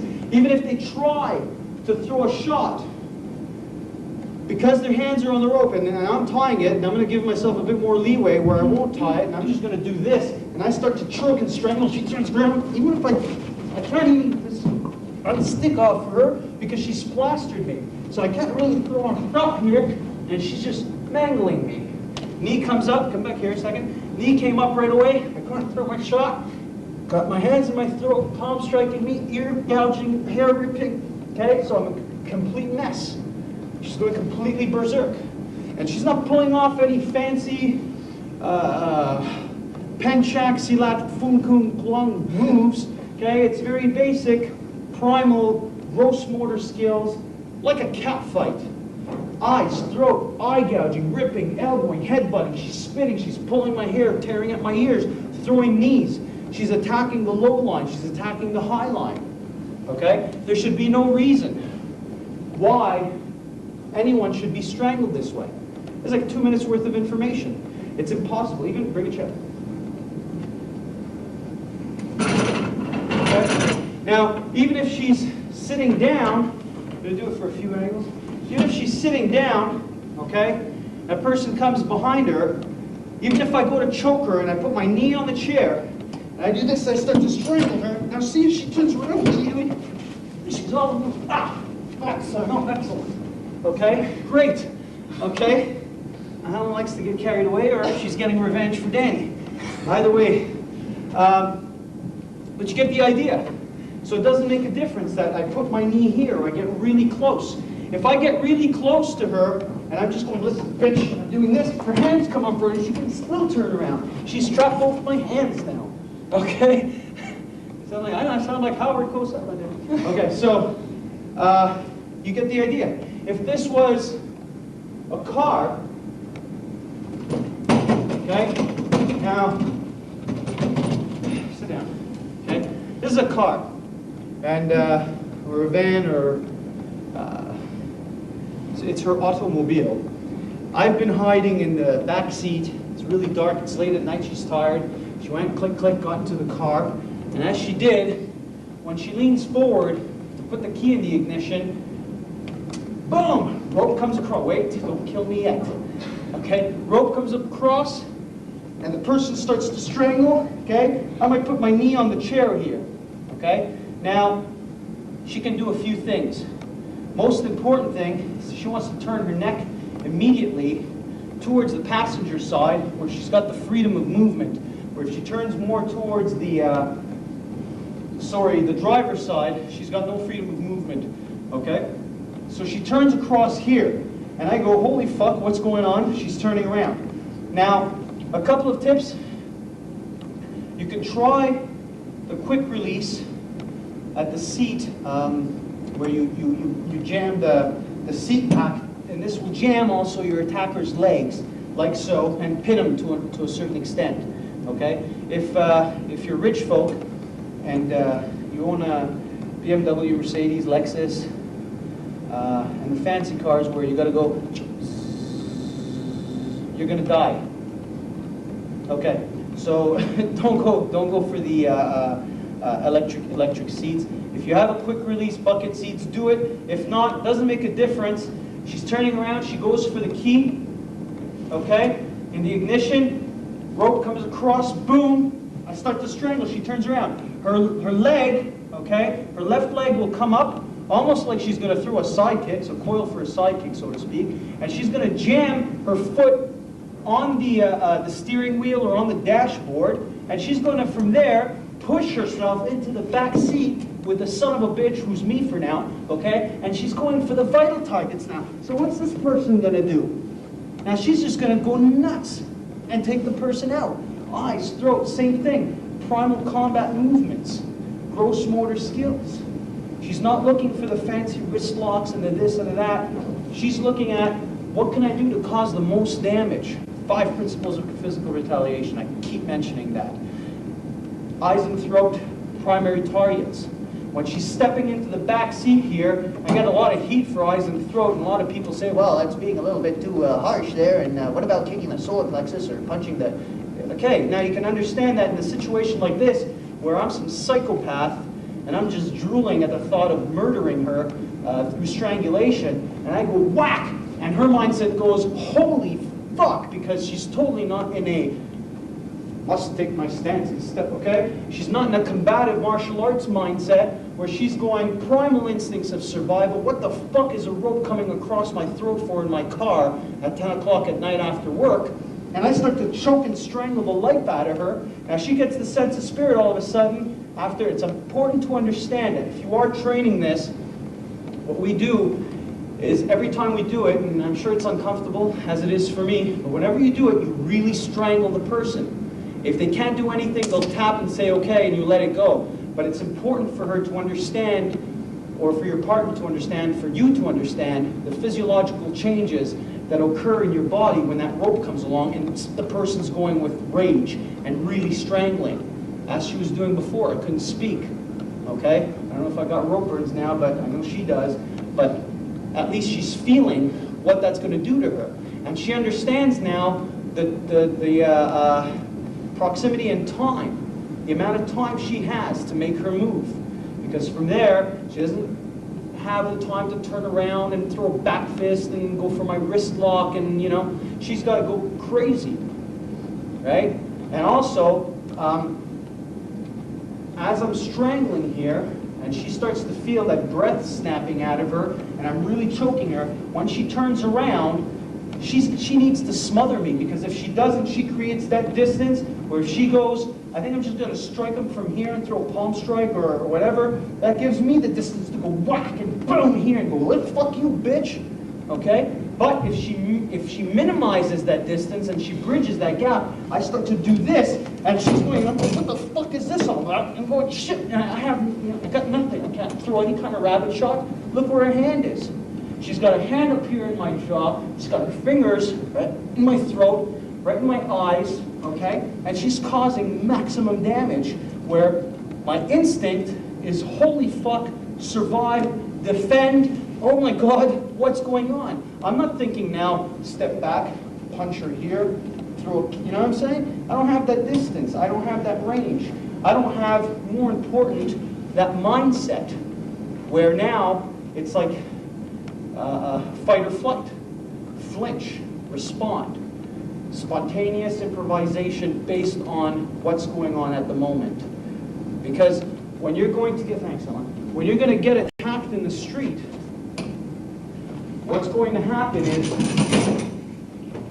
your brain is going to freak out for a moment because you're not mentally or physically prepared. Unless you're...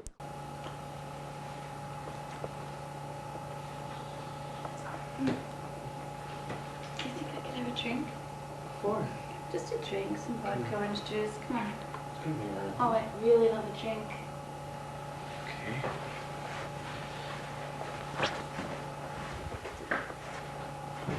Where you going? Can I just use washroom? Sure. I'm It's just right kind over of here. freshen up. Okay. Okay.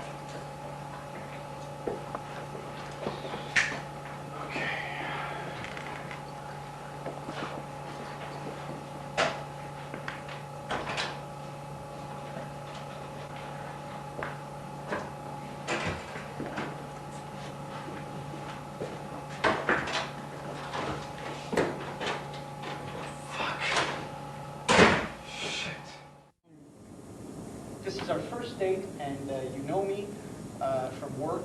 I'm an acquaintance, and you decided, oh, I'll take a chance. He looks like a nice guy. We just went out. We had a nice dinner, wine, blah, blah, blah. For whatever odd reason, you said, okay, come back to my place because you felt comfortable enough with me. You don't want to go to first base. Okay? Okay. Yep. So you had a nice night? Yeah, it was okay. How'd you like it? Yeah, how'd you like the club that we were at? Club? Or whatever. Yeah, it was McDonald's. Ain't that cheap? Really? Yeah. Good for that. Wasn't bad. Kind of interesting. Well, I never had I think the bacon, $5 was really worth Really? it. Absolutely. Really? Oh, Yeah, that's so absolutely. sweet. Oh man, So that's so nice. why don't we Hey, just- actually, you know what? Like, I found what really clinched it was like that little ice cream because it didn't actually like Yeah, the ice twist cream. the topping properly. Yeah, the topping. Yeah, You know it's what I great. mean though? What? And then like half of it was chocolate, and then the other half I was asking for vanilla, but they gave me strawberry because you thought I'd like strawberry better, but I didn't. Shut up! And, you know, What the fucking ice cream? What are you talking about? But it's ice cream. Yeah, You like it's- ice cream? Yeah, you have it? Yeah, right there. You should get me some. Could you get me? No, Could you no. be a sweetie? Be really, really sweetie. Where's your I bag? can make it worth your while. Would you really? Go get me ice cream. You make it worth my while first, and then whoa! Nice. No cup. Real response. No, don't be sorry. Okay. Deserves it. Thank you very much. Okay. You see what she did? She really into it, eh? Well, she, once I doubled over, she'd have to, pop me in the face once also and then take off. Yeah, absolutely. Absolutely. No, yeah. I'm shitting you, yes. You're in her apartment, right? Yeah. You're in her apartment, so she's just done that to you. Thank In you. a few minutes, you'll catch her. In a few minutes, what? After you've gone past that, like, it's not going to take you all night. How's she going to get you out of the apartment now? Well, she's going to take off and call cops. The car girl. Yeah, and state that I tried to rape her, and so on and so forth. And there's not going to be much proof, and it'll be her word against mine, but then again, why would she want to do that? But at the same time, she didn't get raped just now, did she? Okay. Why did you hit me? No, I mean, they're like... Sorry? Not to mention, I was pushing your head towards me, yes. Yeah. Okay. Yeah, well, that's fine. That was great. Anybody else? Yeah. Question. Being in the scenario before this and being out somewhere, sitting at a bench somewhere, and what about pretending you're on a call with someone on a cell phone and start describing the person and say, oh, I just met this guy, he's really good looking, he's wearing this and that, and this is where we are. Are you almost here? About something like But come here. Me? Yeah. Do you have a cell with you? No.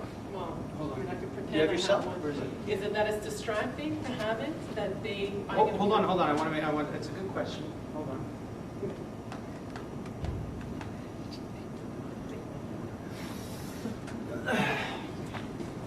You have a cell, right? Now, where are you? Let's say sitting down, like the scenario, because I was imagining this in the scenario that you were in before. In the park. Yeah. Okay, sit down. You're in the park. Okay. And I'm not on the phone, but No, I'm you're not. pretending to make the phone, I can make the phone ring. Can and you? and then pretend I'm on a call with someone. Can you make the phone ring? I can make mine ring Really? By doing what? by pressing a couple buttons. As Oh, if I'm really? just fiddling with it and then it rings and I say hello. Yeah, hi, I just met this guy in the park and I'm chatting. What's your name again? Yeah. Are you almost here? Okay, hold you're on, going to be hold here in 2 minutes now? Okay. Okay. I just came down and your cellular rang, right? Yeah. Okay, so it's ringing, and then you just picked it up. Yeah. So now I'm kind of fucked. Now, chances are, if that just happened, most of the time, if you can do that, that's great. I got a cell, it's a piece of shit. I can make it ring. It barely rings when it's supposed to ring. So it won't work with me. Okay. And shut up. It's a running joke with all my friends. Why do you have a cell? Anyway. But yeah, if you could do that, yeah, chances are, if I have sinister intentions and the phone rings, I don't want to get caught on one intention, I will leave. It will, Yeah, I draw will. attention to the situation if I'm saying something, you're almost here and this is, yeah, I just met this guy, he's wearing a red shirt and this and that. Yeah, oh yeah, I will. So. And the guy will take off, Okay, chances are. If he sits there waiting, I bore him to death. Yes, pizza time? No, I hate anchovies. And just like, and the guy, okay. What if the phone rings? Yeah, what if it rings for real? Yeah. The guy would get mad. Probably. Well, you can press it, you can turn it off. Yeah, I can say, oh, I have a call coming in, hold on. Yeah. I'm the There's guy. 100 different ways you can play with it. The guy's an idiot anyway. I'd fall for it. You know, so yeah, absolutely. But be ready to hit. Okay. You know what I mean? Because that can if it's a situation where you're in a park and there's not a lot of people around, and the phone rings, I might attack you right away. Because if I'm damn intent on, you know, if it rings and you go to pick it up, I might fucking do this right away. So be very careful. Be prepared to whack me. But yeah, that's definitely a good one. You know what? There's this woman who used to do in New York City. I don't know if she still does it, but she lived in New York, and she would walk into the metro every morning, and what she would have is a bag of Tootsie Rolls in her purse. And you know what Tootsie Rolls are? It's like this brown toffee. So what she would do is right before the metro came, she'd take the Tootsie Roll and melt, chew it a little bit, put it between her gums and her teeth, and then she'd sit down somewhere in the metro, take a catatonic look, and let it drool. Brown drool. And do this. Everybody would stay 20 feet away from her. And then her stock would cut. And she'd walk out and go to work. And nobody ever bothered her. Yeah, so would you want to rape a catatonic, brown, drooling person? No. Yeah, so it worked. And nobody ever bothered her. Now, I'm not saying that somebody tried to attack her and then she went, but whatever. It's a strategy. If you code red, right? And that was her code red thing. I will drool brown. So any questions? Yes. Where do women get attacked the most? Where do they get attacked the most? Not in the park in broad daylight with your kids swinging us. No. No. For the most part, most attacks made are after 6 or 7 p.m. exterior, underground parking lots, elevators, laundromats, places where you're alone, places where it's secluded, where somebody can't hear you scream, where somebody, it's almost guaranteed there's very little people walking through, all the code red places. It's pretty simple. You can get stalked. It can happen in your own home. Date rape situations occur quite frequently. But you do exactly what she did was brilliant. Nothing I could have done there. She cracked me and she would have walked out, and that'd be it. I would be sinking to the ground. So, but it's just principles, folks. Where, like I said, the physical portion I took you through, I put you through the ringer, I put you through hell. It's not going to be that rough. It's going to be pretty much what you saw in the scenarios. Because at what point during these scenarios, how many times did you end up on the ground pinned? Hardly ever. Because you took control of the situation and you whacked the crap out of us when we're in the middle of going, yeah, but, right? Any other questions? Can you just review the gun and the knife? Yeah. Absolutely. But I mean, Okay. Is it really a good idea to fight against a gun? Not if the person's shooting at you. Is it a good idea? It depends on what he wants. If you're not comfortable, and I always say, if somebody wants your valuables, give it to them. Just give me your money from here. Give me your watch. All right. Although, if you feel you have the necessary skills to stop the individual, then do so. But if you don't, don't. If the person wants to rape you or kill you, yes, fight back. What do you got to lose? You're going to die anyway, or you're going to get raped. And personally, I don't know how. It's a traumatizing situation that, but it's the exact same thing. So, Helen, come here. In a gun or knife situation, the hand is quicker than the eye. And it's what we did earlier. The only thing that can, if I'm pointing at her this way, or I'm pointing at her chest or whatever, look, watch where her hands are. See what her hands are doing? She's following where the gun is. And it's normal because, what do people say? Hands up! Okay. Even if they don't say hands up, it's normal to take a passive stance like that. So if I'm talking to her and she's got her hands up in this fashion and I'm threatening her with a gun, if she's, and remember, I'm nervous, so I don't want to get caught, so I might be looking around going, come on, bitch, give me your fucking money, get her, drop her pants, drop her pants, drop her fucking pants, you know what I mean? If I'm nervous, I'm talking this way. If she's talking to me, what do you want? As your opponent or your attacker is talking is the time you want to make your move. Okay? Now, the second she moves, I will shoot her. Like this. Okay? It doesn't require much. But the key, there are 3 golden rules to defensive static attacks with weapons. What I mean by static attack is the person isn't moving, stabbing, or slashing. His knife is at your throat, or the gun is at your face. What's the most dangerous part? The barrel. Because it's pointing right at your face and you don't want to get your face shot off. So what does she want to do? She wants to clear her body, and then she wants to stabilize the weapon hand. Okay? So now if I was to shoot, when she makes her move, bang, I would have shot here. Remember, the hand is quicker than the eye. I can't react as fast as she can. So if I'm standing here and give me your fucking money, drop your pants. I couldn't have shot. Okay? Now, if it's a gun, it's much easier than the knife because she can bust my fingers very easily. All she has to do is keep pushing the gun. Okay, okay. is a few more millimeters this way and my finger breaks. I can't tell you the amount of pain I'm feeling. Thank you. I was feeling right there and then. So that's all she has to do, and she'll snap my finger. Now, once the person goes like this and starts to move, then you go ballistic on them. Okay? Eyes, throat, claw, spit, bite, elbow, knee, just go nuts. Right? Yeah, but where's the gun, though? You might still be You don't let go. Oh. You never let go of the weapon until the person is no longer a threat to you. So if I've done this, okay, and then I go whack here, where's the pointing? Am I in danger? No. Am I in danger? No. Am I in danger? No. Boom. Am I in danger? No. Snap her thumb. Crack. Okay? And now I'm gone. It's the same thing with the knife. If it's pointing at if it's at my throat, I'm going, okay, what do you want? Which way does the knife have to go to kill me? This way. So which way do I want to move it? That way.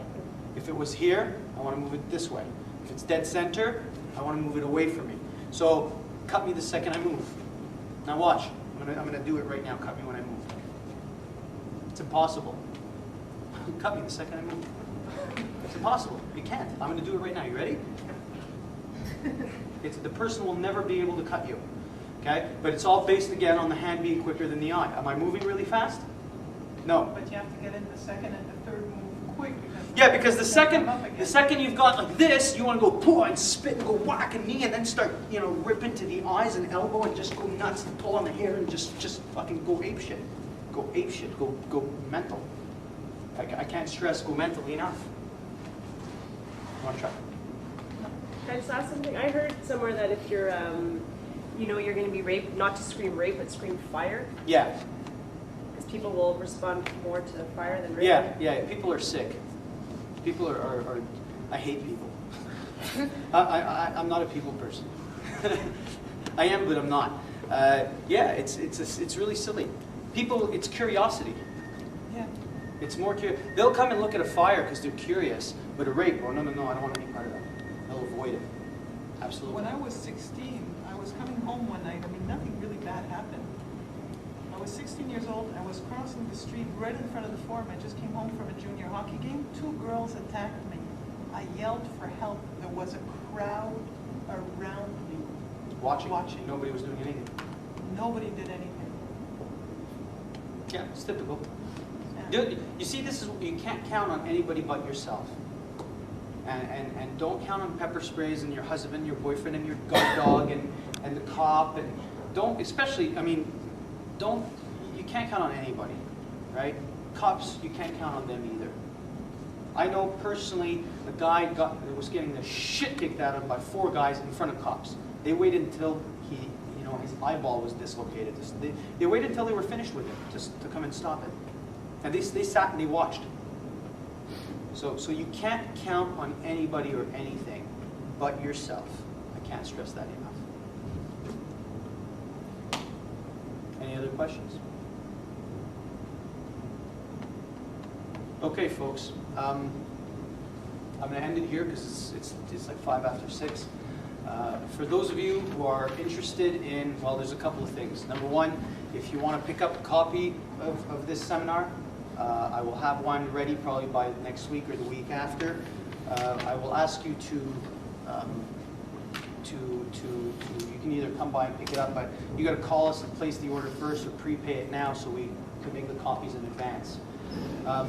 I usually tape seminars and stuff like that in my courses, my programs, and I sell them as instructional tapes. I sell them on the internet. And this will be a tape I'm going to be selling because it's probably going to be, it's a 5 or 6 hour lesson that we're going to condense into about 4 hours via editing, and I'm going to be selling it for about $50, which is the cost of the seminar. For you guys, because you already participated, I'll give it to you at 50% off, $25 if you want a double tape of everything we covered. I'm also going to give you a manual which covers most of everything, if not more, than what we covered in the seminar. It's about 25 or 35 pages long also. We have other instructional tapes, very detailed, on defense against most common attacks and most common weapon attacks. Knife, gun, rope strangulation from behind and stuff like that, if you're interested. Again, it's $29.95 a tape. It's over 100 minutes long, and it's quite detailed if you are interested. We also have group classes ongoing, 17 a week. It's a continuous program where we cover, you get more into the athletic aspect and the self-defense and more details of the personal protection program. We also offer private lessons if you want to pick up and continue on what you did today in the 5 or 6 hours. So we've got a host of different things if you are interested. What I will ask you to do, if kind enough, if you can give me a review or a testimonial as to how you feel, what you've learned today, and so on and so forth. Just kind of like a little critique of the course on paper. The paper that we give you, if you just tear it in half and write it with your name, we'd appreciate that. And if you want to be on our mailing list, we have an emailing list. If you have an email address or phone number, mark it down. And if you don't put your email or phone number, then I'll assume you don't want to be on our mailing list for future seminars and so on and so forth. If you have any other questions or anything like that, please feel free to ask. And at any time, from now until forever, If ever you have any questions regarding what we've done in this seminar, or any questions on personal protection, self-defense, a scenario, situation, call us. 24/7, we're available, free of charge. You can come back here and go, look, I took your seminar 7 years ago. I forgot about this thing. Can you help me out? Or this and this happened. Can you give me, can you give me some tips or pointers? We'll be glad to give that to you. So just to let you know. Okay.